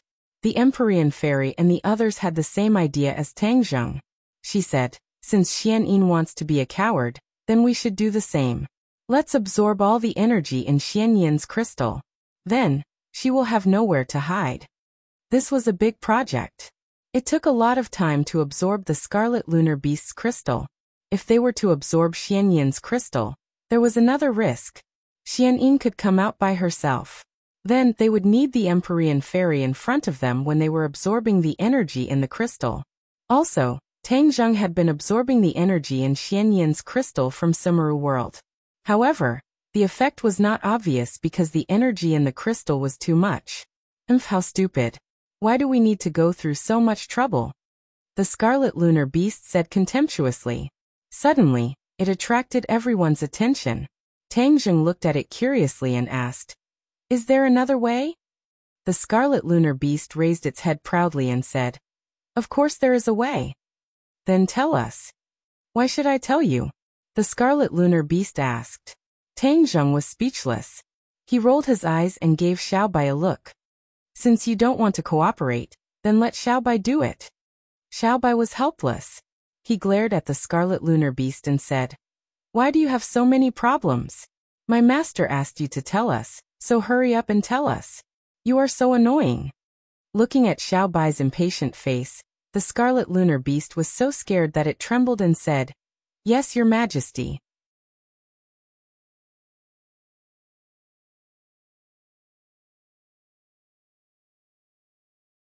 Chapter 1153.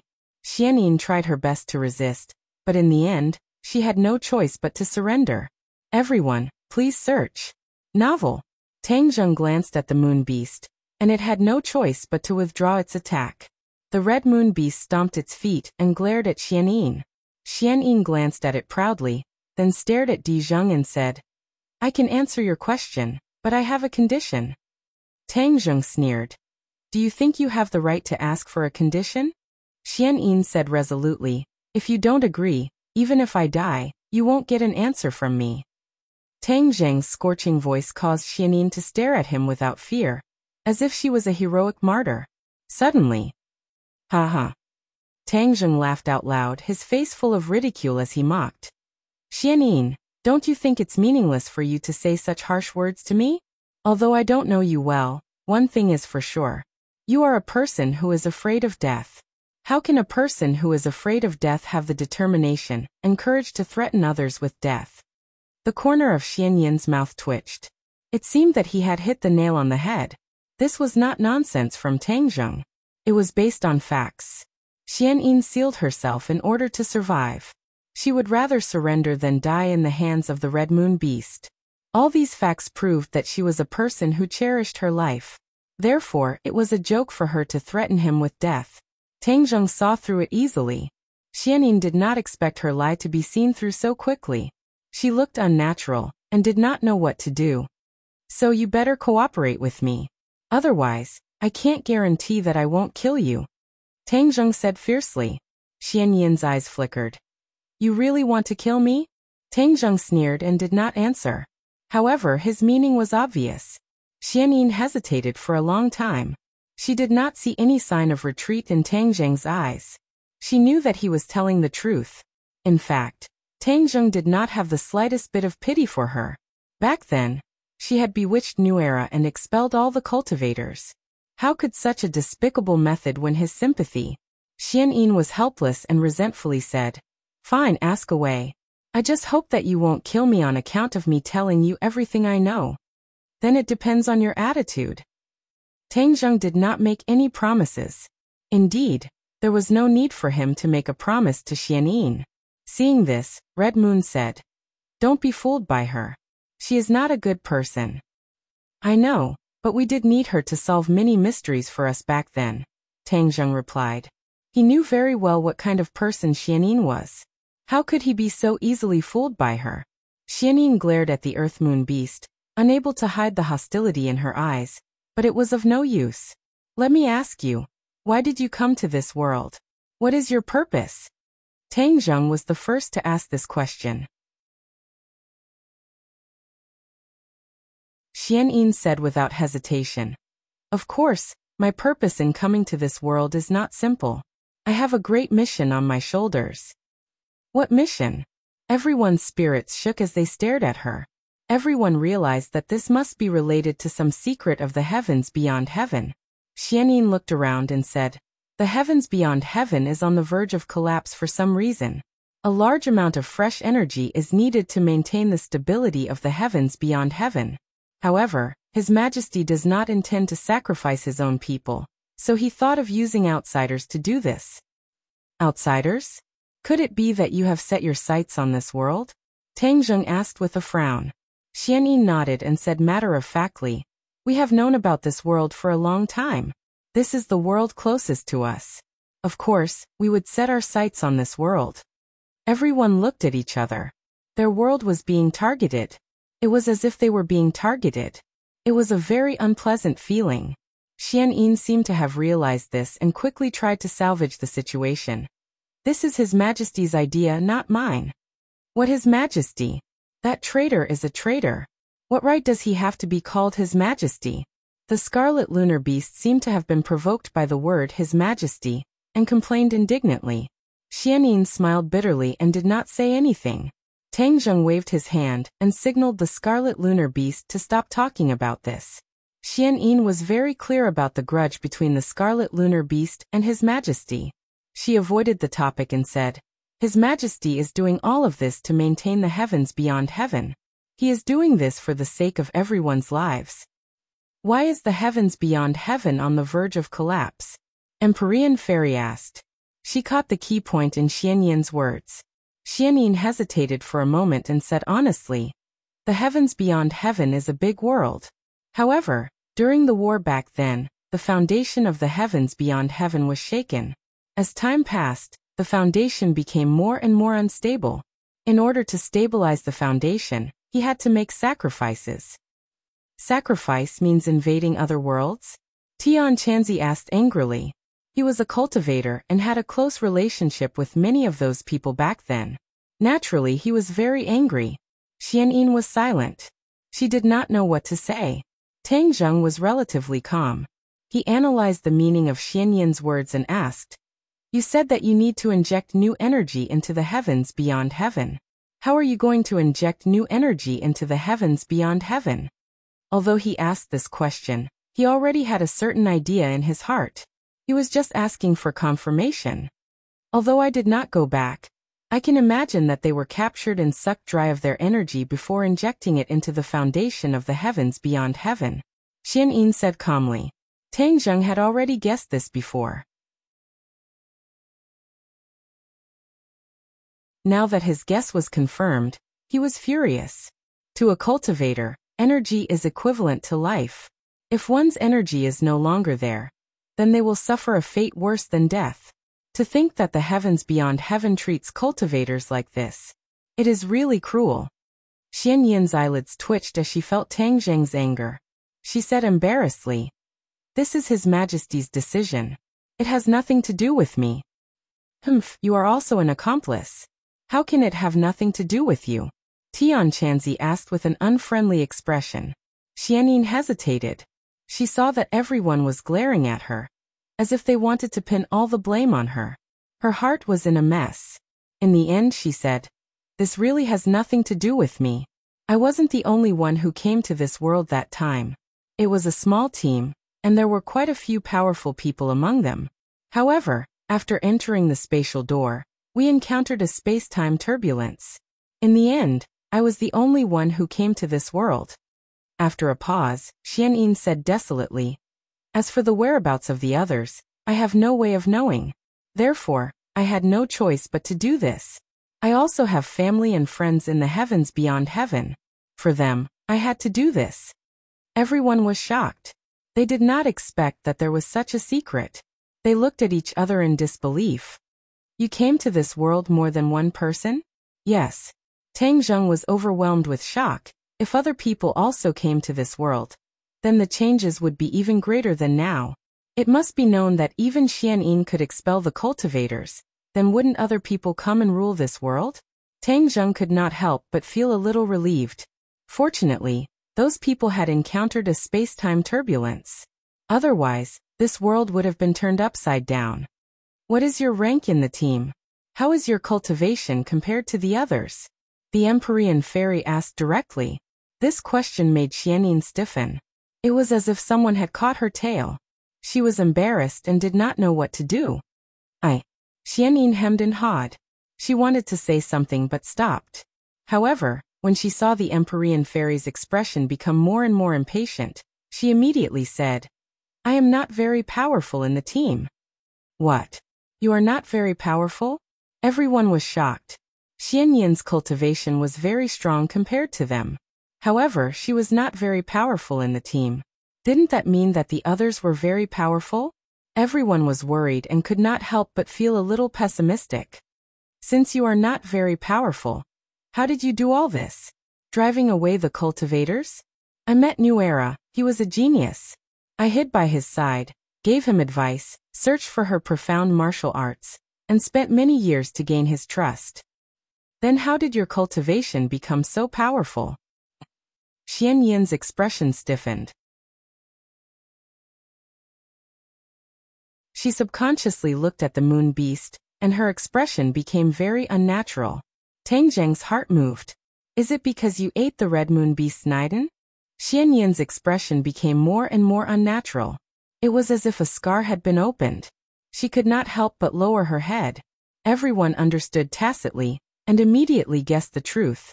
Seeing that Xianyin was right, and that Xianyin was using his wife's inner elixir to cultivate, the red moon beast was both angry and anxious. It roared and bared its teeth, glaring at Xianyin like a tiger staring at its prey. The look in its eyes was as if it wanted to eat her alive. Xianyin looked away. She did not want to look at him. Since your cultivation was not high, how did you use my child to threaten my wife? The red moon beast gritted his teeth and asked impatiently. Xianyin said, although I can't kill your wife, its whereabouts have already been exposed. I joined forces with New Era and firmly trapped it. I have trapped it for a total of a few months, but it has always refused to submit. Then something broke the stalemate. We discovered that it was pregnant, so we used the child to threaten it. Although we couldn't kill it, we could kill its child. Regardless of whether it was a human or an exotic beast, their strength would decrease when they were pregnant. How could they be a match for so many people? If it didn't agree, it wouldn't have been able to protect its child from the army. Everyone felt a chill in their hearts. Xianyin and New Era were really cruel. They actually used an unborn child to threaten a mother. This was too cruel. The red moon beast's eyes were red. It was completely enraged by Xianyin's description. It wanted to kill her with its claws. The red moon beast agreed to submit. Xianyin's eyes flashed with a trace of slyness. This was its magnificent feat. It defeated the strong as the weak.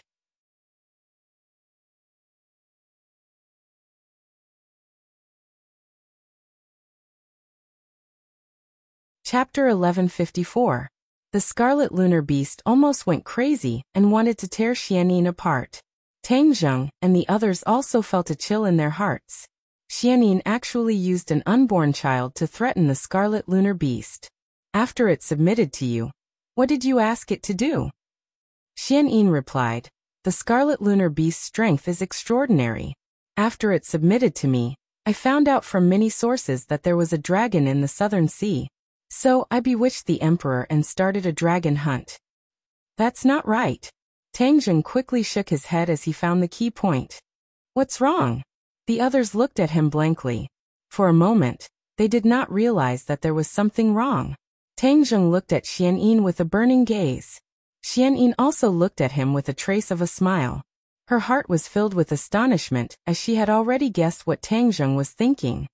Didn't you say that you colluded with New Era? How did you bewitch the emperor? Tang Zheng asked curiously. The others suddenly understood, and their eyes lit up. So this was the reason. They also immediately thought of this point and looked at Xianyin in confusion. Xianyin chuckled and said, hee, what's so difficult about this? So what if he is the emperor? He is just a fool who has been blinded by power. It is easy to gain his trust. You are trying to make connections with both sides. Tang Zheng said sarcastically. Thank you for the compliment.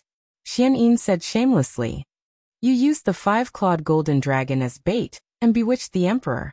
You made him collude with the world's cultivators to hunt the 5-clawed golden dragon in the sea. What benefits do you get from this? Benefits? Of course there are. I want to expel the world's cultivators to the human realm beyond heaven. The dragon is an indispensable part. I need the dragon's chi to activate the array. Xianyin said confidently. Tang Zheng suddenly turned to look at the 5-clawed golden dragon. He saw that it was also puzzled. Obviously, it was not clear about this point. He could not help but be shocked. Xianyin's various methods had fooled the 5-clawed golden dragon. The 5-clawed golden dragon circled above Xianyin's head and glared at her. What did you do to me? Back then, did you feel that your dragon chi was decreasing? Xianyin was not the slightest bit intimidated by the 5-clawed golden dragon's aura. Instead, she asked with interest. The 5-clawed golden dragon nodded and said fiercely, this is the draconic chi that you sucked away with the help of the Great Formation. That fatuous ruler took advantage of it. Ha ha ha.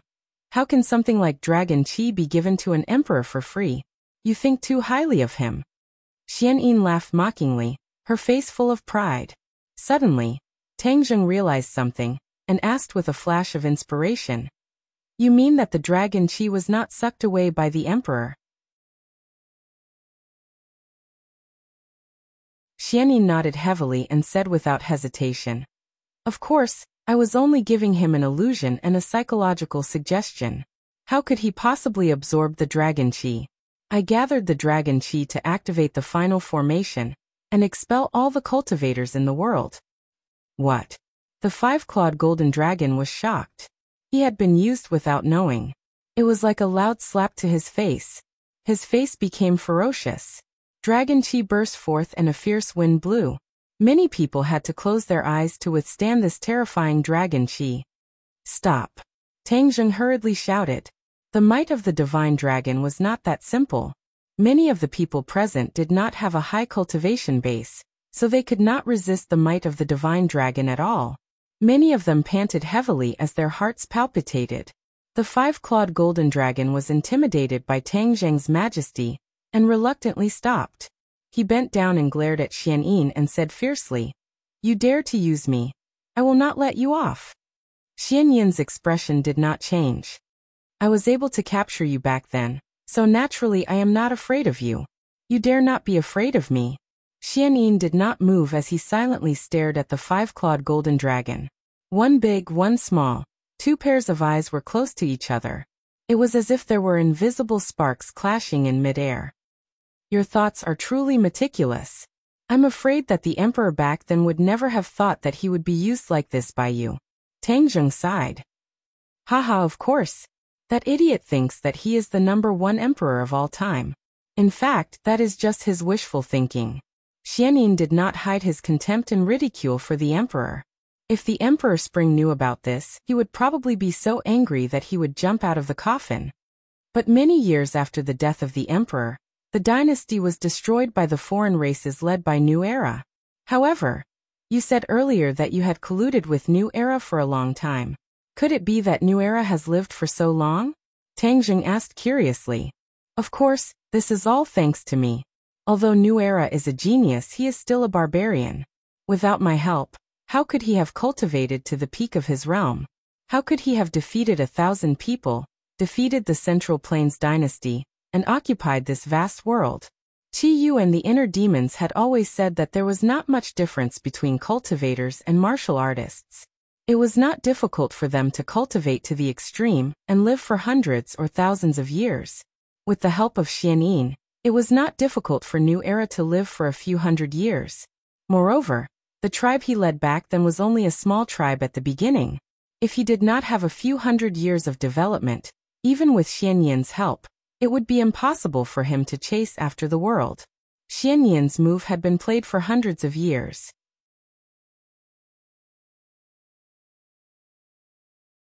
The span of time was inconceivable. It was truly not simple. This woman was a person with ambition, strategy, and methods. She could not be underestimated. Tang Zheng immediately felt a chill run down his spine as he stared at Xianyin. Absorbing the dragon qi is a big project that takes hundreds of years, but I have the patience. So when I accumulated enough dragon qi, I encouraged New Era to attack the Central Plains. Not only did we expel the cultivators, we also occupied the Central Plains. This is the whole process. You have already told the truth. You should be satisfied, right? Xianyin asked. Tang Zheng's mind wandered, as if he wanted to distinguish the truth in Xianyin's words, but how could she be completely seen through by a few glances? Therefore, Tang Zheng did not get the answer he wanted. He gradually believed these words. This chain of events was definitely not something that could be fabricated in a short period of time. This was probably the historical truth of that year. Even if there were some lies, there was not much difference. Tang Zheng and Empyrean Fairy looked at each other, and saw her nod without a trace. It was obvious that she had thought of the same thing as Tang Zheng, and believed Xianyin's words. Red Moon Beast, aren't you bent on finding the murderer of your wife? Isn't it right in front of you? Xianyin suddenly pointed at the five-clawed golden dragon and said, That year, little Yu Yu's mother died in a great battle with the five-clawed golden dragon. This was a fact. Seeing that she was trying to sow discord, Tang Zheng flew into a rage. Now that things have come to this, you still dare to sow discord? Do you really want to die? Xianyin smiled embarrassedly and remained silent. Of course she wanted to live. If she did not want to live, she would not have said these things. Her words did have a lot of substance and were also the truth. However, her words had always been 70% true and 30% false. Outsiders could not tell the difference between the truth and lies. She deliberately tried to sow discord between the Red Moon Beast and the five-clawed golden dragon. Although it did not work for the time being, she found a flash of killing intent in the depths of the Red Moon Beast's eyes. This killing intent was not only directed at her, but also at the five-clawed golden dragon. This was equivalent to burying a bomb in the Red Moon Beast's heart. As for when it would explode, they would have to wait and see. The five-clawed golden dragon did not put the Red Moon Beast in his eyes. He stared straight at Xian Yin and said, "You plotted all of this in order to drive away the cultivators and strengthen the foundation of the realm upon heavens. You really put in a lot of effort. However, you did one thing wrong. You should not have schemed against me.